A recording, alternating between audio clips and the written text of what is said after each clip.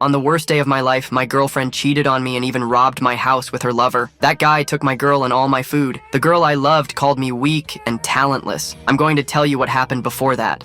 In 2050, the whole world entered the era of global freezing. Those who didn't die from the cold died from hunger. I was hunting for food when an earthquake broke the ice beneath me. I fell into a hole and used a tool to hold onto the wall. I landed on top of a shop buried in the ice. I was lucky not to die, but that was still the worst day of my life. I discovered that cursed monsters live under the ice. Those bastards hunt humans, and to them, I was a delicious lunch. I ran for my life. I couldn't die yet, not before sleeping one more time next to my girlfriend. A chunk of ice fell from the cave ceiling and pierced the monster's head. Somehow, I managed to survive. But then, a snowslide fell from above and buried me too. Luckily, it wasn't fatal, but that monster wasn't my only enemy. Some strange thing entered my body, and I felt something unusual inside me, though I didn't know what it was. I set that aside when I noticed the place was actually an abandoned shop. That chocolate bar was a real rarity. I grabbed all the food I could find, and on my way back home, I saw several other people who were also trying to survive. In this chaos, everyone is an enemy, so I had to stay alert and watch all around me.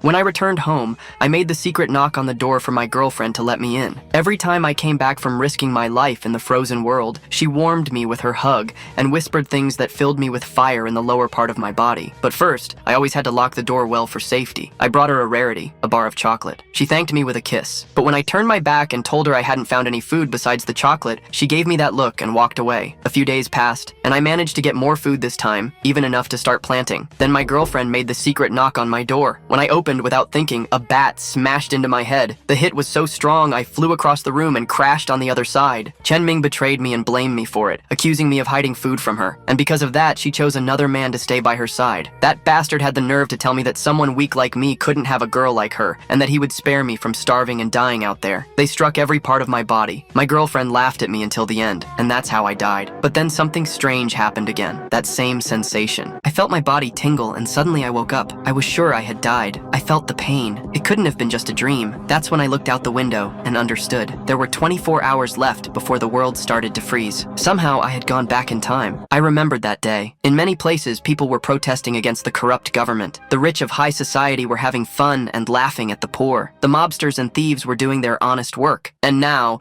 only 23 hours and a few minutes remained before chaos began. I was sure it wasn't just a dream. Those lights in the sky were here, and that's what started everything. If it was true, then this was the moment she would call me. And I was right. My traitor girlfriend was calling me. I couldn't forgive those words. I had been blinded by her looks and ignored her true personality all along. I answered the phone, and the first thing she did was ask me for money. I had to end this. I told her coldly that we were done and hung up without caring to hear her voice. Since I had a second chance, I wouldn't let a bitch betray me again. I needed to prepare well. In the past life of our protagonist, he didn't know that in 24 hours everything would start to freeze, and within 4 hours the snow would cover everything. The chaos of the city full of protests would make everything even worse. He needed to gather as many resources as possible within an hour. Besides daily necessities, he needed equipment for self-defense amid this chaos. So he planned to look for something like a pistol. Police officers saw the boy walking and said he looked suspicious wandering around at this hour, so they should work together to apprehend him. One of them stepped out of the car and called out to Mo, ordering him not to move. Pointing his gun at him, he commanded Mo to place his hands where he could see them. His partner spoke into the radio, reporting that they had a suspect on 4th Avenue, while the officer asked what he had in his hand. Meanwhile, the young man analyzed the officer's confusion. He said he was just holding his phone, but the countdown hit 0, and he reflected that he didn't have time to waste on a pig like the officer. So, he prayed that they would let him go after an inspection. The officer warned him that at an hour like this, he shouldn't approach without caution. Meanwhile, his partner asked what was in the backpack and told him to hand it over. Mo explained that it was just things from his office job, pulling a blue notebook from his bag. In a panic, the officer screamed that it was a weapon and fired a shot at Mo. The bullet raced toward the boy without mercy. The young man thought this was it. His chance to live was about to end here, but then he denied that thought, telling himself he would survive. His eye began to glow with electric blue streaks. An aura surged around Mo as the bullet approached. The young man wondered what was happening, because he could see the bullet's trajectory, questioning whether time had slowed down for him. So, he tilted his head to the side, realizing he could dodge it, and it wasn't an illusion. He cursed the officer, saying he was a citizen, and the cop had no right to shoot him. Then, he rushed toward the officer, saying he couldn't waste time on fools. The bullet missed and struck the ground. Instantly, Instantly, thin layers of ice formed over it. Mo moved so fast toward the officer that he left trails behind him, landing a punch to his face, shattering his jaw and making him spit blood. The officer collapsed onto the ground next to his overweight partner. The second officer trembled as he looked behind him, seeing his friend completely wrecked from the impact. Wanting to know what the hell had just happened and what had done that to him, the officer fell to the ground in terror. Pointing his gun at Mo, he demanded to know what the hell he was, but the young man calmly approached the man, saying that even he didn't know what he was. And then, a single scream echoed through the Brooklyn streets. After the incident, the overweight officer reported over the radio that an officer was down and a suspect had fled with their firearm. He repeated his call, urging the station to respond. As a trail of blue energy formed ahead of him, he muttered that his day was cursed. Leaving a glowing trace behind him, Mo sprinted away, heading toward his home in apartment 409 and collapsing onto the floor as the energy dissipated behind him. The young man took deep breaths, shaken, wondering if what had just happened was real, wanting to know how he had managed to do all of that. Then, he picked up the gun, determined to test whether he could do it again. He aimed the pistol at the mirror and fired a shot. His ice power activated, turning one of his eyes cyan. Mo suddenly moved forward, catching the bullet in his hand. He grinned excitedly as he realized what he had just done, wondering if he had awakened some kind of superpower. Looking at his shoulder, which was covered in ice, he questioned why, since the global freeze hadn't even started yet. Could it be because he moved with the bullet, like a supersonic jet perhaps? He concluded that this ability affected his speed. It might not seem too sophisticated on paper, but with his knowledge of the apocalypse, he was already one step ahead of everyone. A knock came at the door, making him turn to see who was looking for him. It was an elderly woman named Mrs. Fang. She questioned little Mo about what that gunshot was. The young man made up an excuse, saying it was just his TV, that he had broken the remote and apologized for the noise. But the woman sighed, reminding him not to forget what had happened at the nearby supermarket. The streets weren't safe, so he should be careful. Mo thanked her and apologized for worrying her, but she simply returned to her apartment, saying that young people shouldn't overwork themselves. And then, she closed the door to Mo's apartment. The young man quickly shifted his focus back, returning to the main problem of resources. Remembering the supermarket that the old lady mentioned, he realized it might have everything he needed for the apocalypse. So, with a wicked smile, he decided he would stockpile his food. At the supermarket, the cashier yawned quickly while a security camera recorded the shelves. It captured only Mo looking at the food. But in the blink of an eye, he vanished into a blur. The girl didn't even notice, continuing to yawn in exhaustion. But then, an enormous receipt appeared on her screen. She wondered what it was and if someone had made a purchase. Reading a note at the bottom, she saw a message telling her not to be scared and to go home to stay safe. That made the girl question the strange receipt. First, they were robbed, and now they were receiving odd messages upon checkout. However, at the same time, two men entered the store. One of them had a pistol in his hand. The girl sighed, wondering what was going on these days. But then, the man pointed the gun at her head and apologized, because this was a robbery, and she needed to hand over all the money in the register. He told her to hurry up while an icy aura crept toward the store. The gun began to freeze from the cold. Then, the entire store followed, coated in frost. A leg stepped inside as one of the robbers asked why it suddenly got so cold. His partner ordered him to turn toward the door, so he did, and came face to face with a tall, slender, white armor. The thief demanded to know what the hell that thing was, what kind of monster it was. His partner immediately fired at the creature,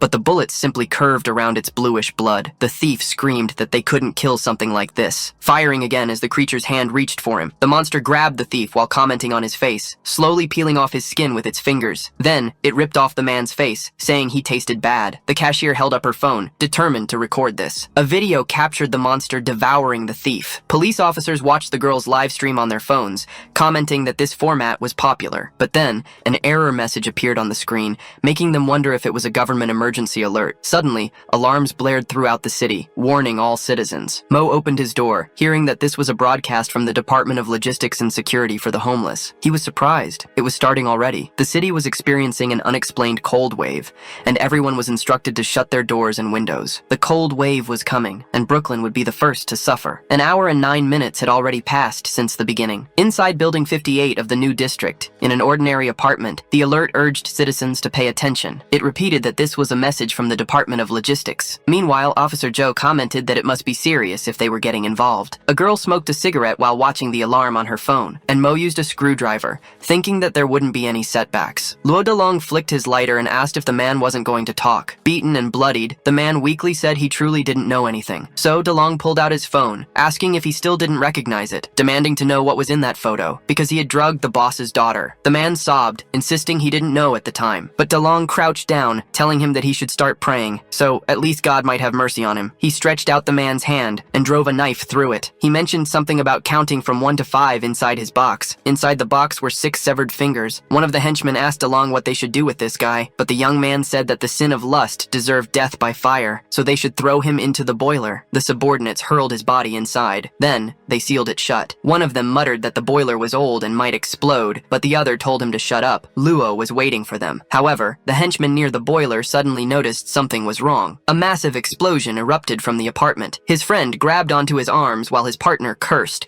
covering himself in the growing shadow. The screwdriver slowed to a stop. Mo declared that the plant cultivation structure was finally complete. With his current supplies, even if he didn't leave, he could survive for quite a while, but it still wasn't enough, because supplies would eventually run out, and sustainable self-sufficiency was the key. His plan was to build the perfect survival chamber, one that could sustain itself indefinitely. He picked up his phone, noting that the freezing phenomenon had been going on for almost an hour now, and he needed to hurry, because this was the time to speed things up, since in this world, time was life. But then, a knock came at his door, and the young man wondered what it could be. As he opened it, he questioned why the sensation felt so familiar. Officer Joe apologized to Mr. Mo for disturbing him. Mo then asked old Joe what the problem was, wondering what was going on. Joe explained that the temperature had suddenly dropped, and the heating system was broken, so he was warning everyone to stay safe. Mo remembered something happening last week. The malfunction wasn't fixed in time, and when he had gone to repair it, it was already completely broken. He couldn't repeat the same mistake. He had to fix it. He asked the officers to let him take a look. Then, he closed the apartment door behind him. Climbing the stairs, the officers asked where he was going, and Mo asked if the boiler room wasn't supposed to be here. Joe explained that the boiler was in the basement. They needed to go downstairs. Mo reflected on how the boiler room was illegal in the apartment complex. Fang had mentioned it before, so it should be upstairs. He wondered if he was developing early amnesia. Inside the basement, Joe commented on how cold it was. Then,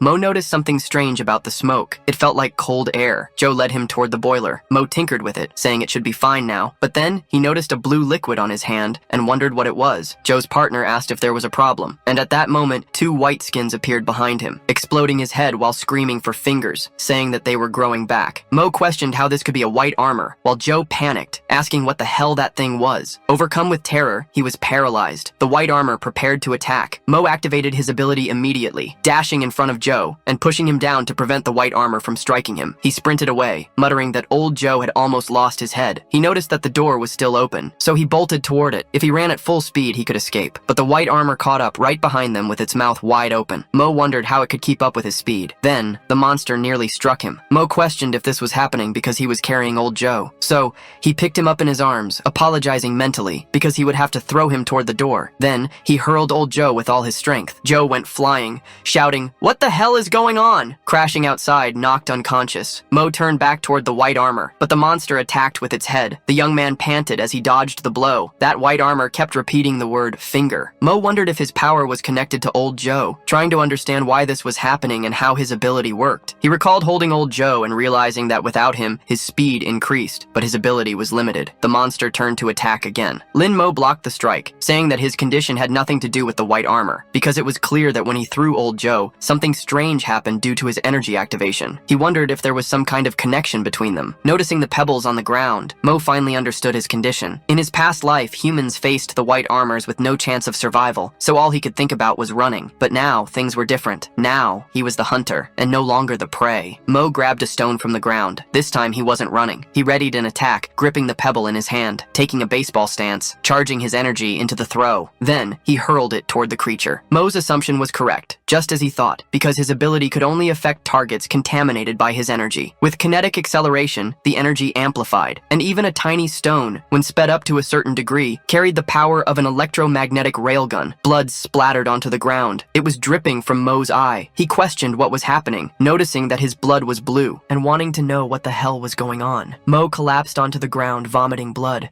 falling unconscious, unable to move. His last thought was about how cold he felt, but before his vision completely darkened, old Joe approached, holding the young man, calling him Lin, and telling him to open his eyes. Inside Joe's house, his wife commented that the wind was too strong. At this rate, they couldn't take him to a hospital. Meanwhile, the boys struggled to get the main door open. Joe ordered them to block the wind and turn on the heating. His wife worriedly remarked that the boy looked poisoned, as they shouted for him not to fall asleep. The officer found Mrs. Fang and started talking about Lin Mo, but the woman cut him off, telling him to stop talking and go find Xiao Zhou. Xiao Zhou approached, asking Joe to excuse him. She told Joe to leave Lin Mo there, and Joe commented that the boy would be fine. The doctor continued, saying the officer should check the stairs because it was a mess, and despite his body temperature being so low, he he was still alive. She wondered if he was some kind of cryogenic person. The doctor began recording a report, stating that the male patient was suspected of poisoning and was still in a coma. His vital systems were abnormal, and his body temperature was around 10 degrees Celsius, but his pulse and nerve reflexes were in normal condition. She turned off the phone, saying it was unbelievable. The blood separation process was complete, and she needed to check the results. She realized it was something she had never seen before, because before centrifuging,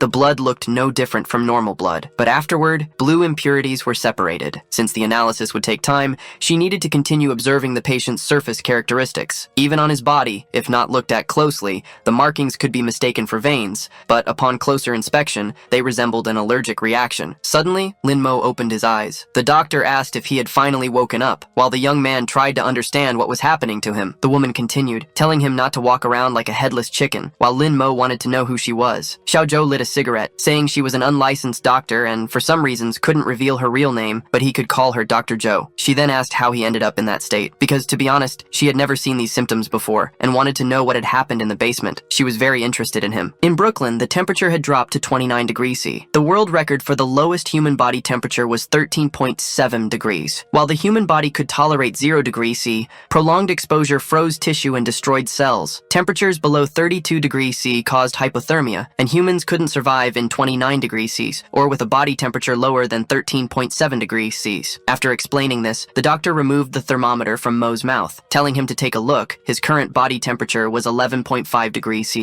It was a miracle he was still alive. Lin Mo could only wonder how this was possible, trying to figure out if it was because of his ability, but he didn't have time to dwell on it. He needed to complete his plan quickly. Dr. Zhou smirked, saying she understood. Lin Mo then slipped on the water on the floor, falling and hitting his head as Zhou turned around, annoyed, telling him that she had ordered him not to move since his body was weak. But that wasn't the real issue. She had discovered what was wrong with him. She asked if he had a superpower, shocking the boy, who wondered how she knew. However, he didn't have time to waste on her. He scoffed, asking what kind of joke this was. But Zhou explained that she had been observing him as a doctor. The young man thought that as long as his ability was active, even if he had to climb everything again, it would be faster. But then blue blood dripped onto the floor. The doctor asked if he was okay as he coughed up blood. He realized he couldn't accelerate now, and based on his past experiences, he knew what was about to happen. Meanwhile, DeLong walked toward a door, saying that after meeting with Dr. Zhou, they needed to behave a little better. His subordinates understood. Then he stopped in front of apartment 509. Inside were Zhou and Lin Mo. The young man was startled, wondering what was about to happen, but Zhou gritted her teeth and told him to get up. He needed to move, asking for Lin's hand. Lin sat up on the stretcher, asking what the problem was, but the doctor ordered him to lie back down. There was no more room for questions. The young man needed to understand why all of this was happening so suddenly. Zhou told him that if he wanted to survive, he had to do exactly what she said, telling him to wait and not move under any circumstances. Then, she pressed the button to open the door. Luo Delong stepped inside, apologizing for the intrusion. He was greeted by Dr. Zhou, who asked what he wanted. The man asked if he could come in for a quick chat, and the woman told him to do as he pleased. Inside the house, Zhou asked what he needed. The gangster explained that he had heard the resident of apartment 409 was receiving treatment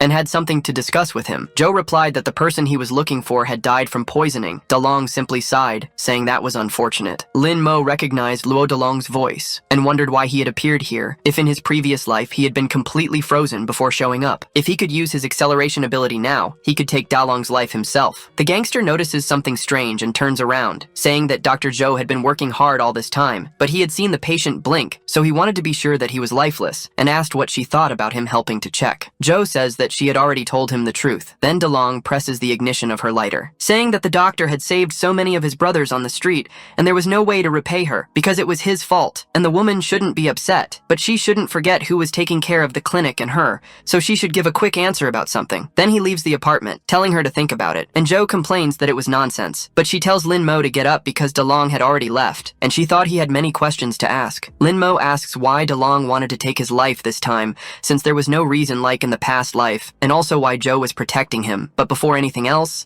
he asks the doctor where his clothes were, and she wonders if that would really be his first question. Brooklyn reaches 40 degrees Celsius. One of DeLong's henchmen comments that when he was young, he watched his father take care of the furnace, and felt that he couldn't be a loser like him, but now he admires him. His friend replies that it was just the messed up weather outside, and he didn't need to lament over his father. DeLong asks if he thought everything would improve in a few days, and the subordinate apologizes. But the man adds that government messages used to be broadcast every 20 minutes, and now even the internet has stopped, as if they had given up. So this sudden cold wave must be God's punishment for humanity. Zhou, who is tied up, asks why God doesn't punish a sinner like him then. DeLong approaches and says he was just managing the apartment and wanted to know if the order he created wasn't harmonious. But the officer complains that he ordered everyone to leave and get supplies for him, or else he would cut off the heating. The gangster asks if it wasn't fair since it was an equivalent exchange. Joe simply calls him a parasite. DeLong turns around, saying it was a shame Lin wasn't among them. Otherwise, he could be benefiting from someone else, leaving Joe in shock because of that. Joe asks if Lin was already dressed and tells him to come to her when he's done,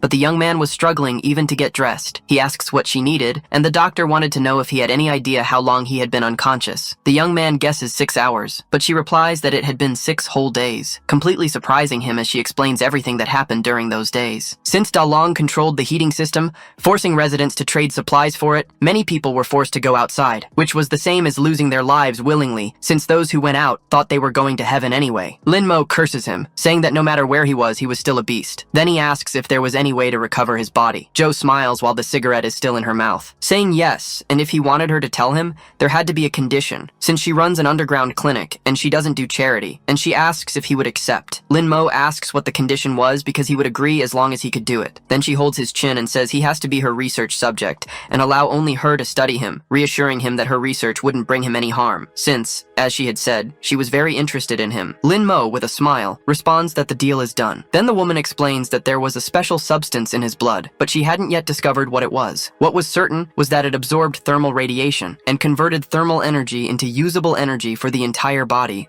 but absorbing too much made his body cold. Simply put, his body suddenly had a way to store energy, so he was just hungry. Lin Mo asks if eating would be enough to recover. The doctor agrees, but the amount he needed to eat would be huge, and she didn't have that much food. The man tells her not to worry because he would figure it out. Then he heads towards his apartment through the emergency stairs, thinking that it was good he had prepared in advance and planned to go to the supermarket to buy some supplies, moving stealthily against DeLong's henchmen because, as long as he got home safely, it would be a victory. Opening the door of apartment 409 and pressing the button on his key, he notices that everything inside was frozen. Lin Mo wonders if they cut off the heating in his room because that could freeze someone to death. But because of DeLong, his room had turned into an igloo. So he opens a box, saying it contained the highest calorie food. Inside were stacks of chocolate bars. He remembers Ming Ming and says he needs to change this brand the next time he buys chocolate. Then he bites into the bar with all his strength. However, there was no reaction, and it seemed like that amount wasn't enough, so he needed to increase the dose. So he does, eating chocolate non-stop and feeling the sensation, because it was as if something inside his body was craving heat, and it was a bad feeling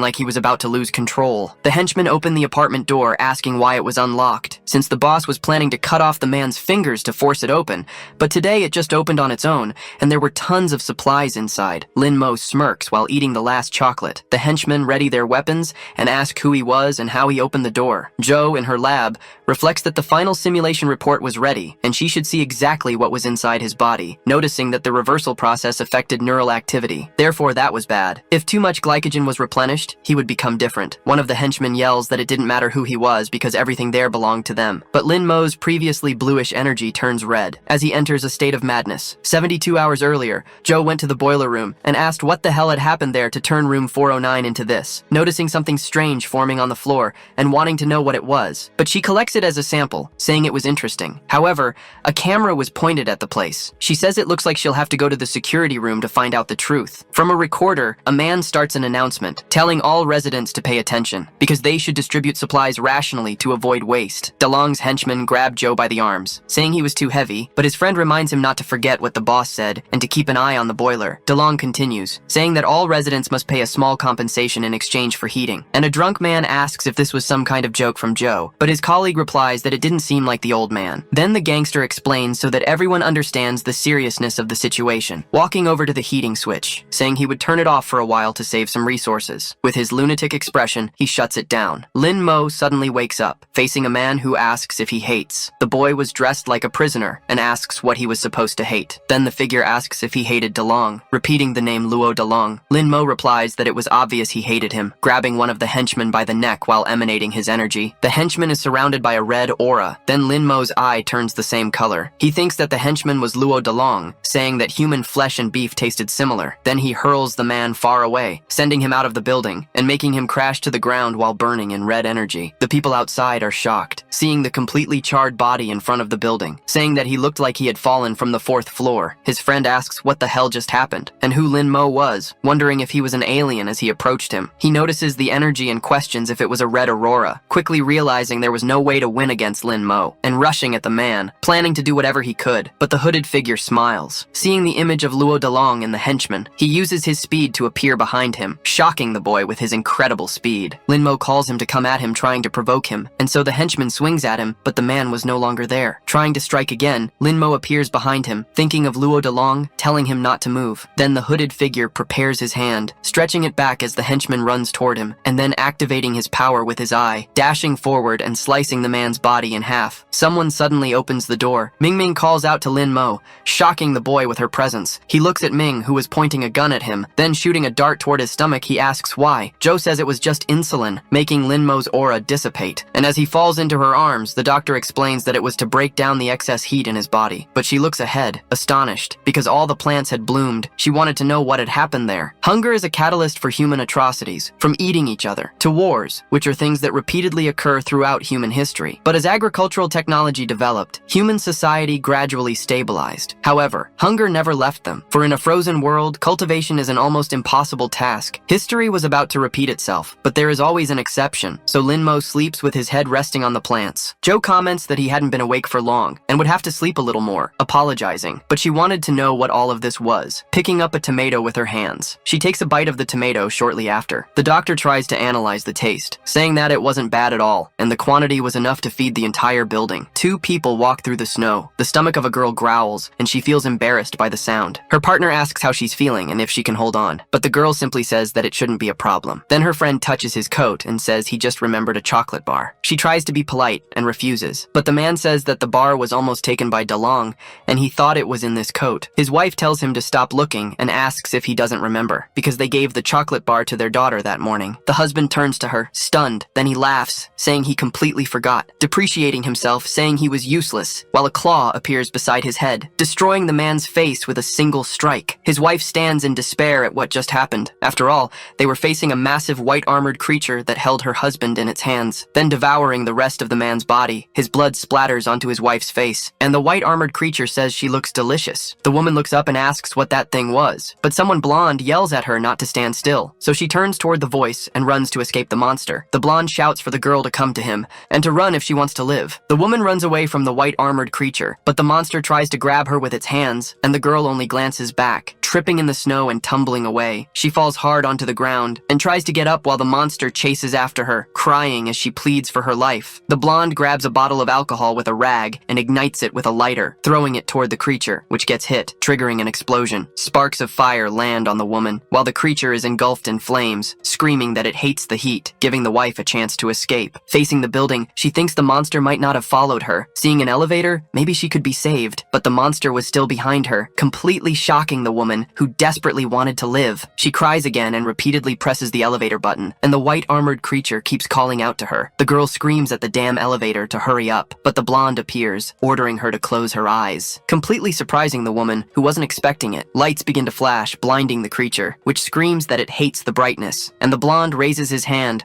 holding a pick between his fingers, getting ready to play a rock song. Then he strums his guitar to save the woman. Sound waves burst forward, and the creature screams that it hates rock as it writhes in agony. The woman's name was Dorothy Perez, and her childhood dream was to become a doctor. After growing up, she finally became one, a nurse, but she was unhappy with everything around her. But then she met Matt, who ate his food shyly beside her, and she too seemed excited to be by his side. After that, they got married. Then their daughter was born. Finally, they even moved to a new apartment. But it was something she knew very well. Whether the world suddenly froze over or criminals invaded the apartment, she feared what would come next after going through so much, wanting to understand what was happening now because that man, with just a guitar, managed to suppress that monster. And that was definitely the most ridiculous thing of all. The man finishes his song, raising his hand high into the air. Then the creature tries to grab him, saying that noise was irritating, but panting from his little performance, the man simply steps on a button on the floor, releasing metal rods from the ceiling, which shoot toward the creature, piercing it and catching it off guard, trapping the white-armored monster among the wreckage. The monster's hand trembles in its final moments. Dorothy, astonished, asks if it's over, collapsing to the ground as she cries, saying that it was finally finished finished, but she looks ahead cautiously, still overwhelmed by everything that had happened. The blonde extends his hand toward the girl, telling her that everything was fine now. Dorothy sits in front of a campfire, lost in thought. She looks at a picture of her family while her husband's face is covered in blood, and the man hands her a cloth, telling her to let her husband rest in peace. Sitting beside her as he continues speaking, because from dust to dust, from ashes to ashes, they needed to protect the living beyond mourning the ones who lost their lives. Dorothy looks at him with a strange expression. Then the man lights his cigarette and tells her not to worry, creating an awkward atmosphere between them. Dorothy introduces herself while the blonde stammers a bit, saying that she could call him Corbin. The woman thanks him while looking to the side, and Corbin accepts her gratitude. Dorothy asks if he was also going out to look for supplies. However, Corbin says that his situation was a little complicated, opening his guitar case and asking for a second to show her something, since he came from Seattle searching for a friend, but as soon as he arrived, he got trapped by the cold wave. Then he hands her a photo, saying that his friend was the one wearing the hat, and they used to play together in a band during high school. Dorothy immediately recognizes Lin Mo in the photo and says he was the guy who lived in apartment 409. Then a loud noise shakes both of them, and Corbin asks what was happening, because the entire city was trembling from the event. He asks what those things were, as a white armored monster stomps on the ground, while another has its neck slashed open, and a third has elongated arms. A whole army of pale-skinned creatures advancing. Dorothy notices the direction they were heading, since it was toward the apartment building. Lin Mo finally wakes up, wondering how he passed out, and in front of him is a woman's body. Startled, he tries to understand what is going on. Joe finishes doing something behind him, and asks if he was awake already because she had put something on him, making Lin Mo question what was placed on him. But the young man was restrained in a chair, and the doctor tells him she installed a safety measure on him, revealing a collar around his neck. Collars are one of the oldest ornamental pieces, and their meaning has always changed. In the past, they were a symbol of slavery, representing control and ownership, but now, they can also be a toy for adults. Joe says Lin Mo shouldn't worry because the collar on his neck was definitely not for those purposes, so he asks about it, thinking that he wouldn't have thought that way if she hadn't said anything, telling her that he agreed to be her research subject, but not for this. The doctor says that the collar was a special monitoring tool, and that Lin Mo was a research subject, asking if he remembers the things inside his body, because they help him absorb heat and store it. However, it seemed to have another function, and this collar was made to prove that hypothesis, since when his blood sugar levels are high, it will activate another state, and the collar will change from blue to red. Lin Mo asks what she was talking about and what this other state was. Then the doctor questions if he remembers what happened 20 minutes ago. The young man is surprised by the question, noticing that he can't recall what had happened. Joe tells him not to worry while placing her finger on his face, saying it's fine if he doesn't remember since she was there to figure out what was happening, because all of this was part of her research. Lin Mo thinks that he always felt like this woman had some control over him, but he really wanted to know what was going on, since once he found out, he would definitely gain some advantage over her. Joe presses a button on her keyboard, injecting something into Lin Mo's bloodstream, which makes the young man glance to the side and see an IV drip, questioning what it was. He notices that it is glucose with a 25% concentration. The doctor turns, noticing the reaction it caused, and says that first, she will record the data. While Lin Mo just wanted to know what was happening, Joe smiles and says she almost forgot. She kneels in front of Lin Mo, and the young man asks what she was planning. Then the woman places a plant between his legs, completely surprising the man with the unexpected action. He quickly looks at the plant. His gaze starts to turn red along with the marks on his body. Then a red energy fills the room. He shouts that the doctor dared to deceive him, but his other self appears, saying that it was interesting. Stepping out from behind Joe and walking toward Lin Mo, he approaches the small branch of the plant, making it grow and then bear tomatoes. Then he asks if Lin Mo could see him now. The young man asks what was going on, and his other self says it was nice to meet again. Lin Mo questions if he was his other self, trying to tell the doctor that he was hallucinating, but his other self explains that the doctor couldn't hear him now. Lin tests it for himself, realizing there was no reaction when he spoke, so he asks if this was the work of that entity. The other self explains that, in a way, it was, but not entirely. Lin Mo grows irritated and asks what he meant by not entirely, and who he was, besides the fact that they looked the same. The being explains that they were both together, to be exact. After all, alone, he couldn't have reached this level. He pulls down his hood, saying that regarding his identity. That should reveal who he was. Lin Mo is shocked when he sees. After all, his other self's eyes were bluish, and he asks if Lin remembers. The young man says that he was the parasite from back in the cave, and the parasite confirms it, showing the mark on Lin Mo's back. He explains that his powers and the ability to resurrect were thanks to him, Transforming into a woman, she tells them both to get along. The National Security and Logistics Bureau was a branch of the agency, also known as ASLN, and was one of the few departments that could operate independently. The logistics agency had its own medical unit, administrative units with capable people, and even military units. This agency was considered the last safeguard of civilization in the world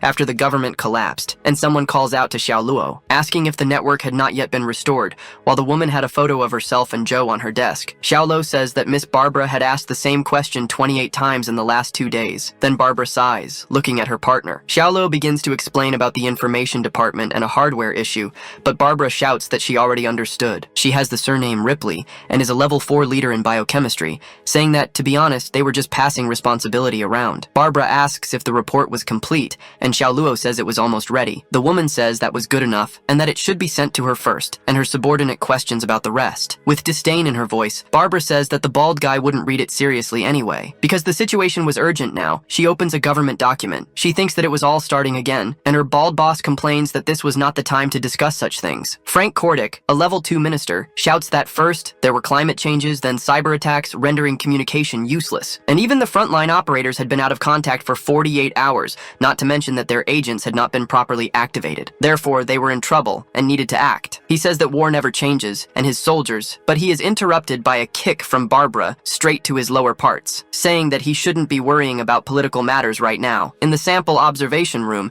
she asks if he understands her urgency. Frank stares ahead, stunned, and Barbara explains that the white armored creature was found near the bunkers. The monster merely repeats that it was just a husk. Xiaoluo says that the creature was a mutated human. Frank questions this, but Barbara tells him to look at the monster's neck. The bald man starts to focus, noticing a collar on the creature, which he identifies as a member of the field operations department. He wants to know what was going on there, and Barbara explains that it happened before the network went down. A signal from a missing agent was detected near the bunker, but when the department found his body, he was already lifeless, and his codename was Silver Hammer. She explains that 24 hours later, the body underwent a mutation and became what they were watching now. Xiaoluo adds that they had obtained some information from the CIA, and this creature was being monitored even before the Cold Wave and other related events. That footage was from the same supermarket, and those two were the first monsters, temporarily referred to as husks. An image of Lin Mo appears on the screen, and she says they had been calling him Number Zero. The young man wonders what was going on there, because just a second ago the parasite was an insect, but now it had turned into a woman, whom he actually finds quite beautiful. The parasite smiles while looking at Lin Mo, saying that humans get shy when they see the opposite sex naked,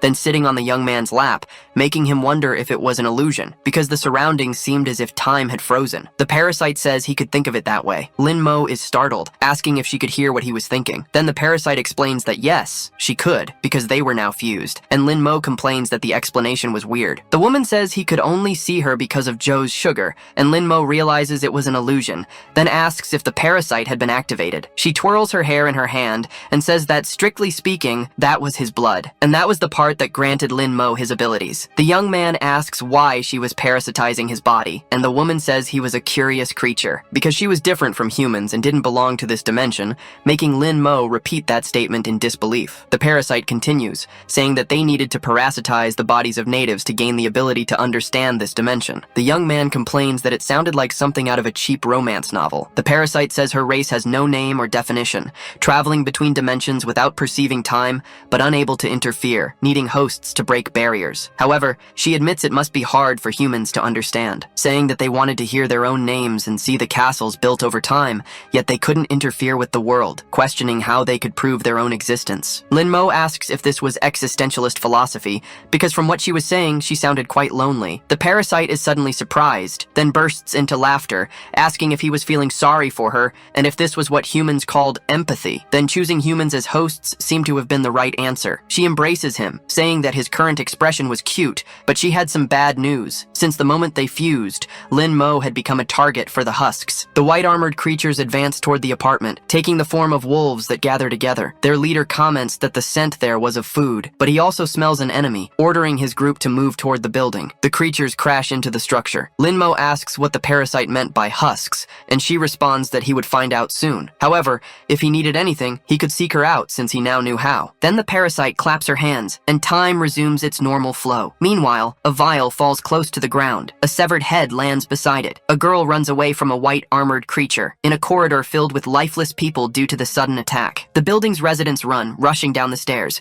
but but a man is cornered by two monsters, banging on the door and shouting that it had locked itself at the worst possible moment. The white armored creatures finally reach him, piercing his body as they break through the door. Luo Delong's subordinates had been taking care of Officer Joe, but they prepare to fight as the creatures invade, asking what the hell those things were. Joe only watches as the two men are impaled by the monsters, wondering what those things were, since they looked like the creature from before. He notices some red points on the monsters, questioning if they were sucking blood. However, the monsters hadn't noticed him yet, and he needed to find a way to escape. It would be difficult to break the rope without tools, and the pillar had no sharp edges, so he decides to resort to an old trick from his youth, gripping his thumb with the other hand, and pushing it downward to dislocate it, freeing his hand from the rope with ease. Joe says it was good to have those old injuries from his youth. Now his fingers tend to dislocate easily. He tries to move stealthily since the monsters don't seem to have noticed him. However, he realizes that in this situation, he couldn't leave empty-handed. Joe thinks he needs to find the security vault, and luckily the thieves hadn't realized it was a weapons cabinet. But then, a white armored creature appears in front of him. Joe curses the whole situation out loud. Meanwhile, Joe comments that, just as she suspected, the plants respond to his influence, capable of growing rapidly, and Lin Mo asks if she could undo everything. The doctor says that, although he can do it, the boy cannot use the ability for long periods, or he would end up weakened. She has collected most of the data she needed, and Lin Mo yells at her to hurry up and help him undo it. A tremor shakes the room, and Joe questions what that sound was. The door of the room begins to rattle. Frightened, the doctor asks what is happening. Lin Mo is surprised and asks if it could be a monster. One suddenly appears in the room. He notices that it is a white armor. The parasite whispers in his ear that it is the shell. Lin Mo turns around, asking why she is still there, but the creature puts a finger on his mouth, saying that this was not the time to be thinking about that, because if he doesn't act fast, Joe will lose his life. Lin Mo activates his ability and rushes forward, questioning why all the women around him are so difficult. He picks Joe up in his arms while apologizing and asking for her permission. Then he flees far away using his powers. The creature attacks the wall since Joe is no longer in front of it. Lin Mo lands on the ground, still holding the girl, and asks if she is okay. However, he notices the girl's embarrassed expression. She touches his chest and says it was fun to experience his ability like that. Lin Mo helps her up while they both face the monster. Joe questions what it is, and her friend responds that he doesn't know, but it is definitely dangerous, calling for Dr. Joe while stepping in front, because he wants to deal with that creature. Joe reminds him that he shouldn't overuse his abilities, and the boy agrees, saying that he wants to tell her something, since, although she is a bit clumsy, judging by the results, she really helped a lot, and he thanks Dr. Joe. She is completely surprised by this, and questions why he is bringing this up now. Lin Mo prepares for battle and says they can deal with those small matters later, because he will make sure to properly thank her. Several white-skinned creatures appear in the room to face him. The boy is taken aback by this, wondering if it could be a collective action. Dealing with one was easy, but with so many, he might fall into a weakened state again. Joe asks what's wrong since she was eager to see how he would thank her, and Lin replies that maybe she should wait a little longer. Then the monsters charge at him, realizing he will have to face the white armored creatures head on. He prepares a combat stance against them. Joe picks up the tablet and says that since this is the case, she should test his limits, monitoring his glycogen at 100%. Lin dodges a creature, thinking that if he keeps using acceleration continuously, he will end up weakened before finishing them. But he grabs one of the monsters, saying he has a way, because he only needs to use the power when necessary, throwing the creature towards its group. The creatures regroup to attack, and Lin thinks they are not as dumb as they seem, but he is no longer the monster's prey. Lin Mo activates acceleration in his eye, noticing that when the ability is activated, time slows down for him, allowing him to observe the beast's movements and predict their attacks. Thus, he dodges the strikes, realizing that with this, he doesn't even need full body acceleration, and the same applies to his attacks, advancing against the creatures again. Even unarmed, as long as he accelerates his fists to a certain degree, he can trigger a supersonic explosion, destroying everything in the room. Lin Mo turns to the remaining beasts and asks if they are afraid now, since he is just getting started. Joe, analyzing the data, comments that although calorie consumption hasn't decreased, the efficiency of ability usage has been optimized, since in all this time he has consumed less than 10% of his energy. She finds this interesting, with a smile on her face, calling Lin Mo a test subject, and telling him that he could unleash himself with that previous move. Lin complains that, as he suspected, she was monitoring his body condition. The beasts charge at the boy, who prepares his strike, shouting that the doctor is a fraud while unleashing a blast of power. Lin Mo takes a deep breath after the attack. The veins in his neck have already turned blue, and his arm is still consumed by energy, but his glucose consumption is still at 83%. The doctor approaches, saying he has mastered his abilities very well, and the boy just turns to look at the woman. She continues, saying she has a question, since he seems to know a lot about these things, ordering her test subject to tell her everything he knows while exhaling smoke from her cigarette. In the boiler room, the body of the white armored creature stretches out in blood. Joe Joe was unconscious beneath the monster. But suddenly, he opens his eyes. Looking around, he asks what is happening and notices the blood on the floor. He pulls the knife from the monster's belly. While trying to understand what just happened, he moves the monster aside. He remembers the fight he had against the creature, and that if he hadn't had the lever, he would have been finished. But he walks out of the room, thinking about what would happen if the monsters appeared again, and he wasn't as lucky. A vibration comes from the phone in his pocket, making the man question whether the network was still down. But the call was from an unknown number. Joe puts the phone in his pocket, and the caller greets him with a "Good morning, Josh Castillo," asking if he should call him Mr. Curved Blade. Lin Mo explains everything he knows to Joe while thinking that he wouldn't mention having lost his life once and traveled through time. The doctor changes her outfit and comments that she expected as much, but if he was done talking, he should help her with the zipper. The young man zips it up while she explains that it was a prototype environmental protection suit from her previous job, and Lin questions the sudden outfit change. Joe tells him to look at the ceiling. Since the white-skinned creatures had invaded the vents, they might have damaged the ventilation, and asks if Lin hadn't noticed the temperature drop. A noise is heard outside. Both go to the door. Finding Dorothy's daughter, Joe comments that it's just a child, and Lin says she's his neighbor. The little girl runs, and the young man chases after her while the doctor says she hates kids. Lin is surprised when he looks down the hallway, because the path is covered in blood, and the little girl is pointing. Joe notices several corpses on the floor, and says they are residents of the building, while Lin wonders why all of them have gunshot wounds. He approaches the child, telling her it's dangerous around here, but the girl points to old Joe, who is lying on the ground. Lin thinks that he had already lost his life, and in his previous life, it had been Joe who took the initiative to share food, but he also lost to a white-armored creature. So he touches the body's shoulder, saying that in the end, good people never get a happy ending. Suddenly, Joe grabs Lin's hand, which startles him, making him scream dramatically. The old man explains that he hadn't passed on yet, but still owed Lin one. The little girl grabs Joe's hand, asking if she is a doctor, because her mother said that doctors wear clothes with red crosses, and she had one on the back of her hand, asking if she could help Uncle Joe. Joe looks at the child without reacting, but then she steps closer, saying she will make an exception and won't charge anything. She kneels beside Joe and asks what happened to leave him in this state, but Joe says it's a long story. Since after leaving the boiler room, his plan was to get to the security room, but the first floor was full of monsters. He ended up climbing the emergency stairs and found several survivors along the way, and since the monsters were coming, his only option was to keep going up. But that's when something happened. Luo Delong appeared with a firearm, shooting survivors in the head as they climbed the stairs, leaving the bodies for the white-armored creatures to devour. Joe asked what the man was doing, but Delong commented that he was simply using the weak to buy himself time, shooting at the other survivors along the way. While aiming at the girl, he said that the strong had always been above the weak because it was a rule established by God, firing his weapon again, hitting Joe, who stepped in front of the shot. After that, Delong kept going up, while Joe lay there bleeding until he lost consciousness. Joe says that fortunately, the bullet didn't hit a vital point, but he lost a lot of blood and needed to get to a safe place. Lin Mo repeats the name Luo Delong with rage, stepping forward as Joe asks what he plans to do. The young man looks back while activating his abilities. Delong shoots at other people along the way, who scream for him to wait, saying they are human. But the man contradicts them, saying they are just weak meat, and that having bodies everywhere was good since it was enough to slow the monsters down. Because although that place was an old warehouse, it should be the safest spot in the building. He opens a door, hoping to find supplies inside, but he notices a dark presence coming from the hallway. Lin Mo pulls down his hood, saying that he is facing the man once again, calling out to Luo Delong with anger. The gangster fires at the young man, asking if he wasn't supposed to be in hell, but Lin dodges all the shots while charging toward Delong, landing a kick that severs his leg, then lunging forward with his hand shaped like a claw,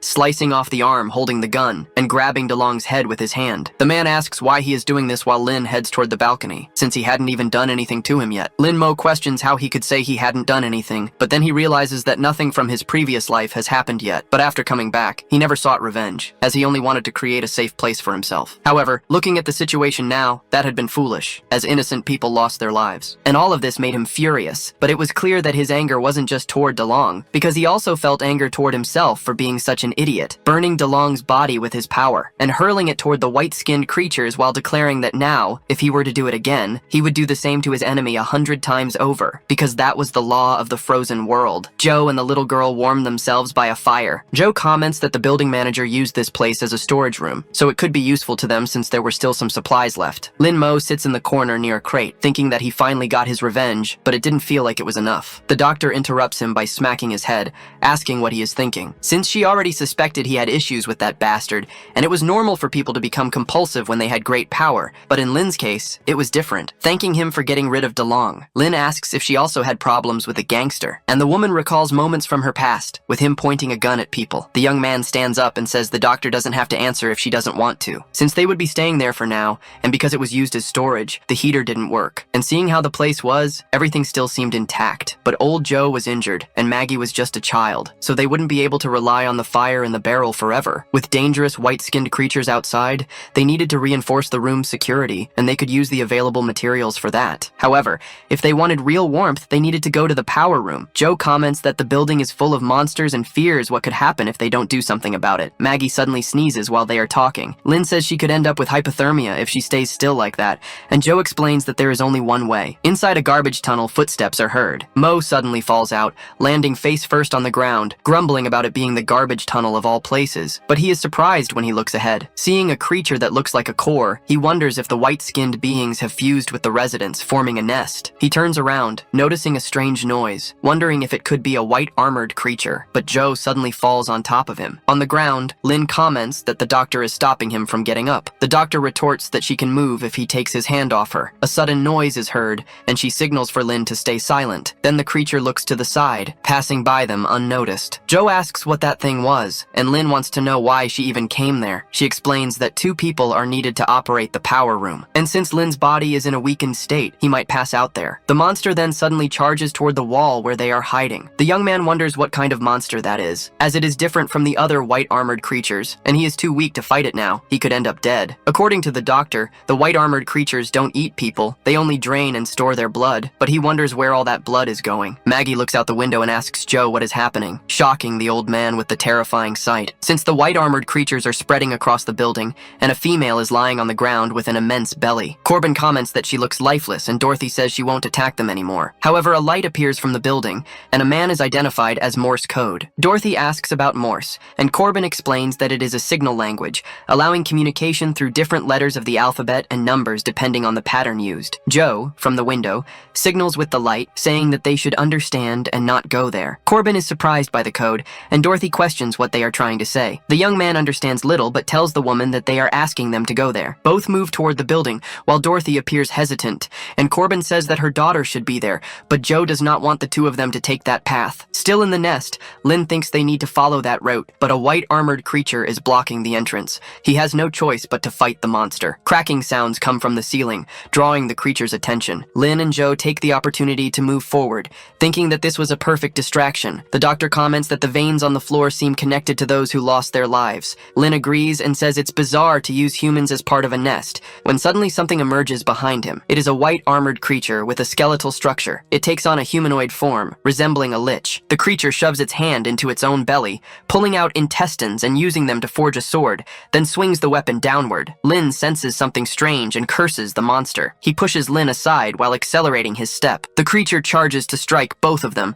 while the young man tries to reach Joe, getting slashed on his back to shield his friend from the attack. He steps back, holding onto the woman, saying that the monster is much faster than he is, because that white-armored creature is far stronger than the others. Lin places his hand on his own shoulder, thinking about how powerful that white-armored creature is. The monster suddenly makes a sound, its vision entirely focused on Joe. Lin Mo wonders why its target is the doctor and not him, but the creature lunges forward with its sword. The young man manages to push Joe aside, but gets slashed by the swords. That monster is too fast, making it difficult for Lin to hold out, because if the creature keeps attacking like this, both he and the doctor might lose their lives here. He wonders if he's about to die again. The parasite appears, talking about running away, asking if that isn't what people of his kind do in situations like this. Because, as he knows, in this frozen world there is no mercy. It is a world where everyone is equal. So if he abandons the doctor, he might still survive. Lin says that he won't run away, because if he does that now, there would be no difference between him and Luo Delong, saying that he does not need to abandon his humanity to survive, surprising the parasite with his response. Lin explains that if she is part of him, she should understand.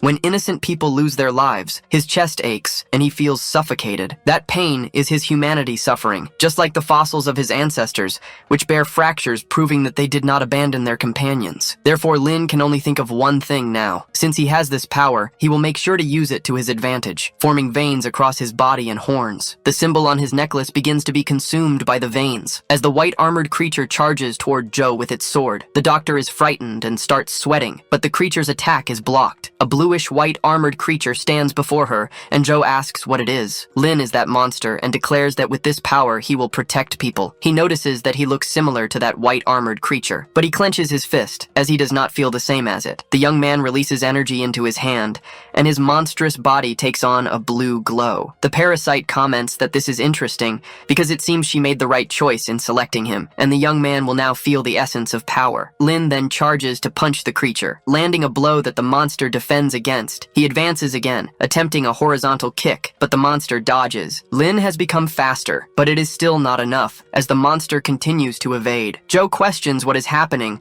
because he has created a new layer on his skin, as if he is absorbing energy from the air and converting it into power. But given the place they are in, she wonders if this is an unlimited energy source and what the essence of this power is. Lin thinks that, for now, he will put aside his resemblance to the white armored creatures as the monster strikes at him. Even with this power, it is difficult for Lin to defend himself and fight the creature, dodging the monster's attack by a hair's breadth, landing a grazing punch on the creature. They collide, and Lin thinks that he can accelerate time, wondering if he could do the opposite. The creature charges with a diagonal strike and then flees from Lin, heading straight toward Dr. Joe without hesitation. Lin concentrates his energy into his fist, striking the creature's nest. The monster, which was just about to attack the woman, stops in time, only a centimeter away from hitting her. Lin thinks that it worked, but he prepares to run, saying that this is it, because he will finish the monster with a single strike, slashing multiple times across the creature's back, calling this attack Shadow Fist. Time returns to normal, and an explosion occurs. Joe falls to the ground, covered in the creature's blood, while Lin extends his hand and says they need to leave as they can't stay there. With the temperature reaching 26 degrees Celsius,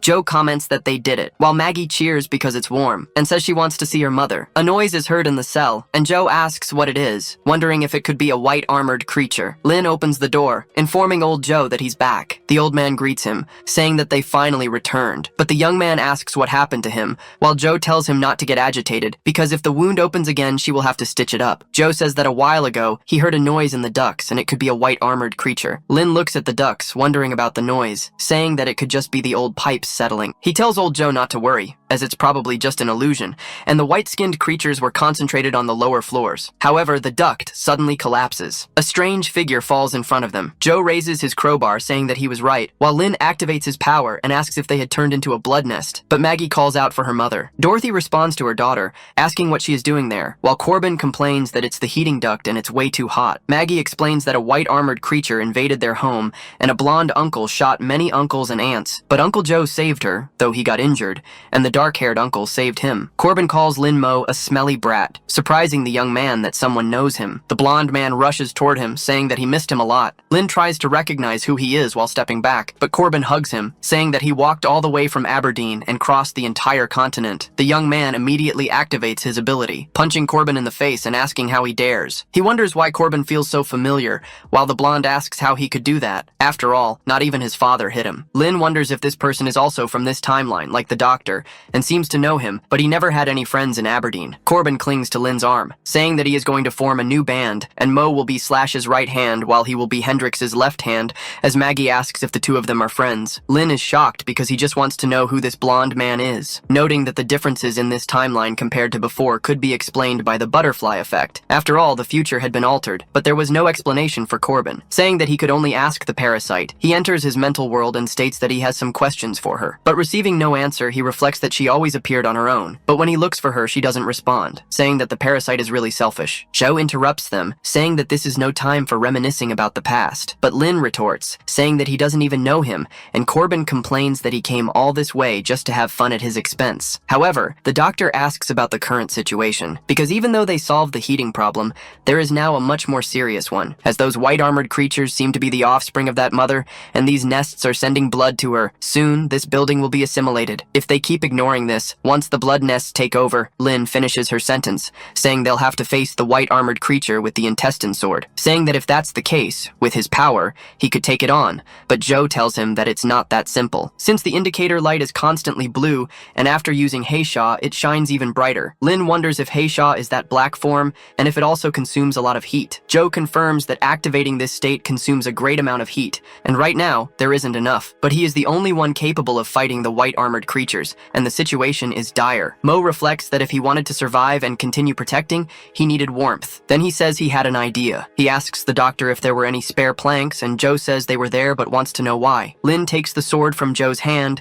and asks him to lend the sacred sword of physics, because it didn't matter whether it was the blood nests outside or the threat of the mutant white armored ones. The core of the problem or the main conflict was just one. He uses his power to advance and gather materials, as hunger was the best seasoning for those who lack strength to work, and eating gave strength. Joe says he understands. It was a hydroponic system. Lin's reasoning was truly unique, and Joe asks if he was going to cultivate there, but the young man replies that it was about the value of honest workers and an innate ability. Since more and more people were joining, solving the food problem was a priority, reflecting that they knew what hungry people were capable of doing. Joe blows smoke in Lin's face and asks what the next step was, because the hydroponic system wouldn't produce food out of nowhere. The young man clenches his fists, ready to begin. As he walks through the building, he notices that, as expected, the bodies had disappeared and there were no traces of blood, reflecting that something was collecting the bodies, and it could be that big guy from before. This meant he had little time, and the blood nest would soon reach that floor, so he needed to act fast. Lin wanted to use the black form to eliminate the source completely, but before that, he needed to solve the problem of warmth and food. Corbin interrupts him, calling him Hey Goo and asking where he was sneaking off to alone. Lin questions how he followed him, but the blonde replies that everyone understands, and Lin didn't pay attention because he thought having a bad friend like him was embarrassing. However, he understood his friend, and now that he worked at a big company, a beggar like him wasn't well regarded, and Lin wanted to know what that had to do with this guy. Corbin continues, saying that now they were alone, he could speak freely, but the young man just finds him annoying. The blonde places a hand on his shoulder and asks why his brother wouldn't speak, but Lin simply replies that they were screwed, standing face to face with the big guy in the blood nest room. Under a bridge, Corbin calls Jerry, since they were quite similar. Because they had both been expelled and could only hide under the bridge from now on, he and the rat would depend on each other. But if he didn't want to, he didn't have to leave. Besides, it was raining, and Lin appears calling him. He says he knew where his friend was, because whenever he got kicked out of somewhere, he hid there, asking how many times his father had beaten him, while Corbin asks if he came just to provoke him. Lin questions how he could do that. However, even if they were running away, they couldn't just hide under an old bridge, and if they were going to flee, they should do it with style. Corbin asks where he learned those cliché lines, but Lin extends his hand and calls Corbin, because if they were going to run away, it should be with a good friend to make it stylish. Corbin says he would only go along so Lin would stop running away from these things, and Lin thanked him. In the present, the young man grabs the blonde by the neck, asking what he was thinking, shouting that they should run while holding his friend. Corbin complains that this escape was not stylish at all. At a distance, Lin says the nests seemed to have spread to the 4th floor, and they needed to go back to get the seeds. Corbin complains that they should be fleeing in style, and his friend responds, wanting to know why he was saying that in a situation like this. The blonde asks if it wasn't him who had said that, and Lin says he never did. The two argue because Corbin thinks Lin is pretending, and the young man denies it, but the discussion is interrupted when an impact breaks the wall. The creature's hand pierces through the structure. Lin dodges, thinking that it was already too late, while Corbin is shocked by the creature breaking through the wall, holding Lin's head, which was close to being crushed. The blonde prepares his Molotov with a bottle, catching the creature's attention, and throwing the Molotov, shouting for the creature to release his brother. The monster tries to defend against the fire with its hand, throwing Lin away while trying to put out the flames. The young man crashes into the blood nest. He notices that the veins were sticking to him, because he was being absorbed by the blood nest, trying to escape. His face becomes covered in veins, and even his hand was being consumed while Lin curses the situation, thinking that everything would end like this. He opens his eyes with his smaller hand. Lin wonders what is happening, wanting to know where he is, but he notices something strange when looking at the roots, seeing that there is a white armored humanoid figure trapped. Lin questions whether it is still alive, and the creature opens its eyes, looking in the young man's direction and startling him. The environment shifts, and Lin touches his foot to the ground, wanting to know what is happening and where he is now. His vision shows his childhood self holding Corbin's hand. He says that was the nosy blonde from Aberdeen and questions who he was talking to, noticing that it was him. Lin wonders if they were really friends and if this was his memory, but his childhood version shouts that it wasn't, because he wasn't the blonde one. He was Kurt Cobain's friend, not Lin's, calling him a thief. Lin opens his eyes, almost entirely consumed by the veins. Kurt pulls his hand, saying that dying like this would be pathetic. He manages to pull Mo out of the veins and asks if he is okay, while the young man reflects that he almost became food for a blood mud nest, wondering what had just happened. However, he quickly decides to let it go, as this was no time to think about it. Wanting to know what they were going to do about that giant, as it didn't seem afraid of fire, Kurt grabs another Molotov and says that guy was pretty tough, so he would offer him another drink. Lin interrupts him, telling him not to rush. The fat of the white armored ones burns quickly at high temperatures, but the monster absorbed heat and had high regeneration, and Kurt realizes that Lin analyzed everything calmly, something rare. Throwing the Molotov with the intention of burning it until it can't regenerate, and Lin asks if he didn't hear him, because this time, the monster doesn't even bother defending against the burst of fire. Lin decides to use the black form, as he can't leave that thing there. But nothing happens despite his attempt. He remembers what the doctor said, that he doesn't have enough energy now to use the black form, meaning he can't fight this thing. However, Lin is suddenly struck by a thought. From the beginning, it seemed somewhat familiar, the monster absorbing heat, and the doctor mentioned that his Heishan state did the same, so he gets an idea. At that moment, the creature slams the ground, sending the monster flying. In his past life, the fortress had been attacked again, and in front of a cross, they hoped for a spirit to find peace. Lin Mo notices they had been losing people for a month. They had already changed locations countless times to avoid the white armored ones, but they always found them, and no matter how much they tried to escape, they still had to keep running. He tells old Joe that he's had enough, surprising the old man. After all, Lin Mo didn't want to run anymore. Back in the fight, he realizes he had been right, because he could absorb energy from the environment, and so the heat from the flames was also absorbed and converted into energy. Kurt questions why Lin has horns now as the young man transforms. His Heisha form starts to take shape, and his fist turns completely black, landing a full-force punch on the giant monster. Kurt shields himself from the wind and wants to know what's happening, because with a single punch, his friend sent the monster flying. Lin calls Kurt Corbin and tells him to listen, because whatever he thought he knew about him before, it had nothing to do with now. He was no longer the same. Corbin is surprised and says his friend looks amazing in that outfit, asking where he got it. The blonde had already come to terms with the fact that he couldn't call his friend a monster, but Lin denies it. Soon he changes the subject, saying that the big guy would be tough to deal with, asking how many Molotovs Kurt still had, and Kurt says he would check, opening his guitar case and showing that there were still plenty left. However,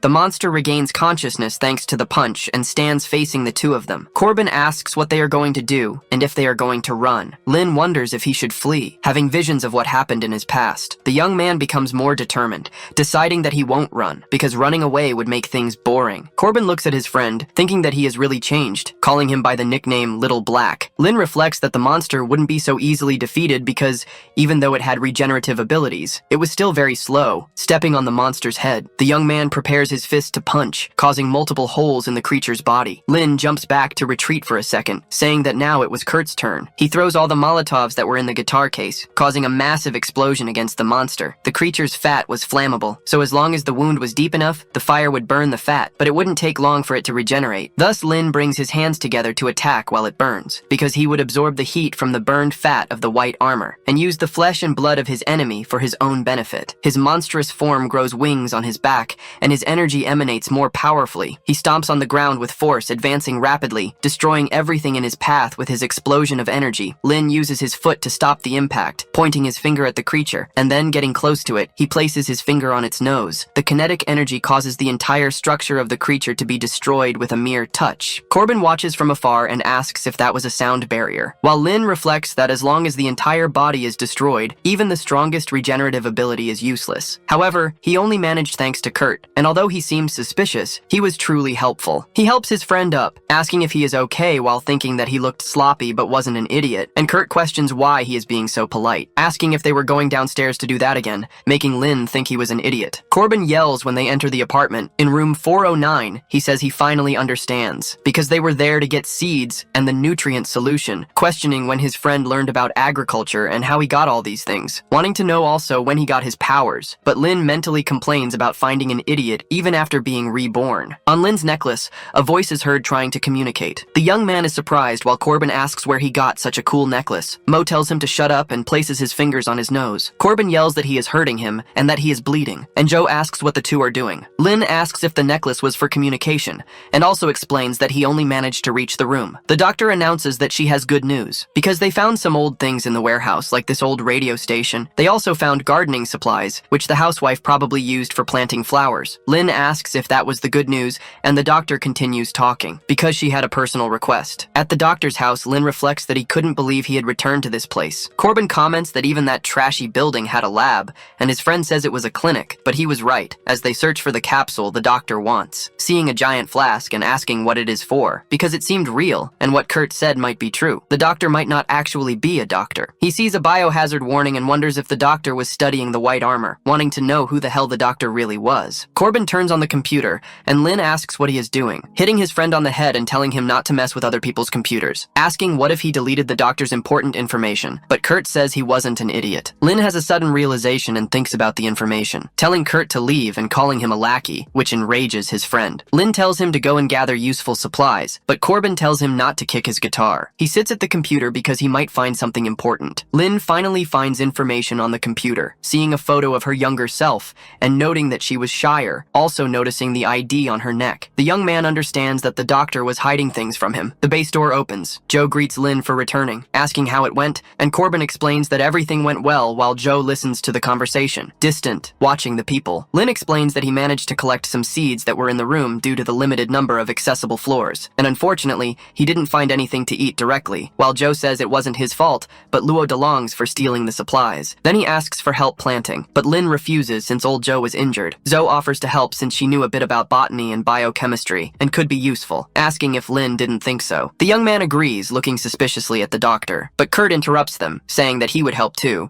then changes his mind upon seeing their looks. Lin tells him to go to the kids' table with Maggie since he wasn't helping. Separated from the others, Joe asks about what she had requested earlier. Lin shows the flask and asks if this is what she was referring to, but when the woman reaches for it, he steps back and tells her to wait, wanting to know if she wasn't going to explain anything before taking it, because he needed to find out who the hell she really was. With a smile on her face, Joe asks if he still hadn't figured it out. Lin notices the expression on her face and questions if the doctor did it on purpose. Joe remains silent, keeping her smile. The young man wonders if the capsule was just bait to lure him to her house, wanting to know what the former biochemical department agent Joe Shuya was planning. Joe grabs the flask and says he got half of it right, because it wasn't bait, but rather the key to humanity's survival. She asks if he remembers when he became Hei Shan, as he looks similar to the monsters, and she believes there is a connection between him and the creatures. The organ reinforces this theory. Even in that state, it was still absorbing heat, much like what happened to Lin. The young man asks what this has to do with the key to survival, and why she revealed her identity. Joe tells her test subject not to worry, because whether for food or for storing energy to face the mother outside,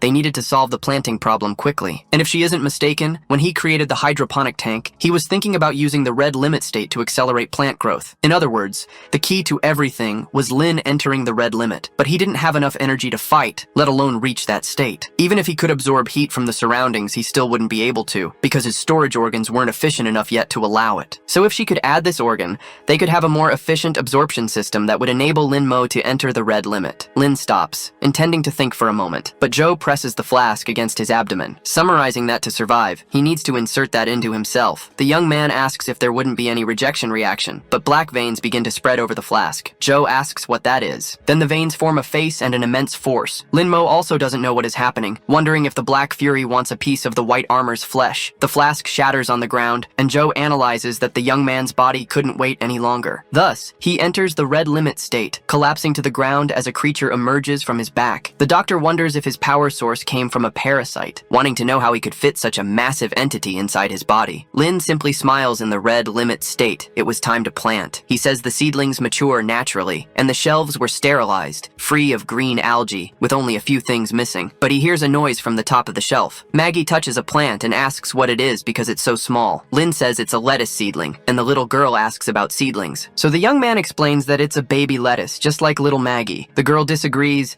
saying that's not true because she is taller, and then she asks what lettuce even is. Dorothy appears and says it's the green vegetable in her favorite burger. So Maggie asks if her mom can take her to eat a burger when her dad comes back. Dorothy tries to talk about her father, but Kurt comes up behind Lin and bluntly tells her that her father is gone, leaving the young man speechless. But he quickly interrupts Dorothy's train of thought and turns to Corbin, asking if he brought the wheat seeds to make bread. Corbin responds that he did, and Lin follows up, asking about tomato and cucumber seeds to make a burger. Then they ask little Maggie if she would like a burger, because they would eat as soon as the little lettuce became big. Maggie asks how long that would take. Lin explains that if they were in ancient Greece, he would be the god of agriculture, and with him, plants would grow super fast. Then Maggie shouts that this is great. Dorothy thanks the guys, and Lin introduces himself as the guy from apartment 409. The woman says that they are trapped in this situation, and if they could at least make plants grow faster, they wouldn't suffer from cold or hunger. Kurt says his friend is super talented and wasn't joking, but Lin interrupts him before he can mention his powers, dragging him away and asking him not to say anything, because the fewer people who know, the better. And Kurt asks why. Lin tells him not to ask, remembering Joe mentioning that she worked on a fire in the field project during her time in the Secret Service. The security level of the program was high, and the departments involved were confidential, even among themselves. But she managed to obtain specific information. A project to infiltrate agents among civilians, using drugs, brainwashing, and hypnosis, creating human monitors while the NSB protected the country. She didn't know if the NSB was paralyzed or not, or if there were NSB monitors among them. But if they found out about him, nothing good would happen, and the fewer people who knew, the better. Lin agrees, saying he had a solution while hitting Kurt on the head. Corbin walks away with Dorothy, saying she didn't need to worry since Lin was the god of agriculture. The young man looks around searching for someone, but then he notices he was alone. He points his arm at the plants, deciding he would begin, focusing intensely with his eyes closed. Then activating the red limit, but he was being filmed by a camera, and it was being broadcast. A satellite beeps, and communication asks if it has been restored. Restarting the system and connecting the satellite to search for whatever they could find in the sky. People ask what is happening because the area was frozen, and they would need to gather ground information to locate terrestrial equipment, activating the only 3 drones available. However, since it was cold, the batteries wouldn't last long, so they needed to collect as much information as possible before losing them. An employee asks what his superior was looking for, and he responds that he was searching for anything useful. She tells the boys to stay low because, with luck, they might find a sign of survivors or a rescue team. One of them responds that there was nothing interesting on his side, noticing the vane on the building and telling them to wait. As he gets closer, the vanes take over the transmission, but the drone is immediately destroyed. The mother raises her bleeding hand, and the drones question what that was and start recording, but the creature begins pulling the vanes from around it. A limb emerges from within the structure. The entire building shakes, including Lin's room. He wonders if it was an earthquake. He approaches Joe and asks what is happening, but the doctor tells him to look outside, because it seemed like they were running out of time. As a giant-eyed creature appears, staring through the window, Joe explains that this was what the mother had given birth to, the child. The being simply asks where it is, unintentionally activating Lin's ability, wanting to know where its head was, extending its arm to use its ability. Kurt approaches the two and asks what was going on. The energy in the creature's hand starts generating lightning. Then Lin shouts for everyone to get down. The monster blows up a large part of the building with its ability. Lin closes his eyes to try to shield himself from the power, opening them again to look to the side. He holds Joe, thinking that was close, asking if the doctor was okay. She says yes and asks about the test subject, because they were very close and she notices his heart was beating fast. Lin suddenly pulls away and says it's good she's okay, but it wasn't time to relax as the creature was staring directly at them. Lin wonders why those fragments were suspended in the air, questioning if it was electricity or magnetism. But soon, the child uses its ability again, firing the electrified stones forward, causing another explosion in the building area. Dorothy dodges while holding Maggie. Kurt asks what the hell is going on, thinking the whole situation sucks. He shouts, asking if Lin is okay, but finds only the completely destroyed structure. Kurt curses, but then he hears a voice from below, telling him not to be scared. It was the doctor who had gotten stuck on a pillar and was asking for a hand. Kurt helps her up and asks where Lin is, and the doctor tries to say where they were. However, they are interrupted by the creature attacking. Dorothy screams for everyone to run as Corbin asks what the hell that thing was, but the creature is suddenly slashed by a red energy. Joe identifies the color of the attack, and then the creature falls backward, crashing into a building. Lin stands in front of it in his white armor mode, but now with red stripes instead of blue. A camera records the wreckage. The person watching asks if this was the monster the rescue team had mentioned, the one lifting stones with its power, breaking the drone, which was the last one remaining. The people watching ask what they should do now. Pops explains that it hasn't been long since communications were re-established, so it will take a while for the bunker to make contact. A woman says the bunker just needed to wait because those in the field had a lot to think about, and his colleague asks why he doesn't prepare for exploration, since they might find survivors. Pops refuses, as the situation outside was uncertain, and it was better to wait and see what might happen. Another explosion occurs at the site of the battle. Lin emerges from the smoke, his body outlined by a different armor, and even creating more energy horns. He reflects that this was beyond the red limit and seemed like something else, like rekindled embers, so he clenches his fist. The child throws more stones toward the young man, but he takes a deep breath in his monstrous body, sitting on the ground to advance, and quickly rising from the ground,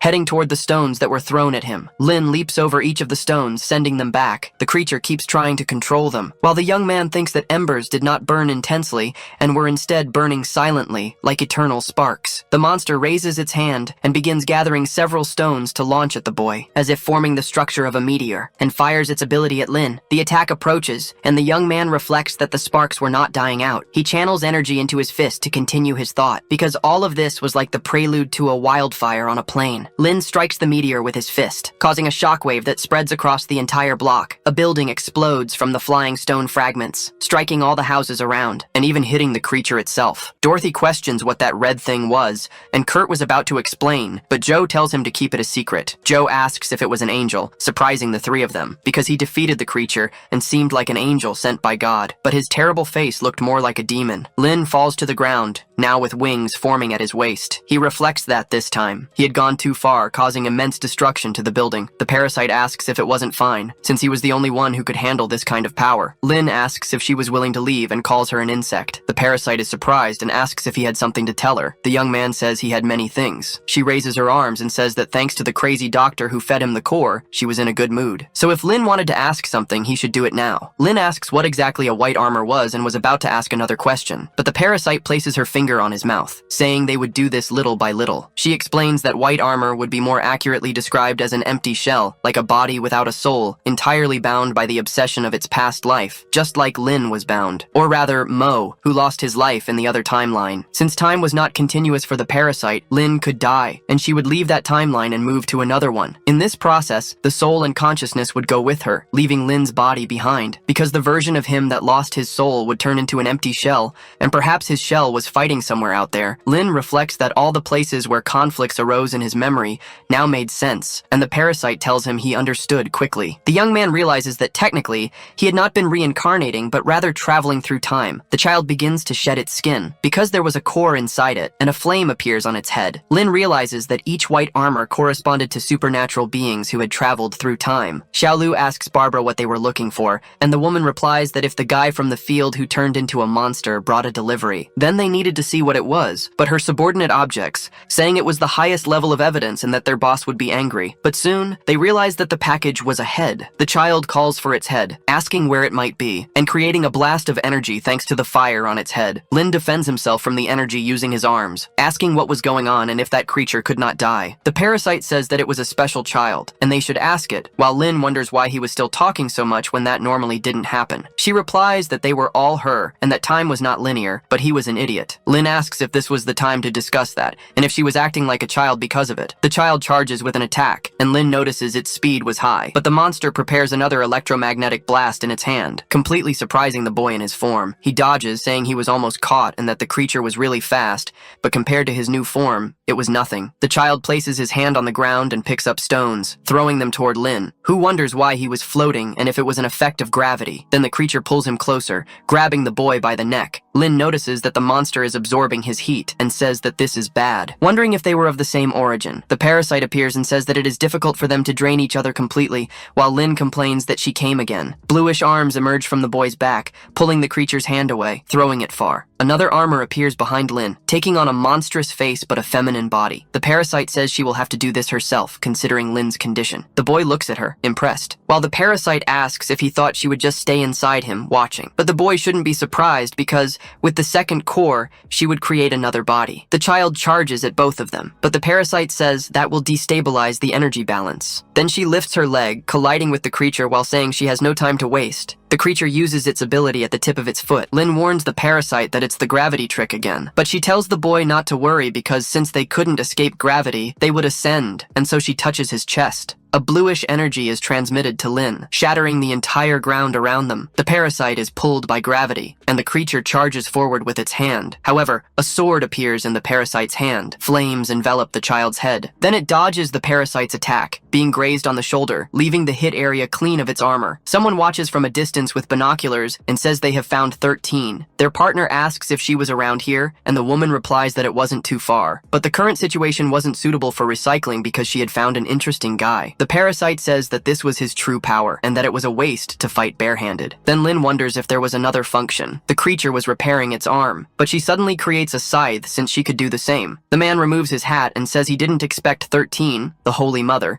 to be forced into this state. He planned to use the chaos of the revelation to steal 13's abilities, and then her head to find the agency, but he hadn't expected this to happen. Irina wants to intervene, but he says that would expose their movements, and that the logistics agency wouldn't stop for a revelation. The girl agrees with Father Cross and says it was because they were chosen by the Holy Spirit. Another woman embraces Irina from behind and tells the priest not to be so serious, pressing her chest against the girl's back. She says that little Irina had been a member of the prophetic association since childhood, so taking care of one requires patience, and Irina asks where she was touching. The priest warns that Jinyu was late, and the woman says that dealing with the insects following them was difficult, so the priest thanks her for being well. Since everyone was there, they should watch the distant stage, because the plan was about to be uncovered. The child launches an attack using its scythe. Lin wonders if it was a shockwave that attracted, but the parasite simply charges forward, calling him. He reflects that moments ago, she used the attraction force to cause a massive explosion, and now was trying the same thing. Then he tells the parasite to wait because it's a trick. The parasite is surprised upon getting close, being caught by a burst of attacks that she blocks with the sword. The repulsion force of the scythe sends the parasite flying far. Then the creature charges from the ground, aiming for a downward strike at the parasite's head. She is startled by the attempt, but is struck by the blow. Her scythe is embedded in the ground, but there was nothing there. Looking forward in search of the two, Lin holds the parasite in his arms and says that,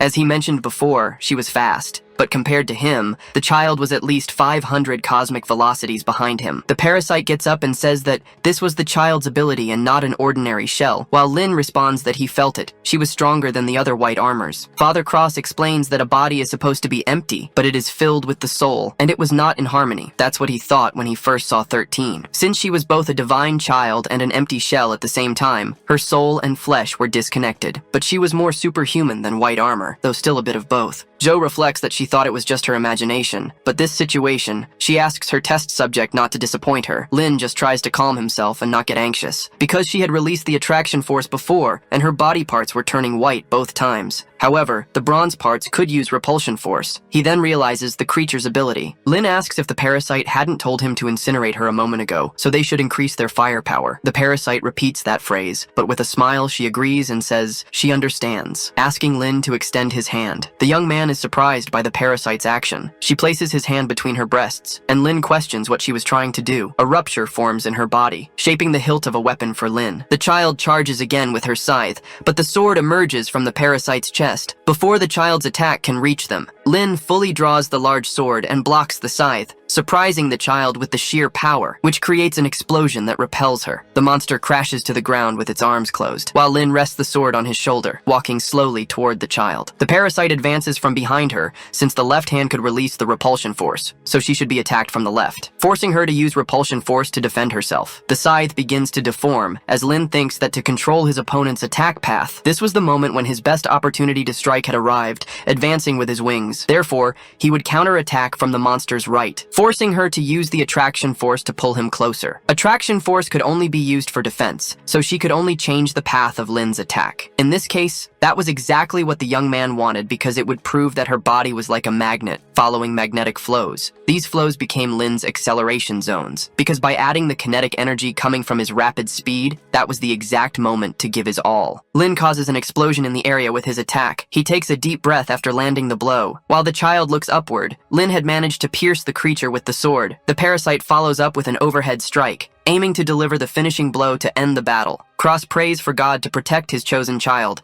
using his golden pilgrimage attack. Lights carry Irina onto the battlefield. Jinyu questions whether she was sent correctly since it might cause some discomfort, but the girl says she's fine and summons the holy coffin. The parasite was about to strike from above when Irina draws her sword. She says it's interesting because it's like looking in a mirror. Irina had a protective covering over her eye, shielding her. She finally unsheathes her sword, slashing at the parasite. Lin asks who this girl was as she approaches, because he thought she was a superhuman. 13 deconstructs in front of them both. Irina grabs its core with her hand, and as the parasite tries to intervene, Jinyu warns of a sneak attack. The girl flips her sword around, blocking the parasite's strike. She hurls the monster far away. Lin catches her by the waist. Irina, holding the core in her hand, says that 13 is safe, and she wants to return quickly, but Cross asks for a moment. The priest says he could see her from there and would mark her as a direct target, so she should jump when the time came because he didn't want to bring the ground beneath her down as well. Lin wonders what Irina is trying to do as the girl crouches and says it's troublesome. The young man wants to know why a human is trying to save a white armor, but Irina just jumps off the ground. Cross instructs Jinyu to capture her properly. Then the woman appears, holding Irina in her arms and welcoming her. The girl is surprised to be received by Jinyu. She tells Irina not to worry about 13, but the girl curses Cross for doing it on purpose. The priest asks if she also wanted to crash into the ground when she was taken there because his ability had limits. Irina, irritated, throws 13's core at Cross, who reflects that it might take a little longer to incubate a new body, while Jinyu annoys Irina. Cross asks 13 to be a good girl and sleep in the process, since the leader of the Prophetic Association had told them before to move carefully,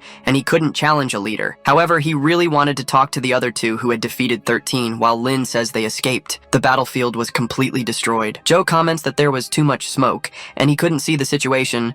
Joe says it seemed to be over, and Corbin wanted to know about the monster. The doctor warns that they seem to be safe, but Maggie wanted to know about Lin Mo. The officer calls for Lin while trying to see through the smoke, wondering if Lin had gotten out of there. The young man appears and asks why everyone was looking down, because today he had to get up from the 3rd floor. In the medical room moments later, Joe questions if Lin hit his head, as it seemed like a blessing from God. The young man agrees, and Joe tells him to move his hand because she was going to take a look. Lin says he is fine, and whispers to the girl that it isn't necessary. Joe responds that he wouldn't lose anything by letting her check, then whispers back that they should act properly. Joe says that everyone being okay could be considered pure luck, but due to the shockwaves, the pipes broke outside and the heating system probably wouldn't work anymore. So after a big round, they were back to square one, but Lin tells him not to be pessimistic, since the situation wasn't as bad as he thought. When he went up the stairs, he discovered that the blood nests had disappeared, meaning they could go down to check the lower floors. But their group was the only one alive in the building, though it wasn't time to grieve, since they needed to find the former residents' supplies to block the wind and rain,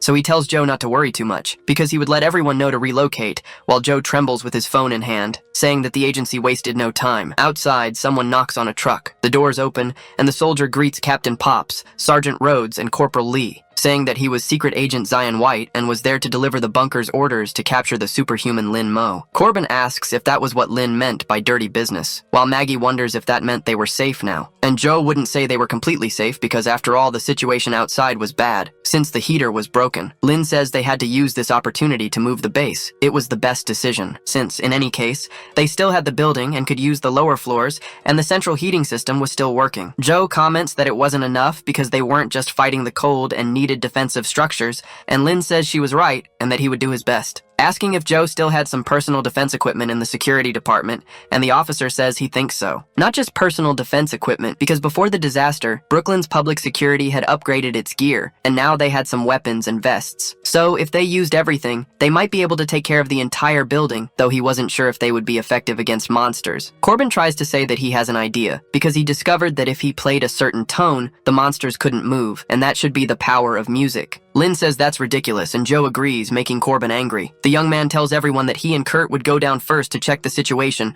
while Corbin complains, asking them to hear his explanation. Lin orders him to stop wasting time, and Corbin asks for a moment. As they are being recorded, Mo says they should just inspect the lower floors, but Kurt wants to put his guitar back in its case. In an apartment, Corbin comments that he hadn't noticed before, but Lin was living really well, since he had been living in a small town in Seattle, asking if his friend was doing something illegal, while the young man asks if that's all. Reflecting that, given his current situation, even the ordinary seemed extravagant, because a sudden freeze and those white armors appeared so abruptly that even living a normal life was extravagant. Even this rare moment of serenity, Lin wondered how long it would last, because after all, everyone was tired and needed time to rest. Joe looks at a card while taking a bath, realizing she needed to sort out her feelings. Maggie was looking at a photo of her father with Dorothy, because no matter how hard it was, there was no reason to give up, because even with their bodies and minds covered in wounds, they needed to survive without scruples. So for Lin, there were some things that needed to be explained clearly. He calls Corbin, and his friend asks what it is. Mo says that what he was about to tell Kurt might be unbelievable. His friend then asks why he was suddenly saying things like that, but Lin says that whether he accepted it or not, what he was saying was the truth. Kurt asks if his brain disappeared after fighting the monsters. But Lin questions whether the Lin Mo who was his friend wouldn't recognize him,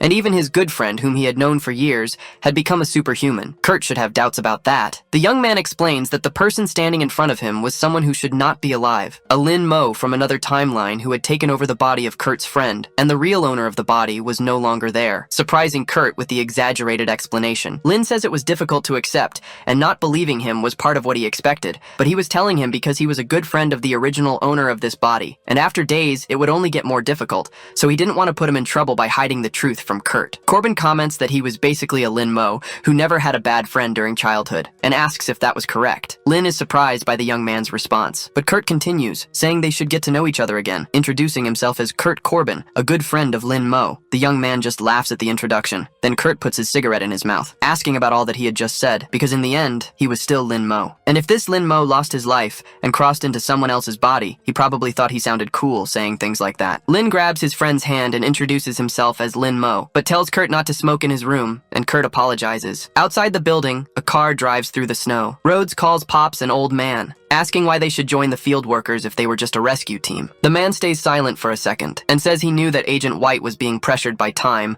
but asks if they didn't need to exchange some information first. White replies that there was no time to waste because he knew what they were going to ask, and as a rescue team, they must have noticed that very little information had been provided beforehand. There was a group of humans trying to capture the target before them. It would take too long to explain everything, so he would give the main points. Because right after the freezing began, the National Intelligence Bureau activated the National Crisis Management Protocol. At that time, communications were cut off, and the execution of the protocol became chaotic. Pop says that during that same period, their team received no orders and was left on standby. But he had mentioned before that the communication failure was not a technical issue. White explains that no matter how strong the monsters were, they couldn't have destroyed the backup communication plan as well. That was human action. The commander says that thinking about it, the disaster and everything that happened was too convenient. White agrees, adding that fortunately communications were restored. However, the intelligence department and the biosafety department suspected that this series of events had been orchestrated by a strange secret organization. Rhodes appears and says that he claimed there were no records of them in the CIA, but even the National Intelligence Group couldn't detect them, because whether a person was alive or not, they should have respirators. He should save that story for children. She had been in the intelligence department as well, and a ghost organization should have left some kind of trace. White says that espers would be the correct term instead of ghosts. Rhodes asks if that wasn't the code for the operation's target, and White explains that if he hadn't gone through this himself, he would also think it was ridiculous. But the result was obvious. He then removes a pendant from his neck. He shows it to the soldiers, surprising Pops and Rhodes,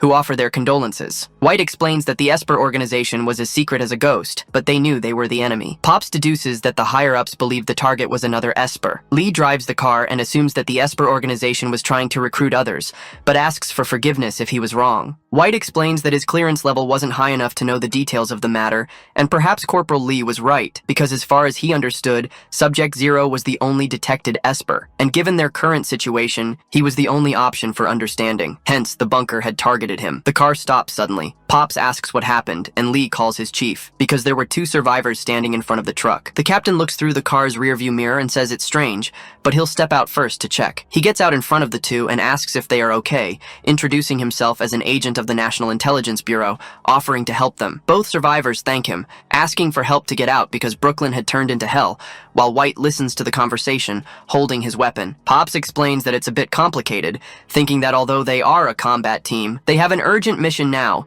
but he can't leave them behind as it is his duty, surprising the two survivors. He has a commitment to get to and informs the two civilians that there are some supplies in the car and that he can share them. Both ask about the supplies with a dark expression. Then the girl pulls out a knife while Pops says he knows times are tough, but they should calm down as he tries to reach for his gun. However, the survivors hold him back to prevent it. The girl suddenly tries to attack with the knife, but is stopped by precision shots to the chest. White was aiming at them from a distance, landing a shot to the other man's head. Someone on top of a building has a Molotov, but White had already spotted them from afar. The person lights the Molotov. As the soldier aims his rifle at them and cocks it, with his sights focused on the Molotov, he fires again with his sniper, exploding the bomb before it can hit them. Pops manages to land a kick on one of the survivors, hitting the other with an elbow strike to the chest, while White finishes them off with a headshot. Pops pulls his pistol and shoots the woman in the chest, finishing her with a shot to the head. White notices one of the survivors coming at him with an axe, but he turns to grab the gun at his waist, pulling the trigger, and firing at the survivor with ease. He falls with multiple shots to his arms and legs, while White finishes him with a shot to the head. Pops shouts that he is safe, and the soldier does the same. Then he gets back in the car, and Rhodes asks him something. Pops wants to know what's wrong, but Rhodes questions whether they weren't survivors,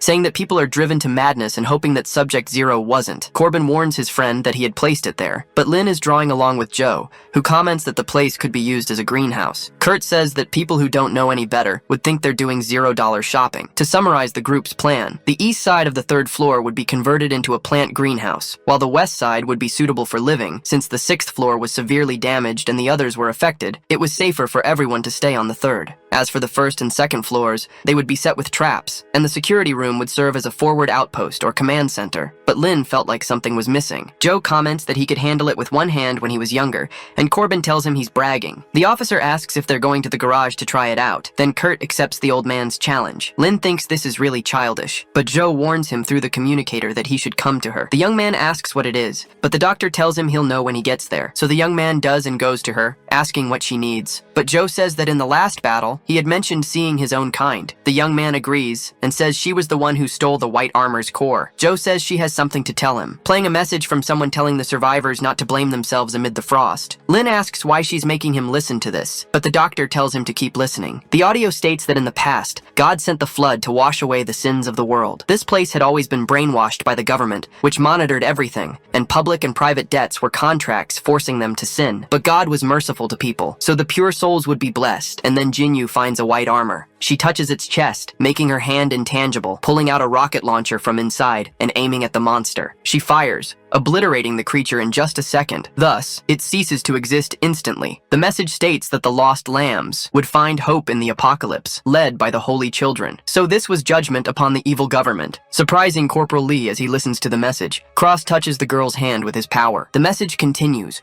warning that they should join them because the Holy Sun would protect them and absorb their sins, and then the priest would lead them to his kingdom. Joe asks if he had any idea about what he just heard. Lynn just thought it was an anti-government cult, and the blessing and the Holy Sun they mentioned seemed to be espers. Joe says that if that's the case, it's possible. But things had gotten very serious, because for a long time, there had been a human legend, whether it was the Freemasons or the Illuminati, but now, the Society of Prophets. A dark cult carried out external dirty work, but the dog bit back, infecting the Pentagon, so they created the NLSB to fight against it. This story was almost forgotten, and was something that should have been forgotten. But now the prophetic society that was once eliminated had resurfaced thanks to the ice apocalypse. Lynn asks if what she just said wasn't classified information, but she had worked in the biosafety department. Joe explains that unfortunately, she also had a terrible friend, and she was an intelligence agent, or rather a former agent. Rhodes suddenly sneezes, and Lee asks if she's okay. The girl says that the Society of Prophets was eradicated, not dissolved, and the NLSB was not as incompetent as the CIA, so she had a bold hunch. That Society of Prophets with espers was from another universe, just like Lynn, a ghost. The young man is surprised that she knew all that, wondering if she had been listening to everything thanks to the pendant on her head. Joe exhales smoke and says it's touching and a little sweet for two men,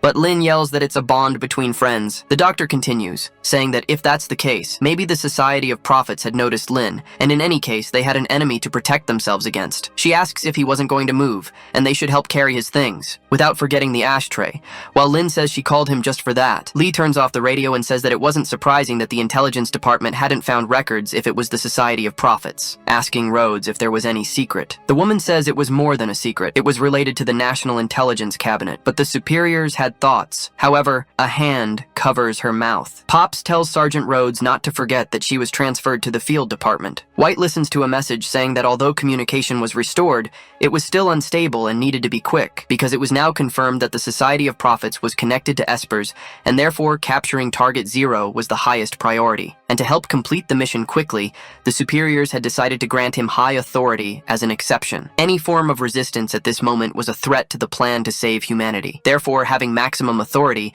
meant he could eliminate any threat as he saw fit, and activate other agents at any time. Inside room 303, a burger is held by a hand. Then Maggie takes a big bite. Dorothy comments that she didn't expect Lynn to make food grow so fast, and she really could praise a burger thanks to him. Lynn says that what he learned in agricultural school, and if she wanted to thank someone, it should be science. Joe opens the fridge, surprised by a bottle. Dorothy says she found it while organizing supplies and heard that Joe wanted to drink something, so she chilled a bottle for him. Joe thanks her, pouring tequila into a glass of water, then cutting a lime in half. Joe hands the drink with salt to Mr. Lynn. Lynn asks the old man what that was. Joe says that the most authentic tequila should be paired with the most traditional way of drinking it, and he offers this drink to his savior. So they should sit down and enjoy the delicious food. Lin thanks him for the drink and says he wouldn't be reclusive. Then he runs the lime over his tongue and drinks the tequila with his finger, finishing by sucking on the sour lime. Joe offers the drink to the doctor, but she explains that she smokes because she doesn't drink, while Lin starts feeling sick from the alcohol. Dorothy comments that she hasn't seen Mr. Corbin, but Lin says he was on duty. Dorothy says she'll take his share, but Lin says there's no need to trouble herself, though the housekeeper insists. The soldiers were watching this scene from outside. White tells everyone to prepare to check communications. This was the alpha test. Rhodes at the base says she's fine, and HQ was received, calling for Bravo and Delta. Bravo, who was Pops, confirms receipt, and Delta, who was Lee, does the same. Thus, the soldier says he'll leave the communication to the kid. Rhodes informs Pops and Lee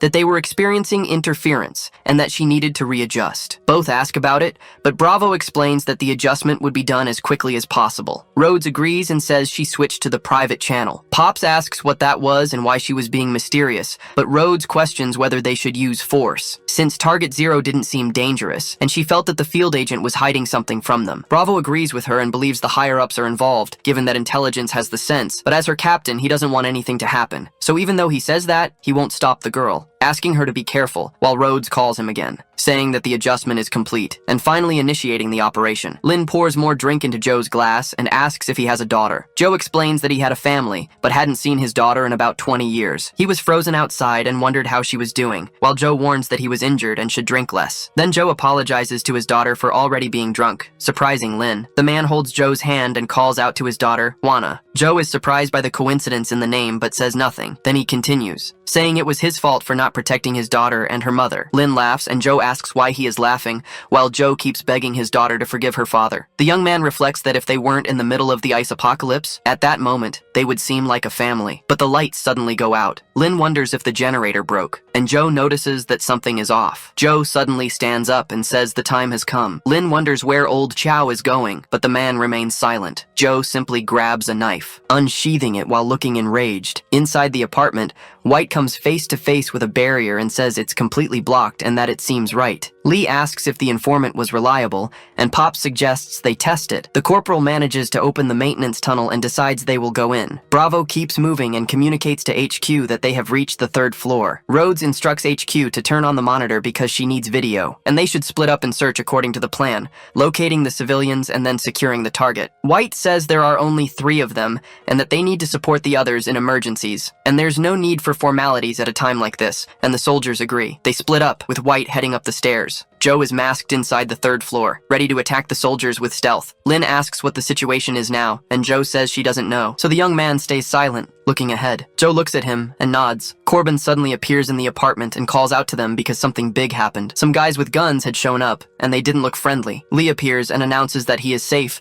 and Pops does the same, but Joe suddenly collapses, still masked. Pops points his gun at him, and Lee does the same. Joe remains silent as the soldiers wonder if he's a civilian. Pops announces that they are with the National Rescue Team, and Lee contacts HQ about encountering civilians. Then the captain tries to touch Joe's shoulder, saying they are there to help, but Joe questions that help, repeating the part about being the National Intelligence Bureau's rescue team, asking since when they started doing such humane things. Rhodes recalls the mask on his face, saying it's good that the internet works, searching and finding him. The woman informs Bravo that he isn't an ordinary civilian, and the man asks what she means. Machete, an NSLB agent, escaped from prison after destroying cartels in San Diego, using traffickers' intestines as rope, and was then recruited for special missions. Pops comments that he's one of them as he draws his weapon. Joe repeats the words, one of them, then unsheathes the knife from its scabbard, and slices Pops' hand, saying that he took the life of his jade. 2 of Pops' fingers are severed by the swordsman, who charges again, saying that he took Juana from him. Pops grabs the knife with his wounded hand. Then Joe asks how he dares to say he's one of them. Lee aims through Pops to shoot at Joe, then orders his superior to duck, firing at Joe, but the bullet merely ricochets off the mask. Joe kicks Pops away, pulling a kunai from his waist and throwing it toward Lee. The knife moves rapidly toward the man, striking him fatally. White tries to call Bravo and Delta to report, but the communicator doesn't work, and he wonders what was happening. Lin appears behind him and says that despite all this snow and wind outside, people were still invading other people's homes. White tries to draw his pistol, but as he goes to fire, the man had already disappeared. Lin tells him that he is a noisy intruder. White introduces himself, saying that he is an agent of the NSLB, and that he is there to capture Lin Mo. The young man vanishes again, leaving only traces behind, asking if he was going to arrest him, because that was interesting, as he wasn't concerned about the ice, only about capturing him, wanting to know if it was his duty to maintain order after the collapse, or if he was still hiding something. White turns again to shoot at Lin, telling him not to challenge him because he really would fire. Lin says he'd better be sure he could actually hit him. With that, the man fires his sniper rifle, activating its absolute precision mode. Lin dodges the bullets using his acceleration and rushes forward, striking White's head with just one blow. The man's focus device falls to the ground. Lin notices that something was off, because he had clearly aimed at his head, but White says it was close. But luckily, his intuition had always been sharp, and Lin must be wondering why he didn't twist his head. His intuition told him the trajectory of Lin's attack. Simply put, he could even predict if Lin was going to fart just by the way he lifted his butt. Lin asks who the hell he was, but White activates a similar ability and asks if he hadn't already told him, because he was the National Intelligence Bureau agent Zeon White, and people called him an Esper. Rhodes tries to contact Alpha, saying she can't see his screen. She whistles, trying to reach Zeon, calling HQ and requesting reinforcements. Lee panics, shouting for reinforcements while yelling that he and Pops had been hit. Several knives fly toward the pair, striking their backs and vests. Joe slowly approaches the fallen duo, while Lee points his weapon at him. They are surprised to see that the man is no longer in their line of sight. Then Joe suddenly appears behind them. Stones hit him out of nowhere, saving the two. Lin collides with his old friend Joe. He reflects that he was careless, just as a creature invades the room. Lin looks back, wondering who he bumped into, but soon smells alcohol and realizes it was the old man, Chow. The young man helps Joe up and asks who the two of them were. Pops asks them to listen to what they had to say about their identities, but the creature stomps its foot on the ground. Lin explains that they need to deal with that guy first. Pops just reports to HQ through the radio, asking if it was an empty shell and informing them that he had made contact with one. The creature swiftly moves its pupil downward, preparing an electricity attack against Pops, but White pulls the strings and orders it to wait, stopping the creature from moving its arm. Zeon explains that Lin Mo was the target. He warns Lin with just a look, while the young man grits his teeth preparing for combat, responding that it seemed like a tough and unavoidable fight. Then he gently places Joe on the ground and apologizes. Since he owed him another drink, he begins transforming into a monster. White says it was expected from Subject Zero, and seeing it with his own eyes was still shocking, but Lin asks if that meant Zeon knew something. The monster lunges to capture Lin. However, he simply activates his acceleration, seeing the attack in slow motion. Lin looks back, thinking he couldn't fight there, clenching his energy-infused fist, and striking the sound barrier to divert the blow. The creature is startled by this. White wonders if that was a sound barrier, and if Lin really managed to deflect attacks using it. Lin charges toward the two, leaping from the third floor with the creature. He strikes the shield again, questioning whether it was made of energy. A dust explosion erupts as the three hit the ground. Lin rises, saying this was going to be complicated, since the monster itself was a type of power, but the shield was the biggest problem. However, he still didn't see himself as completely without hope, noticing chains. So he decides he should capture the leader first, while White tells him to give up because everything he does is futile. Lin crouches and generates his energy wings and horn, thinking that speed was his advantage, and yells. How would he know without testing it? Launching off the ground with force, destroying everything in his wake. White dodges, asking if he hadn't already said so, since his intuition had already foreseen the trajectory of Lin's attack. Then its forearm forms a blade, preparing to charge forward as well. White says that Lin wasn't the only one there with a speed advantage. The attack wounds Lin Mo. He wonders what is happening. As the creature rushes to attack again, he notices that despite its size, it is still fast. Thus the monster thrusts the blade from its forearm, surprised by the boy, because its strike didn't hit his throat. Lin holds the blade, saying it was too close. White tells Lin Mo to stop resisting, pointing his weapon at Lin's head, because dragging a corpse in that kind of weather was troublesome. Lin says not to talk to him like that, and wonders if the higher-ups would allow him to die there, since White was just a dog of the National Intelligence Bureau. Some fragments of stone rise from the ground, surprising White as he notices the shards, which come together and form something. Lin knocks the weapon aside, and the shard structure finishes forming, making the boy run toward it. White tries to keep aiming at the monster, but Lin was already close to the sword, gripping its hilt tightly, and causing a massive blast of destruction behind White, who wonders what is happening. Because as soon as Lin grabs the sword, more lightning appears, his face partially turns white. Then he pulls the shard sword from the ground, spinning the hilt and revealing it's actually a spear. His armor, now in blue and white tones, prepares for combat. Lin plants the spear into the ground and says they should begin the second round of battle. White thinks intelligence was right. Lin had evolved steadily, and if it continued, things would only get harder. So he should end it quickly, and couldn't let Lin evolve more, raising his arm and saying he'd fight a bit. The creature forms another blade from its forearm,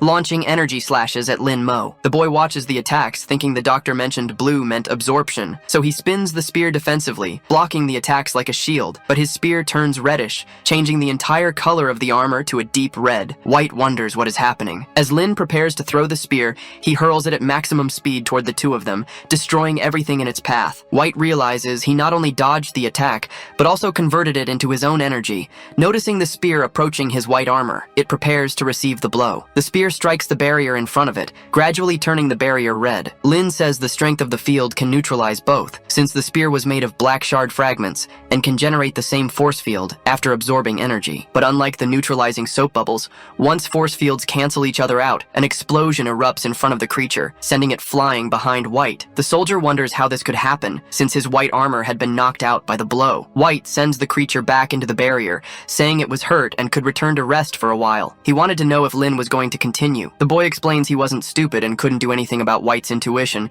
but without a pet, White couldn't do anything to him either. White repeats the part about being a pet. Lin points the spear, saying they were at a standstill, and White repeats it, wondering if Subject Zero had been mistaken, because he should look at himself, since he resembled the white monsters that come from the snow and ice. Still, Lin thought it was a standoff, but White didn't see it the same way. So he yells for his partner to do something. His partner starts playing the guitar. Lin looks back, recognizing the sound, while a massive speaker blares. The boy asks what's going on because his head is hurting. The blonde person begins to sing, continuing to play their guitar. Lin notices the parasite was resisting the music, but the song says to wake up when September ends, and so the parasite begins to leave his form, falling to the ground, separated from Linmo, and closing the eyes of the boy who reaches out for the guitar. Corbin was in front of him and held his hand. White warned that he was late, and Corbin apologized, wanting to know if he missed anything exciting, and White agreed, but none of that mattered since the mission was complete, thanking Agent Corbin for the help. Kurt told him not to mention it. 30 minutes earlier, he accessed the computer, sleepy while taking a nap in the surveillance room, watching the recording of the agents breaking in, and then opening the surveillance room door. White pointed a gun at Corbin's head, frightening the young man because of it, since he was sleeping and now awakened by 3 men. Kurt stated there were no hidden herbs and that he had stopped that a long time ago. White started saying strange things to Corbin, making the young man repeat the words in a trance about the Bad Boys unit. White said it was the weapons answer, and Corbin responded that it was 21,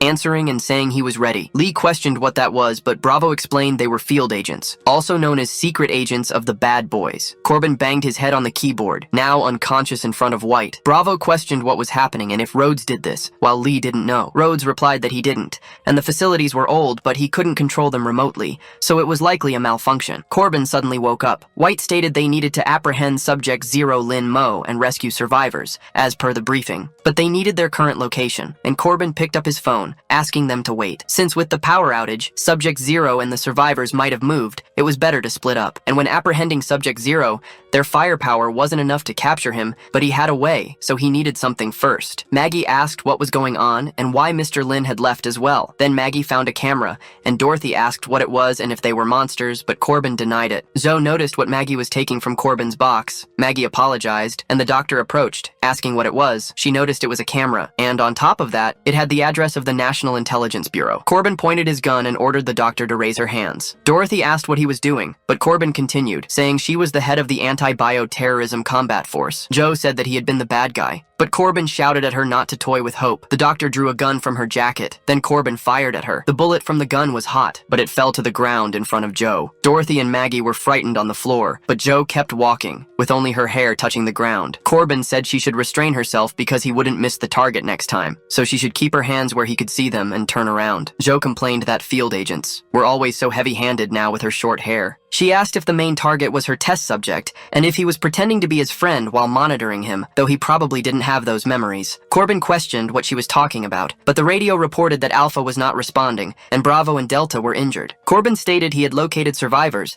and asked if the wounded could be transferred, because there was a doctor right there. Bravo asked how they were, but essentially, they had not lost their lives without complications. However, their wounds had already been stitched, so he shouldn't worry, since it wasn't anything serious. Asking if Rhodes could use the private channel now, and she asked what it was. Joe told him to say thanks and asked what that meant. Corbin asked what she meant, saying he was a traitorous agent, and maybe this freezing was related to them. The traitorous agents, asking what she thought it meant. Joe simply said that they were the ones who had betrayed them, shouting about Project Europa. Corbin was startled by the mention of the project, But the doctor explained she was referring to Jupiter's second moon, and in the past, scientists thought it was the most likely place in the solar system to harbor life outside Earth. But it was a frozen planet, asking if he recognized it. Because just like New York now, she asked why he thought the superiors used that name for the project. And it had nothing to do with NASA, but rather with the Society of Prophets. Corbin swung his arm at the girl, pointing the gun at her and saying that was enough. Joe asked if the field agent was in a hurry, but Corbin stated that if she didn't have studies on Subject Zero, she would already be dead. Saying something inaudible to Joe, Pops looks to the corner without showing any reaction. Then Corbin slaps her. He informs the HQ that he would make the Alpha return, and that they should prepare to receive survivors. Then Joe asks what he was afraid of. It was already dawn outside the building. Lin was restrained, and the soldier referred to him as a packaged parcel. Lee questioned what would happen if he woke up, but Corbin told him not to worry, because even if he woke up, it would be useless since he wouldn't be able to use his powers for a while. A sufficient amount of insulin had been injected into him, thanks to the research of the traitorous doctor. Corbin informs Lee that he would carry him, and the young man agrees, apologizing to his unconscious and gagged friend. Lee asks his boss what they would do now. Pops only wanted to know why he had joined the National Intelligence Bureau. The corporal wonders why he wanted that answer all of a sudden. But Pops realizes that he might be involved in something terrible. White asks how the injuries were, because he had good news. The main communication had been restored, and they had just made contact with the nearest shelter to a hospital, though it was a bit far. Lee thanks him, saying that was great. But White explains that there was something else before they left, asking if they saw a monster in the apartment that resembled empty husks. Lee denies having seen anything like that, and White asks the lieutenant, who also denies it, saying that aside from the civilians, there had been no other notable encounters. White says that's very good, thanking his rescue team colleagues, saying it had been a pleasure working with the group, and so they leave. Cross asks why Jinyu didn't act immediately, and she responds that after cutting the power, she noticed there were rats among the flock of sheep. And then, among the rats, there was a wolf, so she waited for the fight to end before acting. Cross replies that,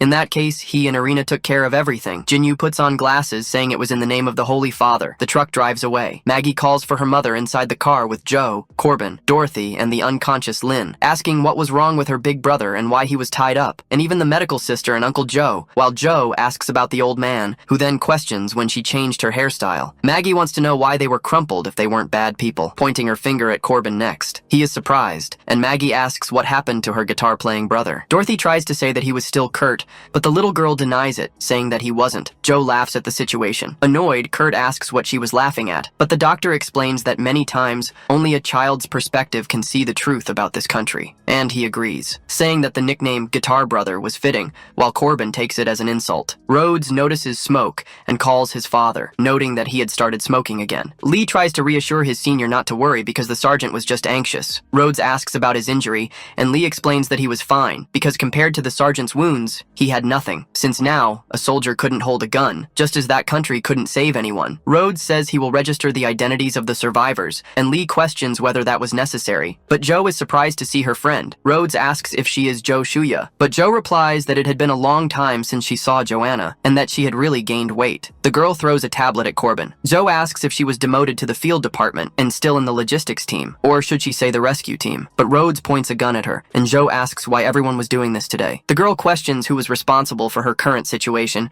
because she thought they were friends but shouldn't have trusted Joe back then. Joe asks if she didn't find the truth she was looking for, as they both knew the risks. White looks inside through a window, telling Rhodes to calm down for a minute. Since they had a motorcycle pursuing them, a camera captures its movement. Jinyu accelerates the motorcycle while using her ability. Rhodes asks what that person was. Something wasn't right, wanting to know if she didn't feel cold in this temperature. Joe warns that she's an Esper. They absorb ambient energy and maintain low temperatures for long periods, while Rhodes asks if they still move at absolute zero. The doctor agrees and says they have adapted to freezing. Jinyu pulls a revolver from her chest, calibrating it while driving and pulling out another one, aiming at the truck with it energized, causing a massive explosion in the area, forcing the truck to fall. Everything inside the location shook rapidly. Jinyu threw the weapon away, saying she missed the target. Lee wondered what had happened and if it was a grenade, but Pops ordered him to drive faster, because she was getting closer and closer. Jinyu pointed her pistol at them again, while White opened the back doors of the truck and started shooting at the motorcycle. Jinyu reloaded her weapon with energy, frightening the soldier with the damage it would cause, but it was launched toward him rapidly, causing an explosion that overturned the truck, crashing it into a building. From within the smoke of the explosion, Jinyu emerged, still riding the motorcycle, stopping it using her leg. She drew her revolver again, saying that this time she overdid it a bit,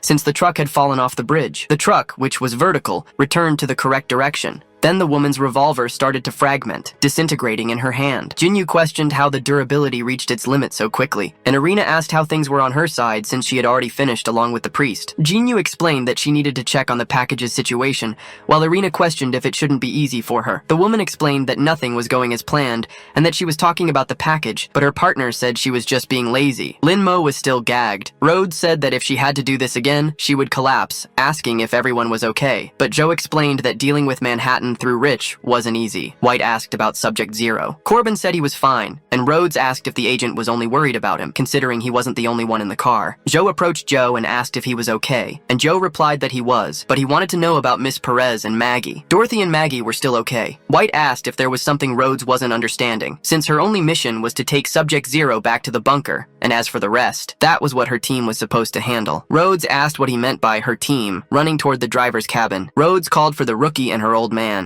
Lee said he was fine, just had some scratches on his face. Rhodes shouted for Pops, noticing that a stake had pierced his vest. The agent told her not to rush, as he had seen worse situations in Iraq, while Rhodes moved in to help. Bravo explained that he wasn't going to die, but he wanted to know what that was, because in his vision, there were several people, including a car's headlights. Pops said that was what he meant by worse situations, referring to the hundreds of white armored figures. White admitted they were in trouble now and that it was the first time he had seen so many empty shells, but since they were focused, they could try to take them down. Then he asked if Corbin's speaker was powerful enough, while Corbin asked if it was loud now, since it wasn't a matter of power, as his guitar was broken. White shouted that they would have to use the primitive method, shooting at the creatures. Corbin asked if there was another weapon in the car, but Rhodes told him to check for himself, approaching Joe, who asked if she needed something. Rhodes cut off the doctor's handcuffs, surprising her for helping a traitor. Corbin asked what she was doing while handing Joe a first aid kit, telling her not to get the wrong idea, as he hadn't forgiven the liar, but the current situation required her to do what she did best, helping her father with a serious wound in the lower abdomen. Joe said it was a bit difficult alone and needed someone to assist,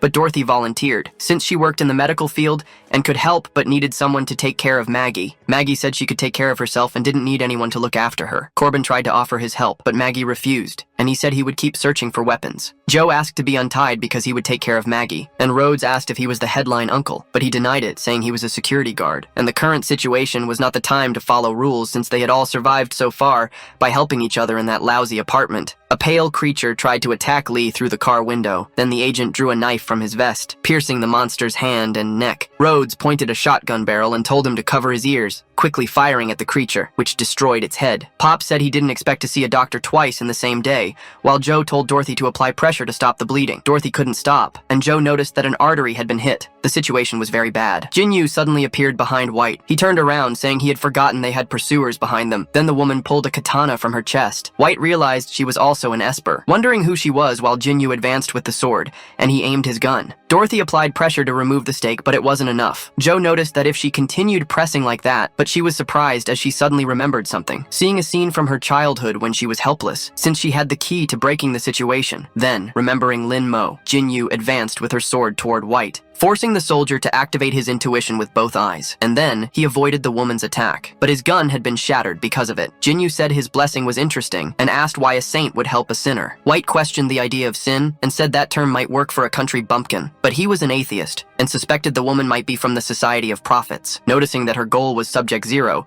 while Jinyu asked if they would do this in a way he could understand, asking if he didn't want to go back. White asked what she was talking about, but the woman explained that he was also an Esper, and should know that he wasn't originally an NSLB agent, or rather, he didn't belong to that world and should still have things that mattered to him. White remembered the things that mattered to him, asking what he really cared about while recalling a police officer, who had once asked if she could work with her senior again. White lowered his pistol, saying she was right, but some people had lost their lives in the past, and now there were some still alive, so it didn't matter which side he belonged to, because he just wanted to save the side where the things he cared about were, and he wouldn't let Subject Zero fall into her hands. Lin Mo was still unconscious when a bullet fell on him. Joe and Corbin fired at a creature while the guard told Maggie to cover her ears. Kurt asked how the rescue team was doing when he saw Joe, but the doctor suddenly looked down, removing Lin Mo's protective vest. Kurt grabbed her hand, asking what she was doing, but she told him to look at the situation now, because there were several monsters outside waiting for a snack. and an Esper relentlessly chasing them, so this wasn't a situation they could handle. The bullets simply entered Jinyu's chest. The woman advanced with her sword,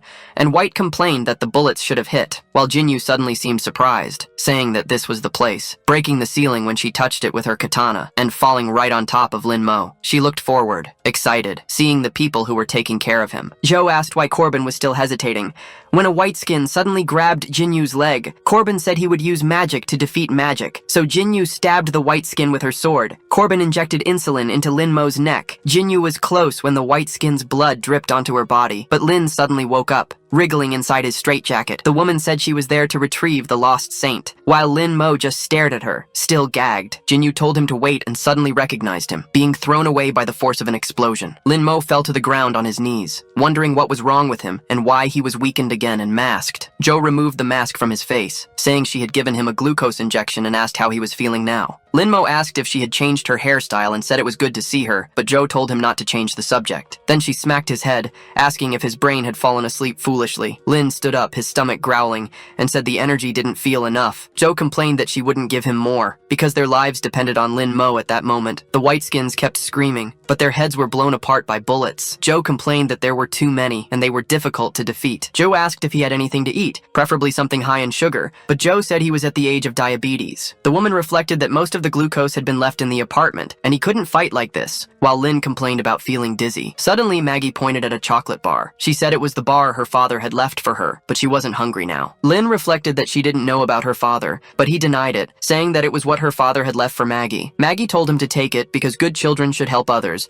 while Dorothy tried to make do as she treated Pop's wound, and Rhodes questioned if she could handle it. Then Lin should quickly eat the bar that Maggie was giving him, and he agreed. The young man noticed the mark and said that bad memories were coming back, but he ate, saying it wasn't the time for that. There were more important things. Joe stood face to face with a pale creature, but he realized he was out of ammo, cursing his situation. Lin rushed toward his friend, surprising Joe when he looked back. Then Lin clapped his hands, disintegrating the pale creature, completely destroying it with ease. Joe noticed that he had obliterated it with just one clap, and wondered if it was a sound barrier effect. Lin smiled and said he was starting to enjoy this feeling. The monsters were frightened by the display of power. Then Lin stepped on the guts of one of them, noticing that there were many pale creatures trembling in fear, but he felt something different about them, wondering why they were running from him. White was astonished and wanted to know what was happening, because the pale creatures were fleeing. The tablet stated that Agent White was past his deadline and should reveal the status, but he explained he had some problems. Jinyu commented that even soulless empty shells could feel fear. Since they were originally human, it made sense to fear the most powerful holy child,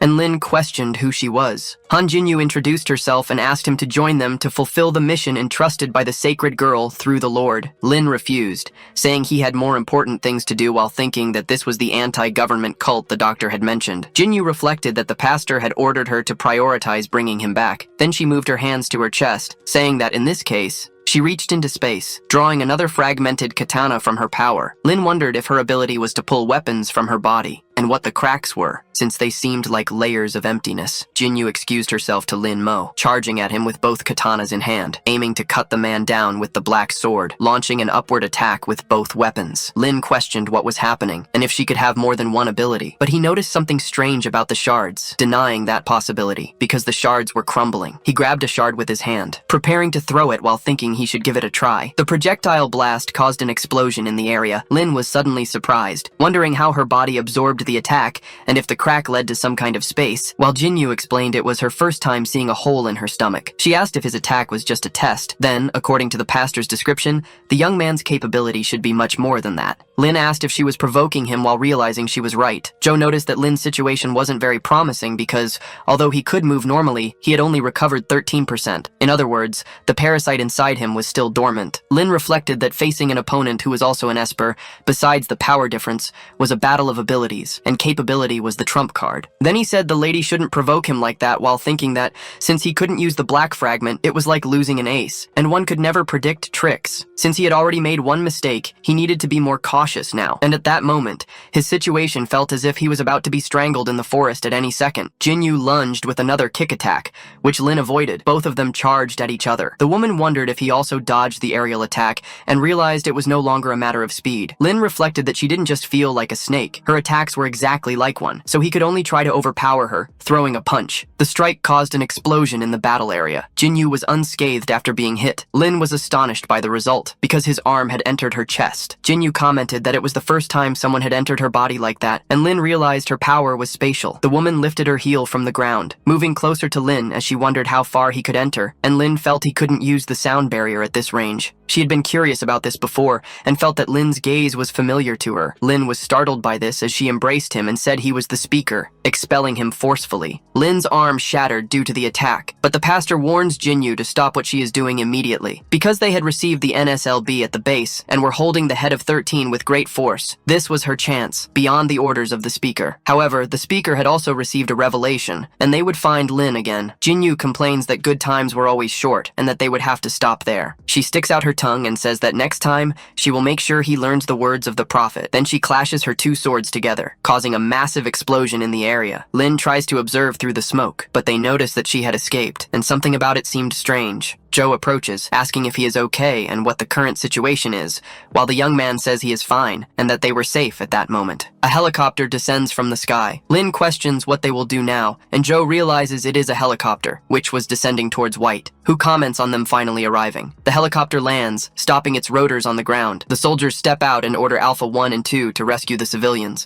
while the others should follow the plan. They place Pops on a stretcher, and Rhodes asks who they were, while one of the soldiers introduces himself, saying they were colleagues and thanking them for their hard work. Rhodes looks back, surprised, while White salutes and says he didn't expect his boss to come personally. Frank simply states that his soldier did well, and he thanks him. Then the light from their weapons shines on Joe and Lin's faces. The doctor asks why the security department was on a bunker mission, and even brought high-ranking officials while Lin is just confused. The soldiers say that Subject Zero is under control for Frank, who is the head of the strategy and decision department, and Barbara is the leader of the biosafety department, who comments that this was unexpected. Joe calls out to her friend, Barbara. Then Barbara responds that she'll see her in hell, and now the situation seemed clear. Joe comments that her and the bald idiot from the Department of Fools showing up there wasn't a good sign, and Barbara asks if her image was really that bad to her. Either way, Frank intervenes to explain, stating the reason why he and Barbara were there. Since Subject Zero, Esper Linmo, was necessary to uncover the truth about the freezing incident. The young man asks what that has to do with him, but Joe stops him, telling him not to believe Frank's nonsense, because all he wanted was to continue Project Europa. Barbara questions that name, saying she had never heard of it before, and she wants to know what the bald man was hiding. Frank simply asks how Joe knew about Project Europa, looking startled. The doctor reveals that she was right, and Lin questions if she was just trying to get information out of him, to which the doctor confirms. Frank responds that since she had left intelligence,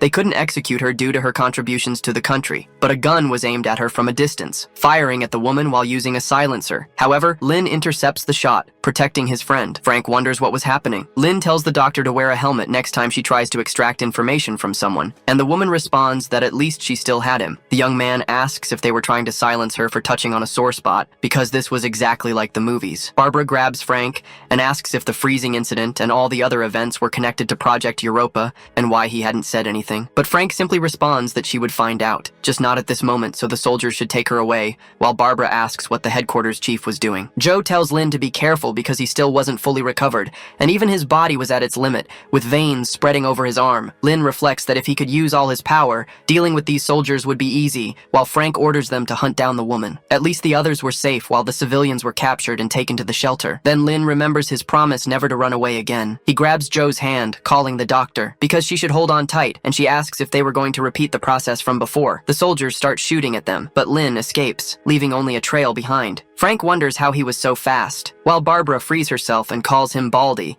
reminding him that she had already warned about Lin's speed, but the bald man didn't even pay attention. Frank turns, saying that Joe must have gotten hurt. However, he is struck in the groin by Barbara, who says that without Subject Zero, they were doomed. Destroyed, Frank questions what to do, if he should chase after them, but Barbara orders them to forget it and return to the bunker, because there was too much they still needed to learn. Lin soared over the buildings with Joe, crashing into a window and breaking it. They fell into an apartment with a lifeless body. He coughed laughed and asked if the doctor was okay, while she replied that she was, but his condition was really bad, bleeding from his eyes. Joe looked through the supplies and assured him it wasn't that bad, while Lynn wanted to know what she was doing. She tossed a milk carton, and the young man questioned what it was. Noticing that it was freezing from the inside, he wanted to know where she was getting this from, but Joe said they had won the lottery, since the man seemed to have been lifeless for a long time, and the cause was a gunshot wound to the chest. As for the killer, it seemed like both had fought each other. The survivors probably fought over resources, but they should be grateful to them because that's how they won the lottery, a blessing in disguise. Lynn, distressed, commented that other people's sadness was his luck, just like before, and she asked if something was wrong with him. But the young man simply said he remembered the past. She repeated that it was all in the past. Then she smacked his stomach, telling him to focus because he should be eating now, while Lynn asked what she was doing. Joe put onions, potatoes, and packaged milk into a hot pot. She commented that it wasn't strange since they were in a Chinese restaurant, so it was normal to have ingredients. But if he was complaining, he should look at the two on the floor. Lynn said he had no objections to the ingredients, but it was weird to throw everything together in a big pot like that. The woman asked if food didn't need to be cooked and the milk thawed, since it saved fuel, but Lynn said she misunderstood the meaning of efficiency, wondering if it was possible that the doctor wasn't good at cooking. Joe said she was a doctor, not a chef, so she didn't need to know how to cook, throwing a potato at Lynn's mouth and saying that it was the end of the world, yet he was still picky. A woman watched them from a distance, while Joe commented that, given Lynn's physical condition, this was the most efficient way to replenish calories. The girl repeated to herself not to be afraid. Joe told Lynn to eat quickly because they weren't on a date, and it was cold, while the man spat out the food, saying it was burning hot. She commented that Lynn's body was adapting to the frozen environment, but she couldn't, and the protective suit wouldn't last much longer, so she needed a place to recharge its energy. Joe noticed something behind Lynn. Then she drew the pistol from her jacket, asking who was there and telling the test subject not to move. The girl trembled in fear of the gun, tripping over the corpse in the room, and then dropping her baton into the air. The baton struck her on the head. Joe approached and asked who she was and why she was spying, but the girl said she meant no harm and wasn't a monster. Since she was a survivor like them, her name was Penny, and she was there to gather supplies. Penny had just seen a fire and came to check the situation, so if they had nowhere to go, the fortress where she was staying was nearby and could shelter them. Joe said it sounded like a trap, but Lynn recognized the girl, while Penny tried to insist that it was true. However, she then noticed that it was Mr. Lin, who often bought cigarettes and lived in the Fang apartment, so she couldn't be mistaken because of his earring. Lin repeated the part about the cigarettes and realized she was really Penny from the convenience store, thinking she was someone he knew. The girl grabbed his hand, grateful that he was alive, saying she had heard that monsters attacked the apartment, while Lin thought of her as a social butterfly. Penny led them to a subway station, and Lin asked if this was the fortress she had mentioned. It was a good hiding place, and recent survivors avoided monster attacks by going underground, while Joe commented that the transmission had harmed those who hid. However, it was clear they had made modifications since they needed to be prepared, but it was the station chief's idea, and Lin asked about that role. Joe noticed graffiti on the wall, and the young man responded that it was Brooklyn, so it was normal, but she was talking about the new graffiti, wondering if that was an eye. Penny urged them to enter quickly, and Joe said she had seen that before. The young man apologized for bothering Penny. Then, as they walked in, the wall revealed something written, that the Son of God would save them. Penny asked to introduce them, saying that this was New York's G subway line. Lin commented that the place was a little strange. Then a woman, praying, asked if Penny had returned and brought new people. Penny says it was enough for the month, but her friend warns her of the danger, even if it was to help the divine child, while the redhead only wanted to know about the station chief. A woman in boots approaches. Penny greets the station chief, who wore a beret over one eye, and walked with armed and masked guards. The chief asks if Penny left the hideout again. Penny responds that this time, she just wanted to finish the quota quickly since her brother was sick and she wanted to do her part. Then, putting that aside, she had found new survivors. They were her former neighbors, and she knew the situation of the apartments, while Lin wonders if she was the Luo Delong of that place. But Joe tells him not to jump to conclusions. The station chief approaches, saying she had noticed that, but they should follow the usual rules. The soldiers surround Lin, and he asks what she is doing, but the chief tells him not to get nervous, because it was just a quick inspection, and Lin questions what exactly she was going to inspect. The woman shines a flashlight in his eye, impressed that his pupil was circular. Then she says it was impossible and that he was kneeling and welcoming the sacred child. Lin questions what is going on. Joe responds that they must be members of the Society of the Prophet, and Lin comments that she got it right, but Joe doesn't find them hostile and thinks they might not be the same group. The chief says they had been waiting for him, and that the saint possessed a holy ring. Since the apocalypse began, they had been hiding there with no one to save them, believing they had been forgotten. But the empty husks kept appearing. At first, she thought the gods didn't exist in the world, until the day she saw the robed ones, and that was the first time she witnessed a miracle and saw the saints with her own eyes. Since that attack, they converted to the prophets, sheltering those wounded by the apocalypse while the saints returned to their mission, so the survivors were worried. But before leaving, the most venerable of the saints prophesied that a saint possessing the eye of the sacred ring would come there. And they had been waiting for the prophecy, wondering if it would really happen, never expecting to actually witness it today, since the survivors needed the saint, and his appearance had given everyone hope. Lynn asks about hope, since it was the most important thing in this apocalypse. Then Penny brings food for the saint. He looks at the plate, impressed. Even the food had eyes drawn on it. The chief says that offering the sacred communion was a duty, and as a saint he should prioritize his combat power, as he was the only one protecting them in the apocalypse. Joe says they risked their lives for the sacred communion, and on the surface, saved people for the society of the prophet, and Lynn responds that this was hypocrisy. One of the priests says they were running out of food, and should distribute the sacred communion now. But she whispers that it wasn't the time to talk about this, and they would resolve the situation later because they needed to keep the saint to protect them there. Lynn thinks that the leader, Penny, and the survivors had been deceived by the prophets, and his appearance only strengthened a false belief. Because he had been used without realizing it, and that was frustrating. He had something to do, so he calls the doctor. Joe waves at him and tells him to wait, because even if he exposes the lies now, they wouldn't believe him, and Lynn says he knows. But she has faith in the cunning, and he wouldn't do something so stupid, so the doctor should trust him because he has a plan. Joe asks what plan that was, but Lynn approaches, calling out to the leader, who introduces herself as Hannah, and asks what she could do for him. The young man says he was the hope of her faith, and she agrees. Then he asks if there was something he could do to help them. Smoke drifts through the train lights. Joe comments that his plan was to help them build a cultivation chamber in the subway, ensuring basic food supplies, to repair the power and heating so they wouldn't freeze in the dark, and to help expand the platform, so Lynn should now be called the virtuous saint, saying he was a kind saint. Lynn questions since when kind became a derogatory term, and Joe responds that he was too gullible for having been revived, but he was naive for helping the society. The young man says that the doctor was wrong though, surprising her with that response. As Lynn continues, saying that they were the ones who trusted him, and it wasn't kindness that made him help them. With his understanding of the body, she knows that using abilities consumes energy, which is why they created the sacred communion. Then he asks if she remembers when they first met, because if it hadn't been for her, he would have died of exhaustion. But back then, she had long, soft hair. However, Joe interrupted him, smacking his head and telling him not to change the subject. Lynn said he wanted to do the same as the Prophet Society because they would work for them, and that was the difference. He wasn't relying on deception and exploitation, but rather on the kindness she wished for. Joe became furious with her friend. Lynn said he would stop joking,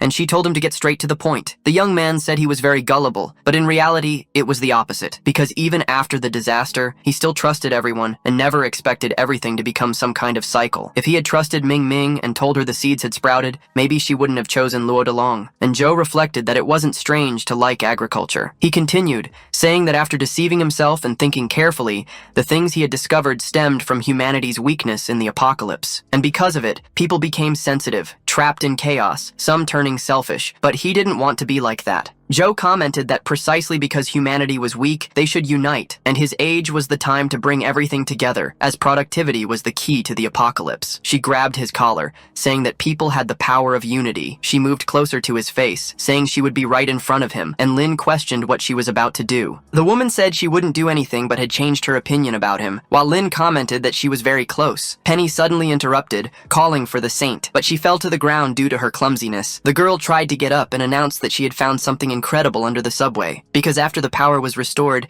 they discovered a maintenance passage there. At first they thought it was just a maintenance passage, but further ahead, it didn't seem like something one would find in a subway station or a maintenance tunnel. Lynn asked if it was a door, and wondered what it could be, but the doctor told him he was right. Penny started rambling about doors, and Lynn told the doctor that the NSLB had installed themselves there, and the woman responded that it was noisy. He went up to Penny and turned her around, telling her to inform everyone not to come for now because he would investigate the door. Joe picked up an agency card while Lynn told Penny to wait for news. The door authenticated the identity, and the doctor complained about how slow old things were. Lynn questioned whether it hadn't been abandoned, but she said she was technically retired. But this wasn't her card, it was Rhodes. The young man asked how she got that without a car, and started to understand the attitude of her former colleagues, but Joe commented that she had to shear the sheep. With the door open, Lin told the lady to enter first, and Joe said he was very polite. Joe analyzed that the energy system was old and manual, but at least it was powered independently. Lin asked if she knew what the facility was, but the woman didn't either, and suggested they take a look to find out. The young man looked between the grates, running his finger over them and seeing dust. He said it had been there for a long time. There was no silence or ice, but since they were underground, he wondered if there was some kind of continuous heating system there. Lin told the doctor that this place was strange, and she agreed, saying that everything there was old, but the layout seemed recent. The young man questioned what this place was for, but the doctor was surprised. Because there was a control room full of NSLB monitors, the young man wondered if it was an NIA base. Joe explained that they had hidden a base within the civil installation, and Lin wanted to know if the national budget had all been spent there. However, the woman started tinkering with the computer. The system requested the protocol code, and she tried to recall one, noticing something different all of a sudden. Then she entered the Project Europa code. The system stated that authentication was successful. Then it began preparing to update the system, surprising the doctor. Lin suddenly stood up from the chair as the update reached 11.3%, then it jumped to almost 80%. Finally finishing, the online icebreaker project system announced that they could now break the cold. Joe asked what this was for, but the system warned that voice inquiries were being monitored. And the answer was that the icebreaker project was part of Project Europa, designed to monitor freezing events and assist agents by providing optimal actions. The system was integrated into the giant ice network, so it had only activated in the Brooklyn section, and some functions were offline. Joe repeats that they could overcome the cold and deduces that this is about the NIA. Lin completes her thought, saying that they knew about the global freeze in advance. The doctor slams her hand on the panel, saying that the NSLB was hiding something so huge, and that nothing really changed, as they had no idea how many lives were lost due to confidentiality. Lin notices that Joe's reaction is not as rational as usual, and her relationship with the NSLB must be more complicated than it seems. From the freeze to the espers and the empty husks, all the questions were connected. Lin looks ahead cautiously, trying to analyze Jo Shuya's state of mind. He asks what she is thinking. Jo denies it, saying she was just remembering the past. But Lin reflects that even after all this time together, he still doesn't know much about her, because Dr. Jo Shuya, who was both rational and mysterious, was also fragile. She asks why Lin is staring at her, but embarrassed, the young man says he was also thinking about the past. However, the system suddenly plays a warning. Lin sighs, grateful for the system, but Joe immediately instructs the computer to report the situation. The railway transit route was crowded with civilians. Joe questions what was happening with those people. Even Barbara was there. The system announces that the estimated arrival at the platform is in 30 minutes. Joe then reflects on why Barbara brought so many people there,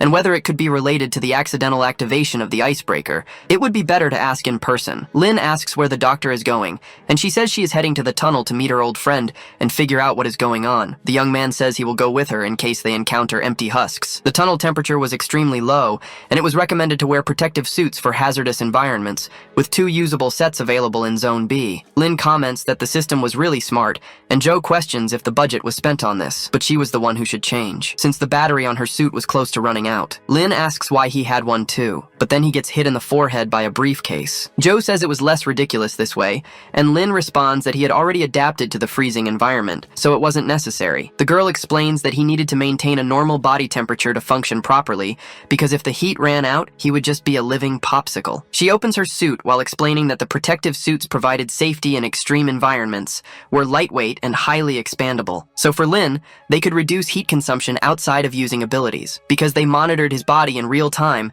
and prevented him from overusing his abilities, while Lin was only thinking about the doctor without clothes, wondering what exactly had happened in the past for her to have those scars. Joe notices his gaze, then turns to him, asking if he heard what she just said. Lin is just thinking that she has large breasts, while the doctor questions if he is daydreaming. She looks down, realizing. Then she turns to Lin, saying she understands. Since his ability hadn't affected his normal desires, she would take note of his preferences, and so he is sent flying, excited. The doctor tells him not to move, as this would only take a moment. Then she presses something onto his chest, applying strips. Lin questions what that was, and the doctor explains that they were repair patches. Applying them could cover the NIA logo, as people might be sensitive to that, so they should avoid problems. He comments that it feels like a second skin, and that he can already feel the heat loss decreasing. While Joe holds a pistol in her hand, Lin is ready for combat. They both set off, and he asks how her hair got shorter, but Joe dodges the question, while a camera records the two of them. The loudspeaker plays an emergency announcement, telling the brothers and sisters located on the west track to temporarily evacuate to the east, as the west track would be temporarily closed, thanking them for their cooperation, and asking that the Holy Spirit bless them this winter. Hannah asks Lin if he transmitted the message correctly, and the young man thanks her. The woman apologizes for her presumption, but wants to know if there is something on the west track. Lin reflects that he couldn't mention the NIA personnel, as it would cause conflict, so he responds that it was safer to stay away from there due to gas leaks. Hannah accepts the answer from the Holy Sun. Then the young man reassures her that the closure was only temporary, and after the investigation, things would return to normal. The woman pulls something from her pocket, saying that since he was going to investigate, he should take that radio, because she had tuned it to the central control channel, and he could contact them at any time. But there was something else, as his tape had come loose. The woman touched his shoulder, saying that everyone trusted him, because the holy children who came after the speaker only wanted sacred communion, but he had truly helped them. Lin told her not to worry because he wasn't going to run away. Then the tape was back in place on his arm. She asked the Lord to light the path for the holy child and for Joe. Lin commented that the power supply to the section had been cut, but the doctor told him to wait, because they were approaching the estimated location and should hold on. Lin put the flashlight in his mouth, and she asked what he was doing while the young man tried to fix the lighting there. He touched the generator, saying he had learned to fix things in a parallel world, turning on the train car's lights. Lin said it was expected from the New York subway, but the doctor said it was a new line. However, she told him to be quiet and look over there, surprising Lin with the view, since there were hundreds of people standing still, waiting for something. Joe commented that most of them seemed to be civilians, and wanted to know why they were just standing there like that. But then she noticed Barbara among the civilians. She had a lifeless expression. Then Joe shouted, asking what she was doing bringing civilians, while Lin told her to wait, because that was very strange, since initially, the people were on the platform, but now they were facing them, and there must be something unknown at work. Barbara simply trembled her legs without speaking, moving toward Joe, and opening her head, revealing herself to be an empty shell. Joe was shocked by this, as the face of her friend turned into that of a zombie. Lin shouted for the doctor to be careful as soon as he noticed it was an empty shell, but Joe fired toward the creature, completely surprising Lin by doing so. Joe had emptied the gun's magazine, then she tossed the empty magazine aside and drew another, loading and rearming her weapon. Joe said she was a little rusty, while Lin questioned if she called that speed rusty, wanting to know if her former colleague had turned into an empty shell. Joe denied it, saying he hadn't transformed into one, because those were empty shell mimics designed to deceive people. The mimics opened their heads, surprising Joe as a light began to shine. The creatures opened their chests, spreading the glow, forcing Joe and Lin to cover their eyes. As the woman shut her eyes, Joe remembered her colleagues telling her not to look back, wondering what this was. Barbara commented that it would fit perfectly, and Rhodes said it was the birthday present they had bought for Joe. However, the cake was fake and made with 3D printing, apologizing that the laziness department hadn't approved vacations or funding. Joe simply thanked her friends with a smile. Lin said that no matter how fast he was, he couldn't run faster than light, but he was surprised when he looked ahead, because all the mimics had turned into Joe Shuya, shouting at the test subject that they were the real one. Lin said this was going to be complicated. The women kept shouting that they were the real one, and Lin became confused, but Joe pulled the earring from her ear, ripping it off, throwing it toward her friend. Lin caught the earring in his hand, noticing that it was the doctor's earring. He thanked the doctor for her help, clenching his fist, but she was still relentless with herself. Lin rushed toward the hundreds of mimics, saying that the doctor was crazy but very effective. Then he advanced with his foot off the ground, destroying all the fake Joes in his path, saying that he was familiar with the fact that empty shells had blue blood. Joe kept talking to Lin, asking if he had some kind of special fetish, because every time she ended up covered in the empty shell's blood thanks to him. Lin apologized to the doctor, but she threw something else at his hand. It was the other pair of earrings. Lin tried to speak to the doctor, but she said it was a gift, because there was no real reason. She had wanted to throw them away 3 years ago, but now she couldn't use them as a pair anyway, so she might as well toss them to him since they had no trash bins. He thanked her, wondering what kind of reasoning that was, since it made him feel like a garbage can. Joe looked to the side, hesitant. Then Lin noticed the doctor's expression and wondered if there was a story behind the earring, but it wasn't important now, as they needed to figure out why the monsters were there. Joe told him to stop getting distracted and help her look, while Lin asked what she was looking for. The girl said it was the core and a vesicle he had seen before, because it was the same as the one that had been absorbed into his body, and the young man wondered what kind of discoveries had been made about this. Joe asks if he remembers the hive-type empty husks that destroyed the apartment since they had no core. Lin agrees and says that the progenitor body of 13 had a core. Then he questions if the empty husks without a core were descendants of a more powerful one, and Joe explains that the parent continued producing new offspring. Because going back to these monsters, they were indeed coreless descendants. If they had a core, they would have found it by now. Lin asks if that was really the case, and she questions what he meant. The young man finds them in the tunnel strange, strange. They seem to obey orders, but only descendants without a parental body could mimic, as if someone had placed them there. However, someone approaches the duo, asking what kind of joke this was, and what was going on there, demanding to know if she was responsible, while Lin groans in annoyance, recognizing her, and Joe asks who she is. Irina says that there were finally mimics there, but thanks to the two of them, the plan was completely ruined, which was infuriating. Cross asks Irina what happened, and the woman calls him back. She shouts that just thinking about it makes her furious, because the mimic she was supposed to defeat was snatched away by those two. But the person on the communication channel says they both could handle it. She denies it, saying that one of them was just an ordinary person. Joe raises her gun, calling the girl foul-mouthed. Irina suddenly takes a deep breath, saying that, so that's how it is. Because that was Subject Zero, and she questions what Jinyu was doing, but the priest says she just had bad luck today. Cross warns Irina not to act rashly because the speaker emphasized avoiding contact, as he had his own plan. But the girl takes off her earpiece, saying that such insistence was irritating and that her plan was ruined. She stomps on the earpiece, now completely enraged. Then she prepares her sword, saying that everyone loved to give her orders. But she didn't care about any plan, and the two of them needed to get out of her way. Irina charges forward with her sword toward Lin. Joe fires a few shots at the girl, but they are easily dodged thanks to her agility. The doctor complains about wasting bullets, but the attack is blocked by Lin Mo with his bare hands. Irina grits her teeth, calling him black. However, Lin Mo transforms, saying that since she chose to fight, there was no reason to avoid combat. Thus, he transforms into his monstrous form. His mask becomes part of his face. Irina comments that he looks different from their last battle, since now he had hair and had become just armor, and even Joe is impressed, questioning if the test subject had evolved again. The young man wonders what is happening because it feels different from the last two times. The parasite appears, fused with his suit,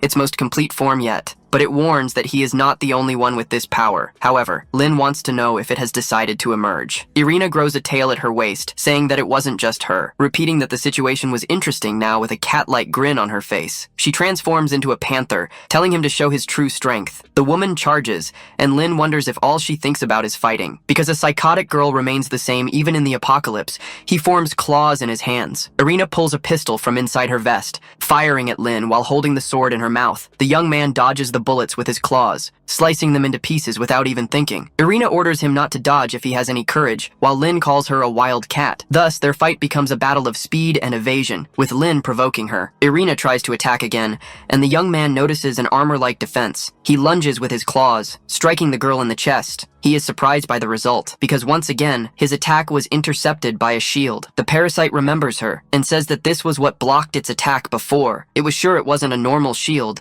but Lin signals that they are in the middle of a fight. Irina grabs the sword from her mouth to slash vertically, aiming it at his right leg, and then kicking toward Lin Mo. Joe says that she knows what that shield is, and Lin asks how she knows. But the doctor explains that she wasn't just watching idly during the fight. There was an electromagnetic force between the molecules that prevented fusion and deflected bullets instead of blocking them. Therefore, the ability was to manipulate that force. Then her extraordinary movements reinforced the theory, because following that logic, she could manipulate the force between herself and the air molecules, as well as the ground. Lin asks her to wait, because the tips of her fingers spun, and they were starting to turn red. He asks the doctor if this force was a form of energy, and she says it could be converted into one. The young man states that it was very good, and that he knew how to break through her shield. Zhu notices his reckless attitude and mentally urges him to wait, questioning what he was talking about, while Irina attacks him. Lin defends against the strike using his reddened claw. Then he realizes that it was just as he expected. His opponent spins 360 degrees to strike him again. She steps back and asks what was wrong and if he had decided to stop dodging, but Lin looks behind, calling for her, asking if the girl was ready now, with a scar on his eye, because if she couldn't hold on any longer, it was his turn, advancing toward her with his crimson claws. Irina is surprised by his action, being struck before she even realizes it or can do anything. She says that even though she has her coffin of Sata, her speed doesn't mean, thinking that Lin Mo now had clones attacking her from behind. Irina reflects that it was an after-image of high-speed movement and questions how this man is so fast, noticing that now he had turned completely red. Even his face had taken on that color, and she asks how it was possible that her energy was being drained, because Lin Mo was absorbing all her power, just like a vampire. Joe analyzes from a distance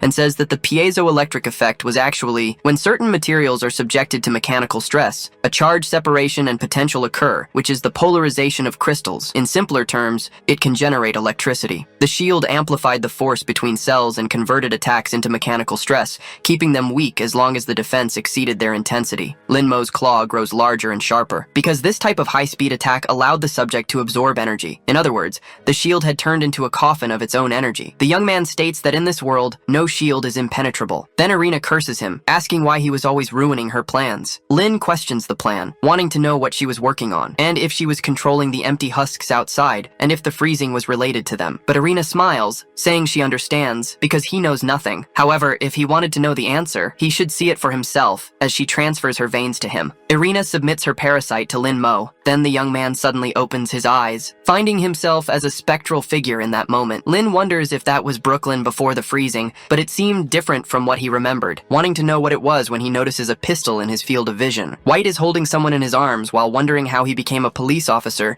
and who this woman was who had been shot. While there is a girl standing in front of White, she realizes that the person is Irina, and her parasite connected, bringing her there. But there was a door beside the girl. Lin steps through the door, and someone says they would leave the station servers to Irina, reminding her that they are more useful alive. Irina agrees with the speaker. Someone looks at Lin Mo, saying that some rats have entered, and the young man wonders if these aren't just memories, wanting to know how it was possible. But the hooded figure is himself, calling him Mr. Thief. Lin questions how this could be, and how he could talk to him if he was inside memories, since that man was another version of him. The young man asks who that monster was, but the figure asks if the boy doesn't already have the answer. Lin reflects that he is right and simply cannot understand, because that was the true owner of the body he currently inhabited in this parallel universe, asking why he was still alive. The other Lin asks if he thought that by transmigrating, his soul would simply disappear, apologizing for the disappointment, but he had not vanished. Then he removes the hood, surprising the original Lin Mo. The speaker says he borrowed the empty husk Lin left behind and got to know the boy earlier than he had planned. Lin reflects that those were the same scars as Luo Delong's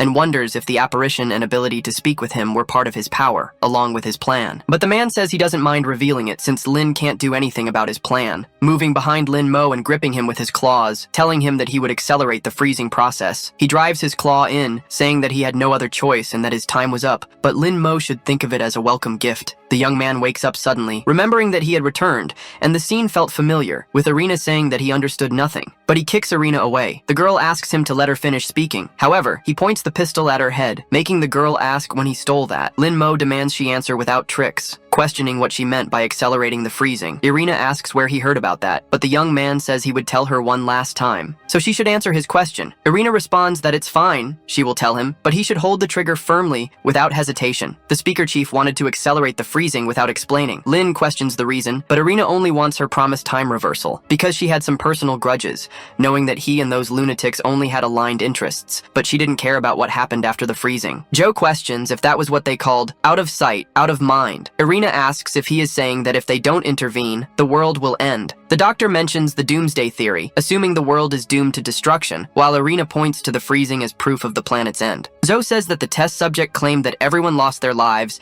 and asks Lin Mo what he thinks. Lin asks if it isn't obvious, because even if it's just to live a few more days, they have to stop them. Irina asks if they heard what she said about stopping them. Then she wants to hear what the plan is. Joe asks if they are brainwashing refugees to use them as slaves to work for them, and the woman asks what was wrong with that and if there was a problem. Since those fools deserve to be their slaves, because the weak should be subordinate to the strong, and they lose the ability to think with false hope. But it was funny. Lin pulls a radio from his pocket and asks if they heard all that. Irina is suddenly surprised. Then the young man tells Hannah to respond if she heard it, and the girl calls out for the Holy Sun. Lin questions if she recorded the conversation just now, and she confirms, because she transmitted it through the station's central control to all platforms of the G-Line subway in New York, so everyone should have heard about it. Lin questions if she had just asked how they were going to stop the prophetic society. But the first step was when civilians discovered that everything was a lie, because that way, they would destroy the false hope she built. The men remove their masks with glaring eyes, stepping on it in rage against the prophetic society. Hannah rips the bracelet from her arm. Then Joe says his test subject was very clever for thinking of that. Lin wonders if she always made him look dumb, but he replies that this was probably the value of having lived twice. Irina starts laughing and Joe asks why, but she responds that it was too late. Because they talk too much, then she suddenly emits a glow, Joe questions if he hadn't absorbed all of her energy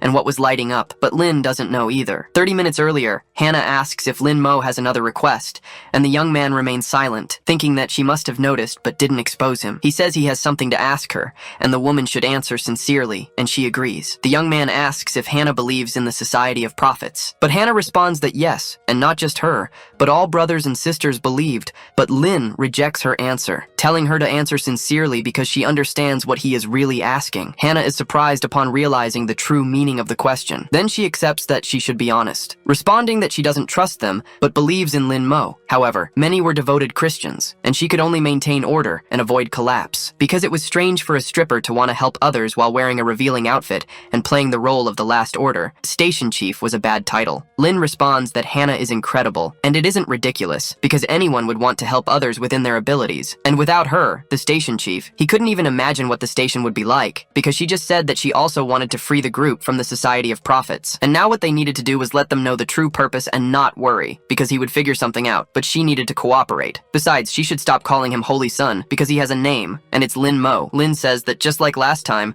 she was trying to escape, while Joe opens fire. Both shoot at maximum speed at Irina, trying to send her beyond, piercing the woman with several bullets. However, Lin orders them to cease fire when a light appears. They are surprised by the magnitude of the light. It explodes shortly after, with Lin holding onto Joe. Both fall side by side. Lin is still shocked by the explosion, and Joe warns that it was close. Getting up, the girl asks what is happening, and the man responds that she should remember what he said after the last fight, because that had been the teleportation he mentioned. Outside in the isolated city, Cross walks through the snow carrying Irina's wounded body. Irina says nothing, and Cross remarks that even though Grace can repair her body, the girl apologizes, and the priest is surprised that she can even apologize for her actions. However, Irina raises her middle finger at Cross, telling him not to get carried away. Then she apologizes because she lost to the black-haired guy, and tells him not to inform Han Jinyu, as she would only become more annoying, but Cross just tells her to rest. Lin is startled as he looks ahead, wondering why he feels this way. The atmosphere is entirely wrong compared to what he expected, and the people in the subway look downcast. Lin tries to talk to them, but he wonders why they are like this, and if all of them are afraid of him. Joe asks if he has guessed the reason, and the young man agrees. Lin says that naturally this was bound to happen, because in a collapse of faith, people become paranoid, and paranoia breeds restlessness and suspicion, especially in this apocalypse. Then, he says that he has experienced this firsthand. He tells the people that they must already know that the empty shells deliberately attacked the fortress, put the saints on display, and enslaved them. One of the people asks what the point is in listening to Lin, since both he and the others are holy sons,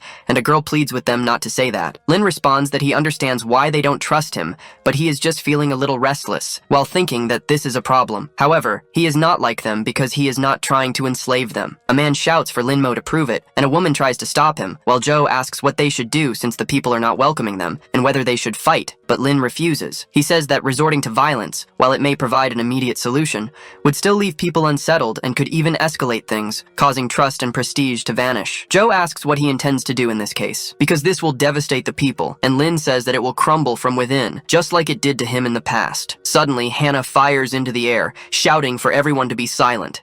The protagonist, frightened by what Hannah had done. Once again, she asks everyone to be calm, as she has something to say. It was promised by the Lord that when the rain of destruction falls, the Messiah will come. She used to believe this was true, but it's possible the Messiah has already been among them for a long time, and they just couldn't see him. If the Lord doesn't love them, then their eyes will remain clouded by deception, unable to see what is truly before them. Curious, Lin asks Joe what Hannah is doing, but she doesn't know. She manages to calm the people by speaking of the Lord's love for his children. No matter how impulsive they are, he loves them, and everyone there seems to understand. The devotees were calmer now. The climate of paranoia was beginning to fade. All of this happened as everyone understood Hannah's words. Finally, she asks everyone there who their savior is. Who is their Messiah? The Lord pours his love upon his children, bringing food when they are hungry and teaching them to produce more. He also shows his love when he gives the gift of fire in the cold and keeps them warm. If there is someone out there who can do all of this, then there is no doubt that person is the Messiah sent to save them. Lin finally understands Hannah's plan with these words. He remains quiet for a moment until someone shouts that he was the chosen one. The red-haired girl says that he fixed the heater and solved the food shortage. Hannah then shouts that she was right,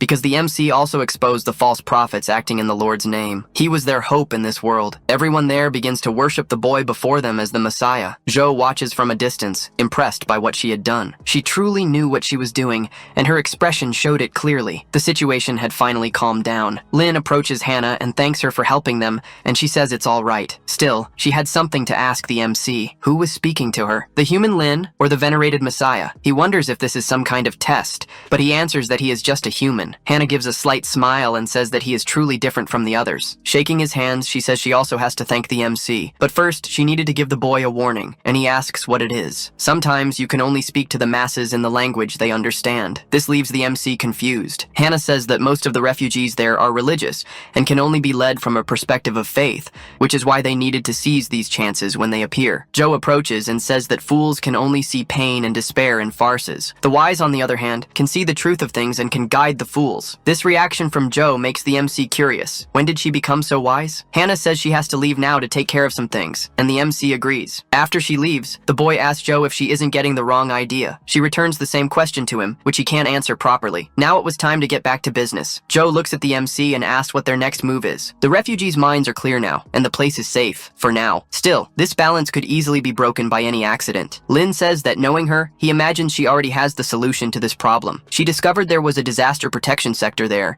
but she's never been to it. It has a power system with medical facilities and other things, as if it were the perfect bunker for a situation like this. Joe asks if he wants to go there, and he says it seems like a good idea. An emergency message appears for all to hear. The message is from a little girl named Maggie, and she seems to be hurt. The two of them recognize her and are frightened to see her in this message. She was asking for help because her parents had been taken by monsters. We change the scene to Chinatown, where things seem quite peaceful. A cell phone inside a room begins to announce that a new message has arrived. The person who was sleeping emerges from under the covers, wanting to know who was calling him on New Year's Day. Yawning, the person answers the phone, and we see that it is the protagonist. It was Joe who had called him, and she says it's rare for him to answer a call. Smiling, she comments that he's been quite responsive lately, the #1 investigator in Chinatown. Pouring coffee into a cup, he asks if she's being sarcastic. Annoyed, he tells her to stop beating around the bush and say what she wants, as she must have a case in mind for him to solve. Because of this, he says he doesn't take cases on holidays and that he will hang up. The girl screams so loudly for him not to hang up that the MC is startled. Nervously, she says this is an emergency and promises it will be quick to resolve. Furious, he says he doesn't care. Whenever she says that, he ends up getting screwed in the end. Joe apologizes for the last time, but this was a real emergency, and if he accepts the case, she can even pay off his debt. She reminds him that he was being sought by none other than Luo Delong. Quickly, he asks where they should meet, and she says the same place as always. We are in a restaurant. The MC, Joe, and another person are at the table in front of them. He introduces himself as Kurt Cobain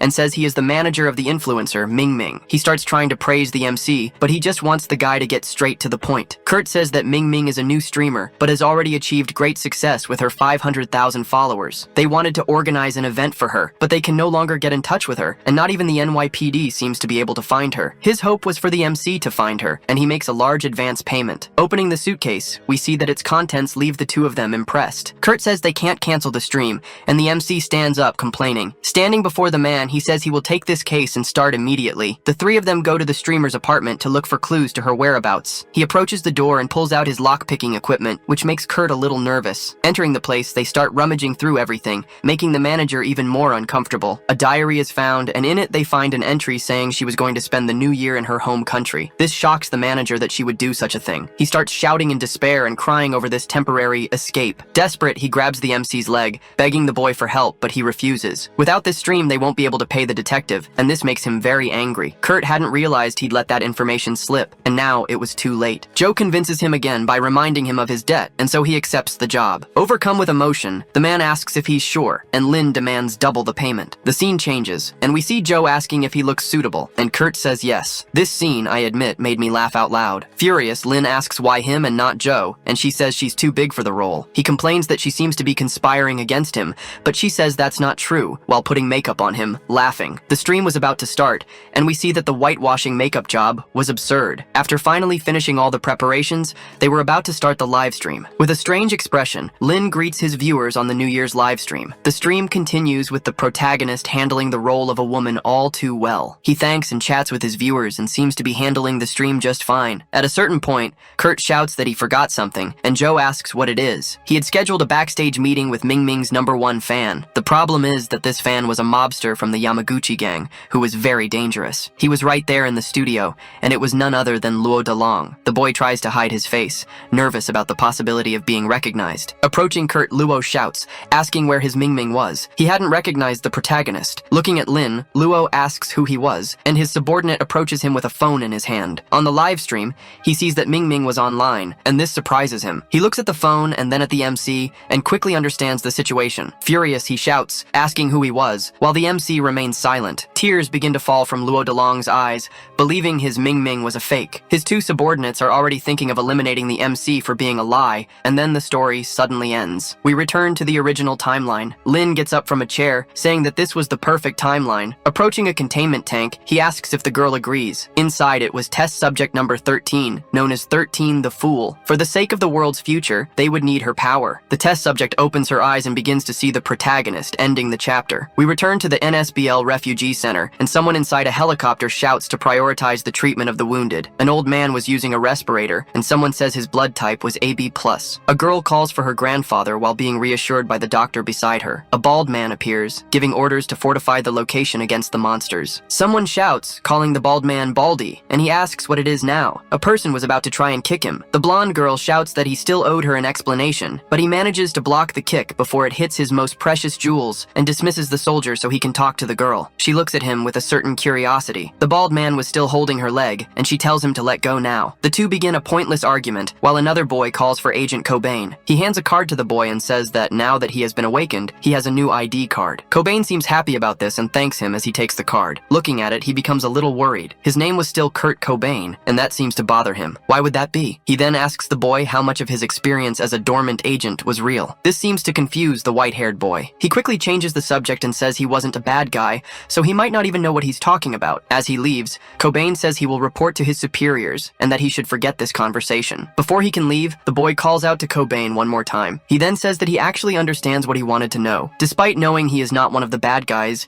he has doubts about his past, as he has already given it up once and hoped that everything that had happened so far was just a nightmare. He was about to continue the conversation when he is interrupted by the arrival of another person, greeting Cobain. A girl who looks a lot like MASH from Fate Grand Order appears. She apologizes for the intrusion and introduces herself as Marguerite from the NYPD. Blushing, the white-haired boy apologizes for not having noticed her, and she says it's okay, he doesn't need to be formal with her. The boy was still blushing heavily and says it was a habit from his past. She says she heard they found survivors in Brooklyn and wanted to see them. The civilians were undergoing a checkup at the moment, but they would inform her as soon as it was over. The white-haired boy is impressed by her diligence, and she says it was necessary. These were disastrous times. Someone had to do something. The girl was about to continue her speech but suddenly sneezes, which makes Cobain curious. He asks if the girl is okay, and she says she is. Looking at him, MASH 2 asks if he wasn't cold. The boy replies that he's not. He seems to have gotten used to the cold. Looking back, Marguerite comments that she hopes she gets used to it too. Behind the two of them was the Statue of Liberty, which would only freeze at 150 degrees below zero. The scene changes. We are now in the NSLB underground fort. The white-haired boy enters a room to give a report to a superior. Inviting him in,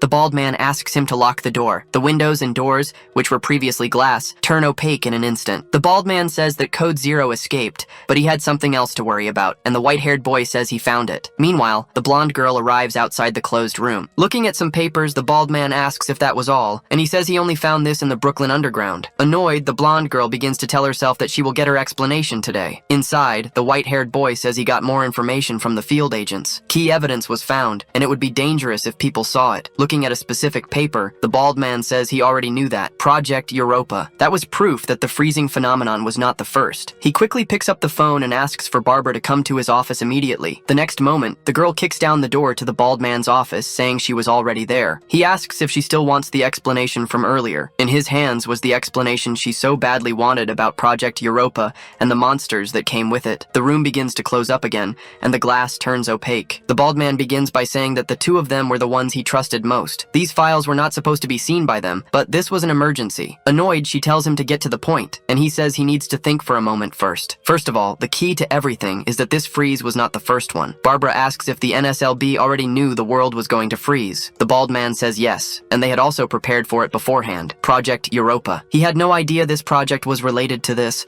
which makes him even more curious about why the superiors hid this information. Now that they had countermeasures, Barbara asks what the situation is. All government departments are frozen, literally and figuratively, and the refugees can only stay in these concentration camps. Whitehair says there were also some of those there, and he says he saw it in the report. To be able to disable the national engine, you would need to be like Code Zero. Basically, a superhuman. Looking at Whitehair, the bald man asks if he has any questions. The boy quickly says no. They must know more about Project Europa there there than they do here, which means they had been infiltrated in the government system from the very beginning. We see a different man there, receiving refugees very helpfully. Barbara then asks the bald man what their objective was, but he doesn't know. The document he had only mentions the ice disaster. They still need more clues. Curious, the bald man asks if Whitehair sent them anything before the fall of Brooklyn, and he says yes. This makes him think that he might have an idea of what happened through that agent. We once again see one of the white-skinned monsters that seems to be looking for a host. Someone appears in a monitoring room, and the women there ask if it's time to change shifts. A person gives a strange smile and says yes, it was time to clock out. This girl seems dangerous. The bald man says that if they brought down Brooklyn because they found something important, it could only mean one thing. What the agent brought back was the key to everything. The scene changes, and we see that the two girls have been eliminated. The one who caused the damage begins to tamper with the controls in the room. One of the white monster's containment doors opens, and it turns towards the exit. The next moment, it begins to split in two, as if they were Siamese twins. The separation continues as the monster leaves its prison. Shortly after, we see that it had split into several, and the assassin says that this was interesting. The familiars looked a lot like her parents. She then says she will let them out to cause chaos there, while she goes to get that thing back. Test Subject 13's head was in a small tube, and she seemed to be sleeping. Barbara, the bald man, and Whitehair are there, looking at this head, which was the key they were looking for. It seemed to raise more questions than answers for everyone in the room. An alarm then starts to ring, catching the attention of the three. The door to the room is then cut open, which catches Whitehair's attention. He turns and instinctively tries to protect the other two with the key. The door explodes. We see that the one who did it was the assassin from before. She seemed very excited about this, like a psychopath. Drawing his weapon, Whitehair begins to fire without hesitation. The girl then activates a shield that deflects all the bullets fired at her. Startled, the boy wonders what that was. Smiling, the strange girl says he shouldn't just stand there. Two people beside her advance on the three of them, but they didn't seem to be enemies. Whitehair notices this. Those were NSLB employees,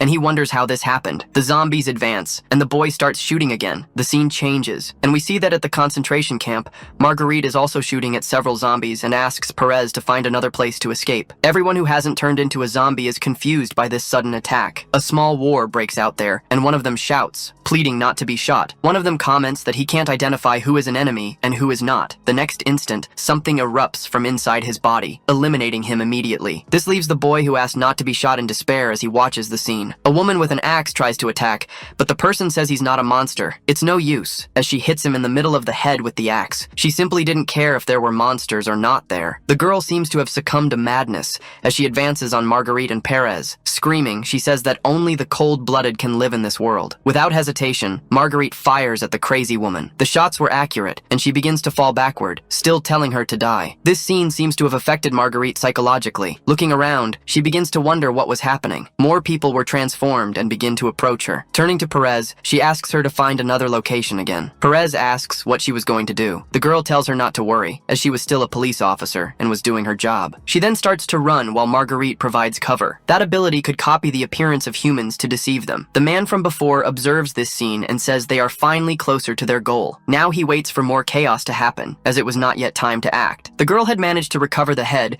and gives some books to the man in the suit to deliver to his boss. With this number 13 in hand, they will finally be complete. Now that she has completed her work, she thinks she can leave. The man in the suit asks her to cause a commotion with the mimics somewhere else. She complains but obeys. Snapping his fingers, he then activates his ability, telling them to get out of there. Perez, still running, says she needs to find a place to hide. She seems to find a place and thinks she will be safe there. Unfortunately, she was already being followed by two mimics. Even so, she doesn't give up and starts talking to her daughter. She asks Maggie to hide there and says she will be back soon, and the little girl says she will stay there. Tears begin to fall from her face as she says her daughter is a good girl. Closing the door of the hiding place, she hears her daughter calling her for the last time. Turning to the monsters, Perez thinks she can't just hide her daughter. She needs to lure the monsters away from her too. Running, she begins to attract the mimics' attention. She could never let them find Maggie, so she runs far away. We see a phone with a message that it had found a new connection. Passing by, Maggie sees the phone with this message. Nervous, she begins to approach the body. Still afraid, she extends her hand. The screen turns blue and says there is an emergency contact available. She then sends out the message that Joe and Lynn saw earlier. All she can do is ask for help. Marguerite is in the same location, shooting at the zombies. She begins to get tired and is likely out of ammunition. Praying, she begins to ask God to save them from this situation. In the next instant,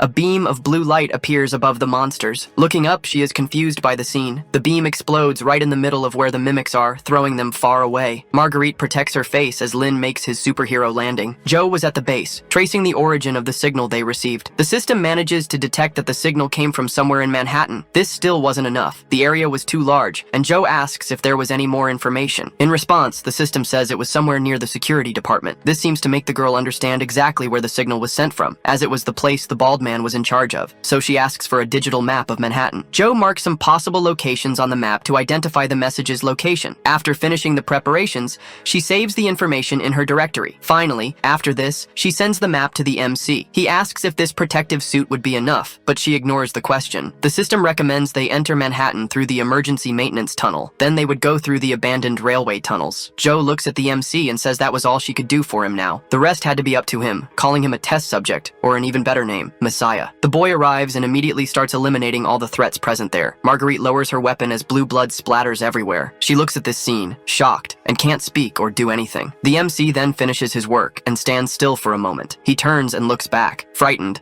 the girl raises her weapon again but does not fire. He then says she doesn't need to worry. Taking off his mask, he says he is not one of those monsters. Startled, she sees the boy and wonders if he is really human. More monsters begin to appear where the two were. Putting his mask back on, the MC tells her to stay behind him. He would take care of them, and she could just wait. Seeing his claws grow long, Marguerite is frightened and astonished. The boy then prepares for battle again. He quickly begins to eliminate several enemies at once. He made no effort, and this leaves the girl impressed with his power. His wings open, and this sight makes Marguerite wonder if he is an angel. The scene changes. We see Maggie still fiddling with the cell phone, but she hears someone say the door was locked and recognizes the voice. Turning towards the container door, she asks if it was the MC. He hears the little girl's voice and tells her to move away from the door. The door is then torn open. Maggie is watching, hidden and scared by the whole situation. The MC calls her name, and then she leaves her fear behind and is happy to see him. Lin then sees her and also seems relieved to know that she is okay. Smiling, he says he is happy to see her there. His expression quickly changes. The girl jumps on him and grabs him, thanking him for being there, and he tells her to let him go. Putting her on the ground, the girl asks what happened to the bad people, leaving the MC confused, and Marguerite explains that she must be talking about the monsters that appeared. Lin replies that he had chased and defeated all the bad people. She then asks if he has seen her mother. Looking to the side, he realizes he still needs to look for Perez and old Joe. He doesn't see their bodies anywhere, which makes him think they are alive, but he still needed to take the two girls to a safe place. The MC asks Marguerite what the safest place there is, and she says it was Liberty Island. Now that the water to get there is frozen, they could drive there. The communicator begins to emit a distress message. They say there is a monster on the ice, and no one should go to the island. Repeating the message, no one should go to Liberty Island, and we see that several of those monsters that were previously trapped appear, ending the chapter. A car was in the middle of the ice on its way to the Statue of Liberty, but it breaks down and is surrounded by monsters. Several of them begin to speak repetitive words. A pink-haired girl says she can't get in touch with Fort 7. They need to find a way out. That was Liberty Island, and she was going to make it. Her companion says that the monsters were coming from there,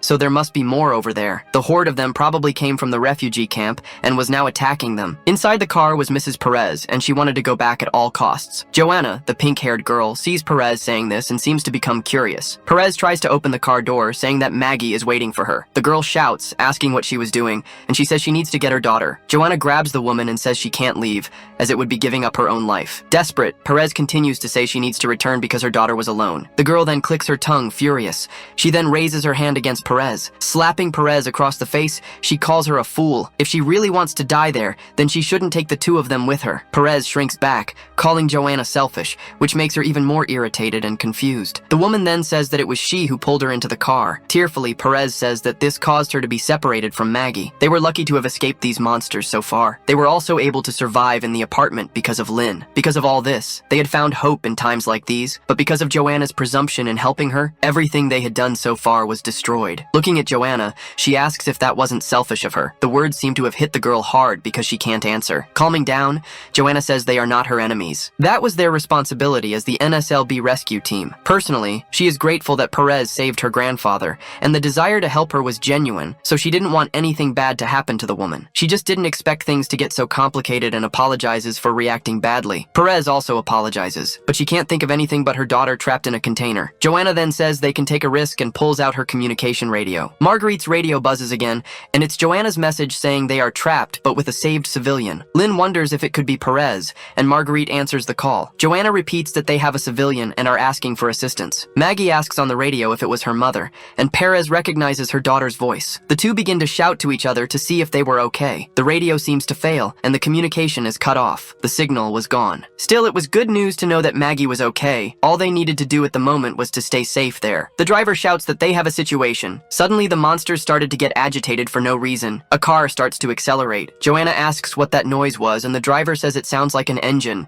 Someone must be approaching. Looking in the rearview mirror, he confirms that someone was indeed heading in their direction. Paying attention, Joanna realizes that this sound was very familiar. What looked like a snowmobile was accelerating rapidly towards the broken-down car. The rider accelerates at full speed. Drifting around the car, she starts running over all the surrounding monsters. None of them were left, and the bike stops right in front of the car. Taking off her helmet, we see that the pilot is actually an awakened woman, and she, smiling, says that it seems she managed to arrive on time this time. The woman then gets off the bike. The driver immediately draws his weapon and starts watching her as something catches his attention. It was possible to see that the woman could emit a purple-colored flame. Joanna quickly realizes that she is the same woman who attacked them before. They get nervous as the woman starts to pull a weapon from her chest, as if she were Momo Yaoyorozu. With a scary face, she readies her rocket launcher and aims at the car. Joanna is startled, warning that it was an RPG, and shouts for them to get out of the car. The woman then fires without hesitation. At the last second, they manage to get out of the car, but are still caught in the explosion that throws them far away. Joanna falls on top of Perez, protecting her from the debris. Frightened, they look at this scene. The entire front of the car had disappeared right before them. That was no ordinary explosion. The woman had used some kind of black hole to simply make the front of the car disappear without a trace. Joanna gets up and asks if Lee, the driver, was okay, and he raises his arm. He says he's alive, but we see that a part of his leg has disappeared. Excited, the woman throws the weapon to the side, which begins to disappear, and says she doesn't understand why the speaker wants to eliminate mortals like them. In the woman's view, this job should be done by Irina, who was still injured. For her,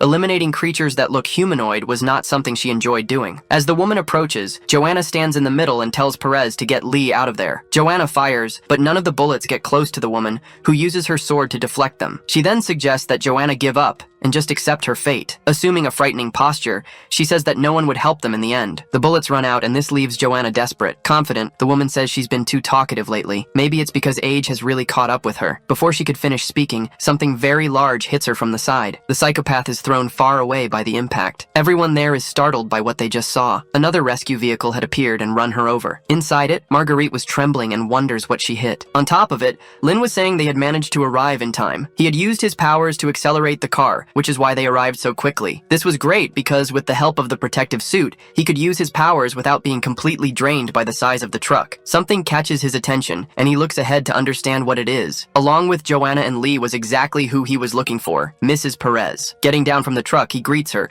and she recognizes his voice. His mask is removed, and she shouts his name. Joanna recognizes the MC, but by the code name Code Zero, and he tells her to calm down. Is this how the NSLB treats someone who just saved their life? She was suspicious of the appearance of two awakened individuals there and wanted to protect her own. Maggie appears and asks why she was pointing a gun at the MC. Perez sees her daughter and shouts. Lin looks at Joanna and says he is not her enemy. Did she really want to resort to violence there? Her friend didn't look well at all. Perez tries to explain that she was alive thanks to the MC. Joanna then understands the situation and lowers her weapon. She wanted to know how Sonia was, and he asks what's wrong. Joanna says that Lee needs her because there is no other doctor on the island. She is the only doctor she knows. This makes the MC think it was a huge coincidence as he tries to contact Joe. She answers and asks what's wrong. Lin says he found the two of them, but there was a problem with a member of the rescue squad. The woman had managed to get up and, injured, she gives a smile and says that this was interesting. The chapter begins with Joe talking to the MC, but the communication is poor. He realizes he's not able to speak with her properly. Taking action, he puts everyone inside the truck,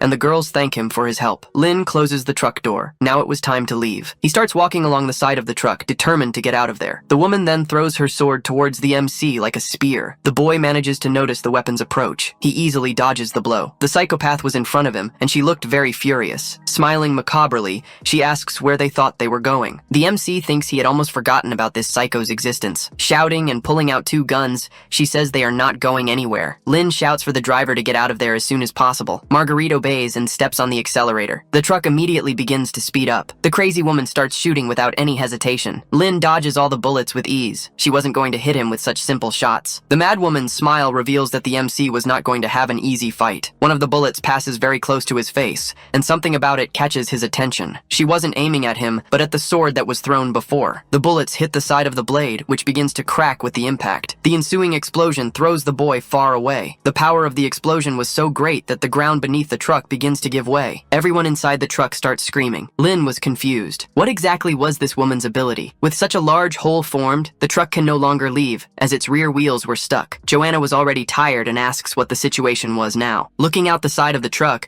Marguerite can barely analyze it. This situation was the worst possible, as they were very close to falling into the water. The psychopath jumps on top of the truck and stands right in front of everyone there. The ground gives way even more, pushing the truck back, almost falling into the water. She then points her gun at Marguerite, who seems to be in shock. Saying goodbye, the woman then prepares to shoot. Lynn leaps towards her. Joanna and Marguerite are already seeing their lives flash before their eyes, but it won't last long. The MC manages to arrive in time and punches the woman in the face, interrupting her. Grabbing her by the neck, he tries to pull the woman off the truck. The force with which the MC grabbed her and threw her to the ground managed to create another hole in the ice. The MC watches her, his eye burning with hatred. Confused, the woman asks why he was helping them. The truck begins to fall further back, and the women inside it become desperate. Still confused, the woman says they have nothing to do with the MC, and he was still the holy child. He should know that. From the beginning, he never even belonged to this place. This seems to affect the MC, who asks if he really doesn't belong here. Smiling, she calls him brother and says he should be with them, his family. His mind goes back to the beginning of the story, where he was betrayed, and this makes him suspicious. He had already died once. He had been abandoned a long time ago, but things were different here. In this place, things were completely different. He had people who cared about him. Even if it's still the same frozen hell, he will stay here. With a punch, the ice floor shatters completely and the chapter ends. The scene changes and we see someone being eliminated. A red-haired woman asks why. Someone apologizes while having a knife stuck in their belly. The killer says that this was all for survival. Pulling the knife down, he finishes his work and eliminates the girl. Falling to the ground, her last words to the MC are to call him a traitor. She continues to ask why he did this. The boy replies that if anyone is to blame, it's better to blame this frozen world. He steals the bags from the dead and says that with this, he can survive for another month. Something inside the woman's body says that now he will pay the price, and red veins appear on her lifeless face. The MC hadn't noticed this, and a monster begins to appear behind him. He finally notices the movement and looks back to see what it is. A white skin appears and lunges to attack Lin Mo, which startles him. The giant snake manages to grab his backpack with its mouth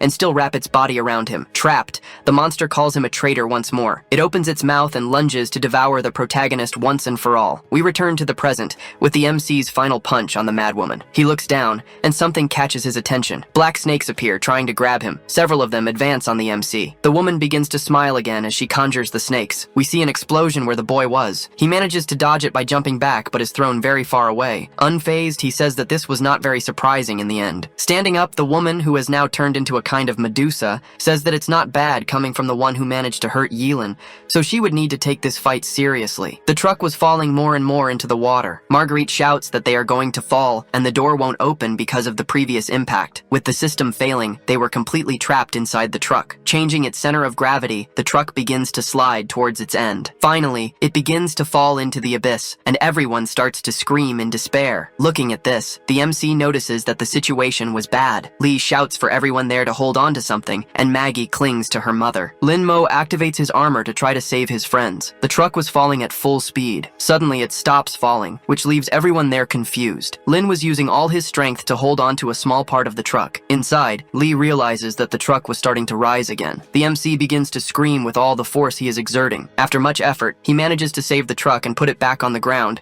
and I have no idea how the psycho didn't take that opportunity to split the boy in two. Looking up, we see something strange and purple-colored above them. The madwoman's weird snakes advance on the MC. They manage to bite the boy through the armor. This seems to have poisoned the MC as he falls to his knees while the woman approaches. She asks if he still doesn't understand what was happening. Look at him now. To her, he was just a child playing hero. She had told him this before. Those people inside the truck were insignificant. She wanted to know if he would choose for the truck to sink into the sea with them, or would he prefer her poison to devour the boy completely. The truck hits the ground. Joanna then asks if this was the work of Code Zero, and Marguerite says they are safe. The MC was transformed into his berserk form, yet he seemed very calm. Curious, he looks at his hand for a moment. Lin then calls for the parasite and asks if she was the one who did this, but she says she only used the energy from the protective suit. He should thank that dangerous woman who gave him the suit. The MC asks if she was talking about Joe and asks if she hates her. The parasite changes the subject, saying now is not the time to talk about that, and points forward. Charging at full speed was the mad woman, ready to strike the MC. It wasn't exactly the woman, but a rocket she had conjured. Lin deflects it with ease, and the missile flies past him. The explosion occurs far from where he was, in a safe place, safe for him at least. Who's to say he didn't just destroy the refugee camp with it? Looking at the woman, he says that once again, he had almost forgotten about her. Once more, she says this was interesting. Was this the power that defeated number 13? It was understandable now why the speaker was so interested in him. The stronger the opponent, the stronger the MC became, and that was enviable. The speaker always instructed them to act according to the plan, but he would probably want to take this gift from the MC when the time was right. All this talk makes the boy curious. The parasite is already aware and says that the so-called gift was her. Continuing her speech, the woman says the speaker emphasized that she should not attack the MC, only eliminate the mortals. However, if he continues to interfere, she will have no other choice. For her, disobeying the speaker's orders wouldn't be a problem, and so she lunges at the MC. She wanted to test the boy's strength, so she charges in a straight line, which the MC finds perfect. Lin starts running towards her, excited as well, wanting to test his own power. Advancing, the woman uses her legs to make an X-shaped cut in the air. As if she had opened a portal, she steps into the gash. The next instant, she was behind Lin Mo. He turns to try and defend himself. Unfortunately, he wasn't fast enough and takes her blow to the chest. This teleportation ability caught the MC by surprise. The crosses in the air seemed to be the portals that allowed her to move freely. The parasite explains that this was actually a spatial rift. Unlike a portal, it was a pocket dimension, and she can pass through space to appear behind him. The energy of these dimensions is extremely unstable and full of antimatter. This makes him remember that the slits on her body were spatial rifts. The weapons she created were inside these rifts, which is why they vanished after being used. Even the parasite is impressed with the psycho's skill level. He hears the parasite say it was something close to the source and asks what she meant by that. This wasn't the moment to talk about such things, as the psycho was already behind the MC again. He tries to turn and defend against the blow. The psycho uses a point-blank sword slash against the boy. Initially, she thinks she landed the hit, but she soon sees he was no longer there. Startled, she looks to the side. Lin had leaped to avoid the blow and was now in an advantageous position. Taking advantage of the distance between them, the boy prepares a leg strike. Smiling, the psycho thinks this was perfect. She then prepares to defend and launch her counterattack. Convinced, she says the boy was a meal walking straight into her mouth. A spatial rift opens right above the psycho, and the boy is heading straight for it. Lin is startled. Perhaps he didn't expect this move. The rift becomes gigantic, to the point where it could devour him, and he asks what the hell that was. He wasn't going to be able to stop falling towards the rift. Finally, the boy passes through and ends up in the psycho's pocket dimension. There was no gravity there, but he continued to fall due to the inertia of his descent. This makes him nervous, and he quickly looks for something to hold on to, or this would be his end. He tries to grab anything he can use to escape. The boy manages to grab a rock, but it begins to emit a sound and erode. This makes him quite irritated. An explosion occurs, pushing him back. All that debris had already turned into antimatter. Several buildings were inside that place. Her power was immense and frightening. Looking further down, he sees something that catches his attention. Human bodies completely deteriorated by antimatter. Agents from various departments were lost forever in that place. Men who were active at the beginning of the freezing disaster. This meant the Oracle was acting behind the scenes from the very beginning, which led them to this state as soon as the Ice Age began. Worried, Lin realizes that if he doesn't get out of there soon, he too will turn into antimatter. A rift to the real world opens near him, and he wonders why it appeared. Deciding not to think too much about it, he throws himself towards the exit as fast as he can. Passing through the portal, something takes him by surprise. As soon as he passes through the rift, he is thrown towards another rift. As he passes through the real world, the psycho asks if he really thought she would let him escape. Until she was satisfied, he would remain in this situation, just like Loki in Thor 3. The MC's falling speed begins to accelerate absurdly. He was already passing through the portals at a speed a normal human could not withstand. This was a very effective method of torture, and finally, it was about to end. Pulling a gigantic weapon from her body, she says that a moment like this requires a big gun. Her body creates this weapon, which seems to be a piercing type. The next instant, a sniper rifle is created and is aiming at the boy. The bargain bin Medusa gives a smile, ready to eliminate the MC once and for all. With perfect aim, she takes the shot the moment the boy appears. A blast of power erupts from the sniper rifle. The bullet seems to be on a perfect trajectory with no chance of missing. Realizing he was about to be hit, all the MC can say at the moment is, "What the hell?" That bullet seemed to be alive, as it was imbued with power. A gigantic explosion occurs right in front of the protagonist, who is caught in the impact. The hit was massive. His armor suffers from the impact and shatters. Lin is thrown back with great force, to the point of dragging for several meters on the ground. Watching from afar, the psycho says that bigger is better after all. The bigger the caliber, the more satisfaction she gets. And now I have no idea what the hell she's talking about. The MC is lying on the ground and seems unable to get up. Curious, the parasite asks if he was still alive, or if he was about to seek the light at the end of the tunnel. He replies that he's alive. Pieces of the suit begin to fall off, but he says he won't pass out. Observing the fallen pieces of armor, Lin gets an idea. He uses his power to make the debris float. Now he had a strategy to defend defeat the enemy. The MC creates a chain and breaks it in the middle. The next instant, the chains wrap around his arms, transforming him into a distorted Kratos. The face on his back severs the ends of the chains. Prepared, he says that to deal with a lunatic, he has to tie her up properly. And just like that, the MC was now a guy who's into shibari. Finally, he was ready to end this battle. The chains were ready and cut. The Medusa observes from afar, letting him finish his transformation. He then says that now he feels more complete. Sticking her tongue out, she says that this is indeed very interesting. Lin then begins to spin his chain as if it were a sling. The girl also wastes no time and prepares another sniper shot. The MC launches the chain towards her. With absurd speed, the chain traces a direct path to the girl. She also fires, and the two projectiles are heading in opposite directions. The collision between them causes a large explosion between the two enemies. Neither of them was hit, but the wind from the impact is really strong. Frustrated,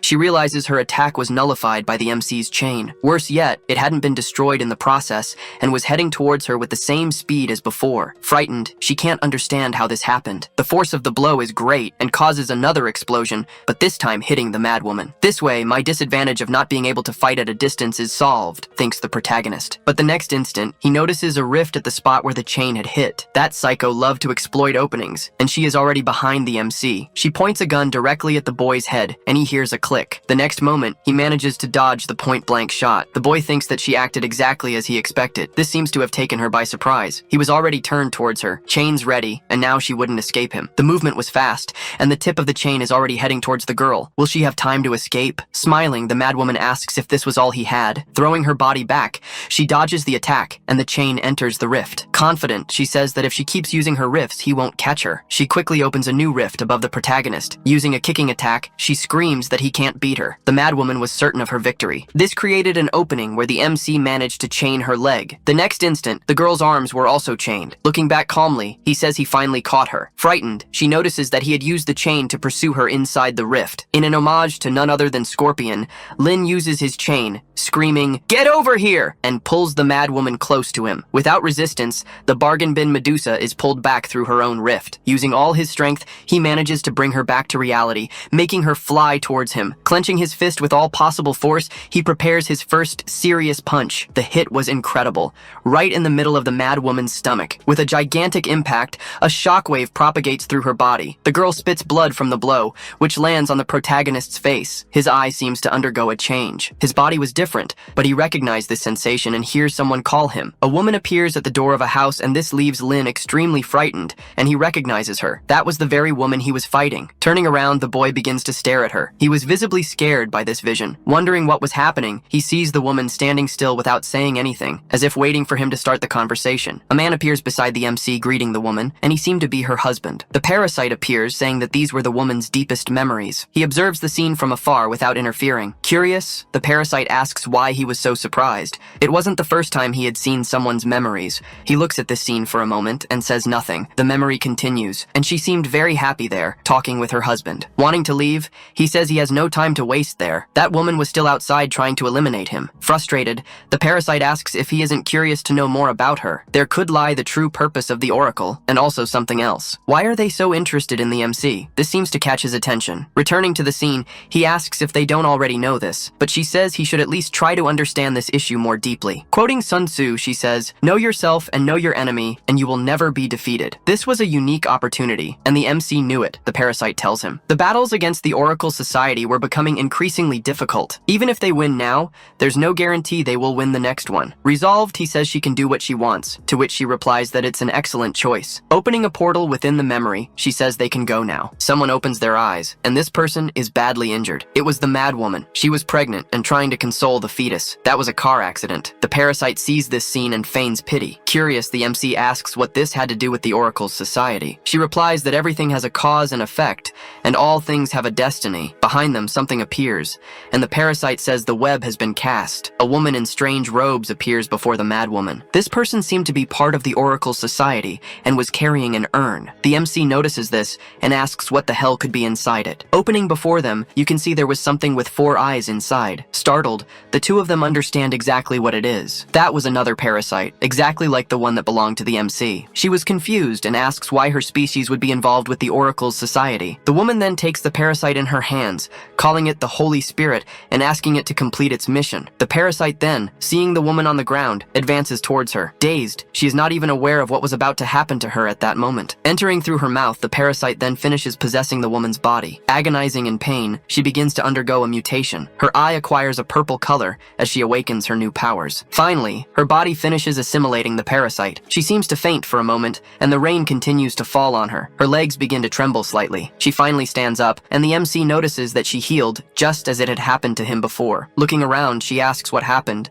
and he notices that she had lost her memories. This confuses him. How could he be in her memories of something she doesn't even know? It doesn't make sense. The parasite laughs and says this also happened to him, but he doesn't remember. Conjuring a golden magic, the woman from the society begins to aim at the madwoman. She then tells her to travel through death and go to the other shore. Finally, she launches the spell directly at the madwoman, which passes through her easily. The hit was exactly on her neck. She had no chance of survival there. The cultist then says that death is not the end. The Lord would guide her on the path she should follow, and then the chapter ends. Death is not the end. These words make the madwoman open her eyes. For some reason, she is in a different place with different clothes and people. She has no idea where she is, nor who this man trying to lick her is. His tongue starts to make the girl feel disgusted. Standing up quickly, she slaps the man across the face. This leaves her very confused, and then she realizes something. Looking at her belly, she notices her child was gone and doesn't understand. Then the woman remembers the masked woman, and this gives her a bad feeling. She had done something to her. She had stolen her child. Now she was in a situation she couldn't explain. A new life began after her previous life was taken, and everything was broken. These broken parts only brought her emptiness. The man who was slapped gets angry, and another woman tries to calm him down. Furious, he pulls a gun from his clothes and points it at the woman. With a scary face,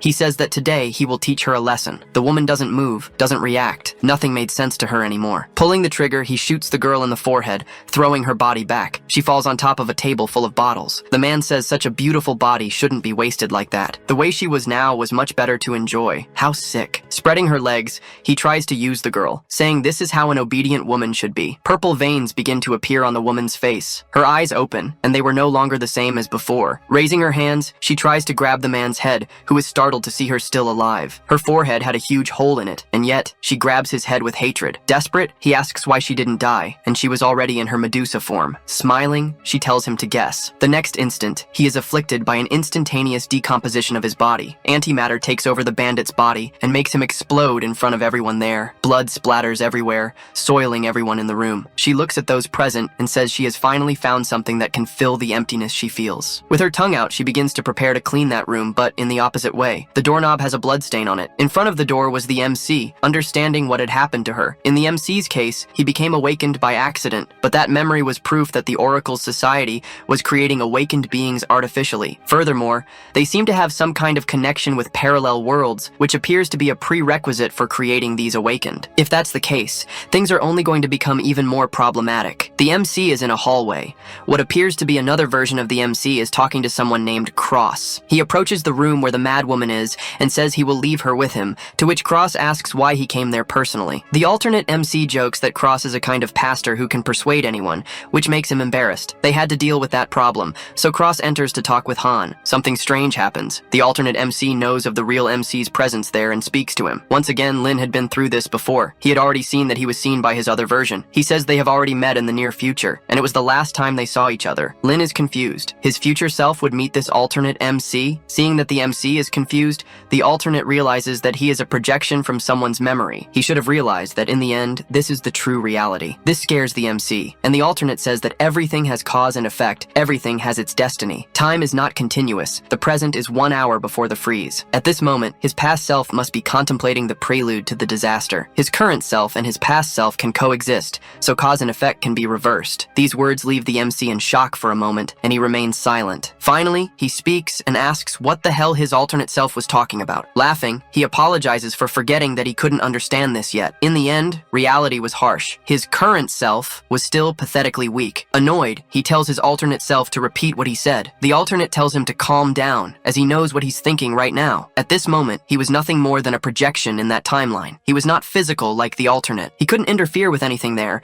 even if it was his past, because of cause and effect, and that made him weak in the end. It was obvious that the original MC still didn't understand it well, so the alternate says he will give an example. After thinking for a few moments, he has an idea. Just like that time, he could only watch as he was dismembered by Luo Dalong. He was unable to even offer resistance, and had to slowly watch his own death. That was a hilarious way to die, so weak and pathetic. These words irritate the MC more and more, and he curses his alternate version. Confident, the alternate says that was a great expression. He still wants to tell a little more about what happened next. The Luo Dalong he eliminated was a mere counterpart from another universe. The alternate asks the MC if he had understood that yet. If he eliminates him for revenge, then he eliminated the wrong person. Laughing even more, the alternate asks what he thought about that. If he continues just seeking revenge, he will always find the wrong target. Lin is speechless. He doesn't know what to say, but is very angry. The second one then approaches and says he has good news to share. The guy who eliminated him the first time has already become an empty husk out there. In other words, this meant the MC could still eliminate him. All Lin 2 wanted was to offer his help to Lin 1 and asks for his trust. With his face close to the MC, he then invites him to join them. Lin 1 looks at Lin 2 and asks if that was all. The alternate then notices something strange. Lin then says that Lin 2's attempt at provocation was useless against him because it was so obvious. Trying to control him with anger? This kind of cheap trick only works on children. Lin 2 shouldn't underestimate him. Still confident, Lin 2 then apologizes for his presumption. The MC then says that his present self is no longer his past self. Luo Dalong was not the true cause, only the effect caused by the freeze. If, as he says, cause and effect can be reversed, then his true target for revenge was precisely this cause and effect. This brings another smile to Lin 2's face,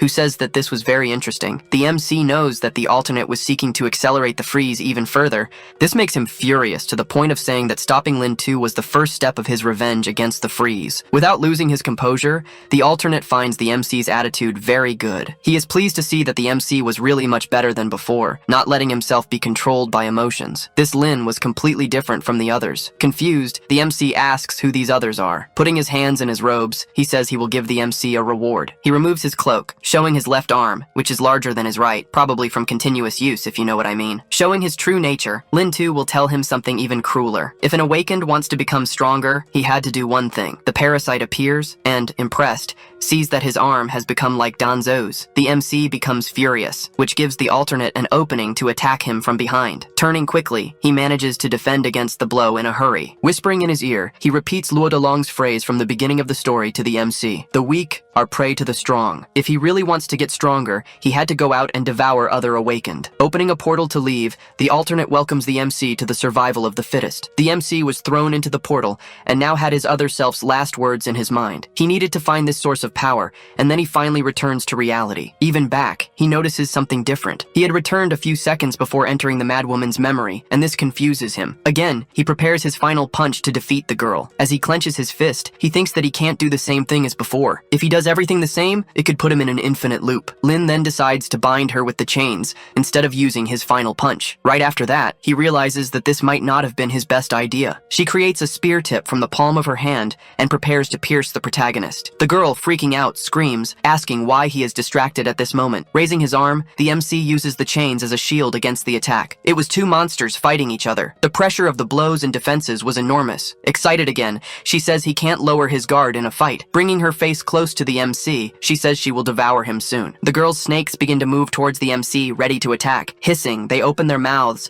their fangs poisoned with antimatter. The MC quickly conjures new chains from his back. Several of them begin to emerge from behind him to help with the defense. The battle was now being fought on two fronts at the same time. The snakes against the chains, and the MC against the psycho. The MC was getting the upper hand, defeating the snakes one by one. This surprises the girl. She starts to get nervous about being subdued. Lin then takes the opportunity to attack in conjunction. Finally, it was time to end this fight once and for all. Several chains are conjured at the same time he places his hand on her face. He then uses the chains to subdue the other awakened. Will he follow his alternate self's advice? Smiling, she asks what he was waiting for. Is he going to give up at the end of the fight? He gets confused and asks if she heard his conversation too. That voice echoed in her head, so she could hear it too. The voice was yearning for massacre and destruction. The MC trembles a little upon hearing this. The madwoman says the MC was just like all of them, and the parasite warns that it was a distraction. satisfaction. Looking at him, she asks why he was still hesitating. Lin says she can't die yet. He had questions to ask her, so he asks her where the speaker was. The voice begins to enter his head,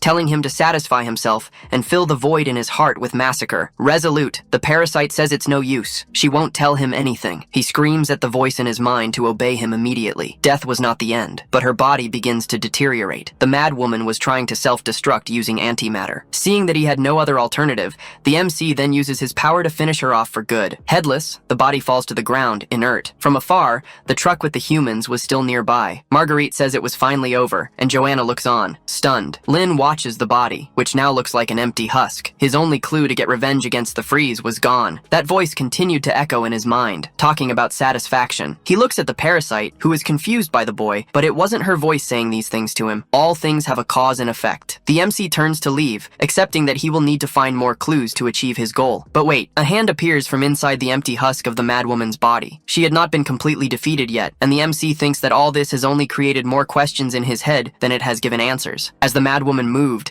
Lin realizes she was still alive. Looking back, he waits to see what she will do. Coming completely out of the husk, we see she looks like she's made of mud and falls to the ground. This leaves the MC very disturbed. Finally, the girl stands up, and her presence was like that of a serpent. She begins to grow gigantic, and the parasite explains that the MC had destroyed her brain. Her body could still function, and when that happens, she becomes something much worse than before, an empty husk. The monster seemed to be about 8 meters tall, something like the female Titan from SNK. Furious, Lin asks why she didn't warn him about this before. With a silly face, she slaps her own head and says she only remembered it now. Activating his armor, he decides to let it go and eliminate the madwoman again. The parasite says she doesn't want to be a spoilsport, but she needs to remind him of something. His energy was drained, as he had given almost everything in the last battle. He needed to be careful, as he might not be able to maintain his infinite state, so he needed to end this quickly. Advancing, he hears her say that in the end, his greatest advantage was his speed. Lin is in Lightning McQueen mode, and runs while the husk summons snakes. He manages to dodge them and makes a direct charge to try and end this. With a few leaps, he reaches the height of the monster's face. Lin then begins to conjure his chains again. Covering his arm with them, he prepares to deliver his final blow. Raising his arm, he leaves his hand open to use a piercing strike. The husk seems to have identified this movement. With a movement too fast for its size, it grabs the protagonist in midair. He is confused and wonders when this happened. From afar, we see that she used a rift to grab him in a blind spot. Lin was trapped, and she opens her mouth to use an antimatter cannon against him. The MC gets nervous. He had no way to escape that. The human's pickup truck starts to accelerate. We see that the cannon is charging. This blow has the potential to be fatal for the boy. Someone loads a rifle and takes aim. The shot hits what should be the monster's temple, but it's enough. The distraction makes the husk release the MC, who falls to the ground. He manages to land without difficulty, right at her feet. Looking from afar, he sees the car continuing to approach them. The shooter doesn't lose her aim and continues to target the empty husk. It also tries to hit the car with its antimatter beam. The car is not hit directly, but the impact throws it far away. The one who was shooting had to jump from the car. Her landing was very beautiful, I have to admit. Smiling, she gets up and says the MC can't do anything without her. He is surprised to see her. The person there was none other than Dr. Joe. Teasing him, she calls him her dear test subject. Lin is startled to see the doctor there. He approaches her nervously and asks why she was there. Still teasing, she asks if he isn't happy to see her. He quickly says no. Looking at the overturned car, he asks who the driver was. The system begins to speak and says that it was the one driving, which impresses Lin Mo. Cutting the small talk, the system then warns that now is not the time for conversation. They have something bigger to worry about. The car is kicked away as the empty husk approaches the two of them. Lin manages to grab the doctor and prevent them from being hit by the vehicle. Still, it seemed like it was about to hit the truck with the humans that had been saved before. The two trucks collide, causing significant damage to the armor. Marguerite and Joanna are shaken inside the truck but seem okay. Fortunately, the damage wasn't too great, and the situation seems to calm down for now. He looks back, worried about the people who were still there. Joanna was still trying to use the system to open the car door, but it insists on remaining locked. A message appears on the communication system, which makes her think it had started working again after the impact with the other car. Someone asks if the one there was Gorilla, and if they were still alive. Being called a gorilla makes her furious, and the other side recognizes her voice. The one speaking to her was Joe, and Gorilla, Joanna, says it will take much more than that to eliminate her, to which Joe is relieved to know she is well. The situation, however, was not completely resolved yet. The monster opens a rift in its own belly to attack. Several snakes begin to fall from its womb to the ground and seem to be gigantic. Joe starts shooting indiscriminately at the mobs, eliminating several of them alongside Lin. From inside the car, Joanna hears an apology from Joe and finds this attitude strange. Annoyed, she shouts that the doctor was playing a trick on her again. She wanted to save everyone, just like Joanna, and so so she asks for her help in that situation. Joanna doesn't respond immediately, and Joe calls for her one more time. Frustrated, she says she feels like an idiot for believing a bastard like her. Still, she agrees to help and asks what she can do. Joe tells her to get something that was inside the overturned car. It was in the back seat, and she needed to be careful with the remaining snakes. Managing to get out of the car, she gets a giant case and asks what to do now. The doctor asks her to open it, and the sight of what was inside surprises Joanna. Taking the weapon from the case, she asks if this wasn't experimental. How did she get access to it? Joe tells her not to ask questions. Preparing herself, she asks what she should do now. Aiming at the empty husk, she asks if that was the target, but Joe says no. Confused, she then asks who their target would be. The doctor then says that the one who should receive the shot was Code Zero. This leaves the girl confused, and she asks if this was some kind of joke, but Joe says it wasn't. All she asks is for Joanna to stop wasting time and trust her, so she shoots. Furious, Joanna says she doesn't care anymore. If anything bad happens, it would be Joe's fault. Pushing in a radioactive bullet, she prepares her shot against the MC. She aims exactly at the protagonist's back,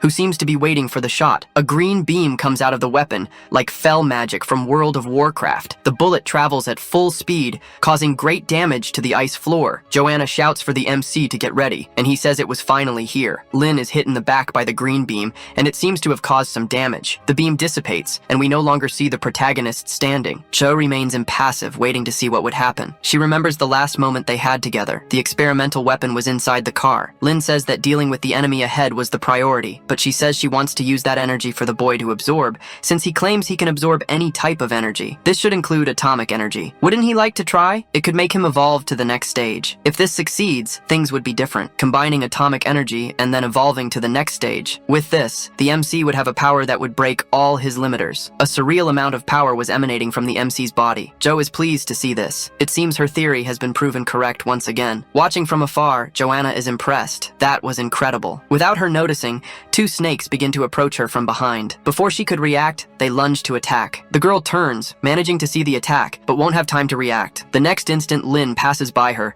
destroying all the snakes with one blow. Joanna's eyes widen in pure terror and surprise at what the MC had just done. He looks at her, farming as much aura as possible. Joe asks the system if it had collected the data from this experiment, to which the robot confirms it did, but says the data may be inaccurate. Would she like to perform a reassessment? Preparing her weapon, she says it wasn't necessary, as she already had enough. Lynn was already beside the doctor again, and the two prepare for the fight. She asks if he feels faster now, and he says yes. It was as if his energy was infinite inside his body, and now he can use his full power. This energy seemed to be constantly overflowing because his body generated it continuously. His speed was on a completely new level, so fast that Joanna was incredulous at what Lynn had done a second ago. The empty husk finally stops waiting and launches its attack. Lynn tells Joe to hold on tight to him, but she brandishes her weapon and says she doesn't need to. He is confused by this and looks at her. The monster strikes the ground with full force, causing a large explosion. Joe takes advantage of this opening and leaps, ending up right in front of the monster's face. Using the debris that rose in the explosion as support, she begins to jump towards the empty husk. With her weapon in hand, she aims directly at the monster's forehead. Without hesitation, she unloads the entire magazine into the monster's face. An explosion hits right in the husk's eye, which is left dumbfounded by this. Another larger explosion occurs, throwing Joe back. She manages to rebalance herself, even in midair, and observes what happened. Without celebrating victory prematurely, she throws more bombs and starts firing at the monster again. The explosion gets even bigger. I don't know how she isn't caught in the impact. Lynn approaches and says it seems she had also improved a few things, and she says it wasn't a mere upgrade. The suit she was wearing had his blood running through her clothes. Curious, the MC asks what she means by that. Joe continues, saying that she now has an experimental weapon with various functions. With this type of equipment, an ordinary person would have the ability to deal with a white skin of this level. After saying all this, she says she will leave the rest to him, and Lynn is surprised. She had to check on the injured person nearby and tells him not to die in this fight. While the MC was looking at Joe, the monster lifts its foot to step on him. He was still complaining about her last words when the foot hits the ground, causing a huge explosion. Actually, before it reached the protagonist, he had managed to stop the stomp effortlessly. This seems to scare the monster, which is surprised not to be stronger than the human. Lynn asks how he could die at the hands of such an inferior creature. The boy then begins to release a little of his power. With impressive speed, he passes through the entire length of the monster's leg, cutting it into several parts. He doesn't stop at the leg, but also takes the opportunity to cut its arm in the same blow. In moments, the monster was being sliced into several pieces of sushi without any difficulty by the protagonist, until he managed to rip out its core. The body parts fall as the boy looks at what he holds in his hands. He remembers his other self welcoming him to the survival club. If he really wanted to get strong, he would need to devour other awakened. The parasite appears behind him, tempting him him by asking what he was waiting for. She tells him to devour the awakened, and he was bringing her core closer to his mouth. Thus, her soul and powers will be his. Lin had not yet devoured the monster's core. He continues to observe that thing as it pulsed in his hand. It seemed he was undecided. What would be the best path to take? His mind turns to the face of his other self, and once again the question is asked, what was he waiting for? Something strange happens with that core. It begins to expel a strange substance. Confused, the MC wonders what was happening. Why did that core open on its own? His own core also goes out of control, and he seems to be trapped between the two. Lin realizes that the one doing this was the parasite, and she was merging with the other core. He seems to be in agony as he lets out a roar as the fusion happens. His consciousness begins to fade away. The next instant, he opens his eyes again. In front of him, a hallway that looked like it belonged to a hospital. Waking up completely, the boy's eyes widen. He was trapped in that black substance. The parasite was doing this to him, trying to free himself from it. He thinks he needs to find the way out of this place. Someone appears before him, saying that the MC was finally there. Looking ahead, the MC tries to identify who it is, but their face is still in the shadows. Soon after, we can see it was the psycho mad woman who fought against him. He initially thinks he had gone to the past again, but realizes the situation was different from before and can't understand the current situation. The girl starts to run, and he extends his arm, asking her to wait. He tells her not to run, but the girl doesn't listen to him. Finally, they seem to arrive in a surgery room. Stopping her run, she stands still in front of a gurney. The MC reaches her and seems tired from this chase. The girl then says that everything would be different if that car accident hadn't happened. She would probably be giving birth to her child in the surgery room. Confused, the MC asks what she was talking about. Turning to him, she asks if he was also there to eliminate her for good. Lin asks what she meant by also. She apologizes for saying something so strange. Judging by his expression, he probably doesn't know. The one he eliminated before was the same woman, just on the outside, but her true self had always been in here. Calmly, the boy asks if she had a split personality. Unfortunately, that was not the case. Her inner and outer self were always the same person. After experiencing those things, wishing to protect herself and fill the void in her heart, she chose to escape. She created a hard shell on the outside with a broken core on the inside. She was aware of what her outer self did, but she had already chosen to escape, so she did nothing against it, and gradually let herself become the person on the outside. Curious, she asks if he wasn't there to hear her story. Opening her arms, she asks him to finish her off, since that's how battles ended, according to the speaker. The weak are the prey of the strong. He must understand this principle well. Lin clenches his fists, repeating the phrase she had just said. He then says he doesn't think she understood the situation well, and she is confused. The boy asks if she never thought about revenge against those who caused this to her. Her current situation was also experienced by the MC before. His survival instinct was reduced by having pushed away his sense of self,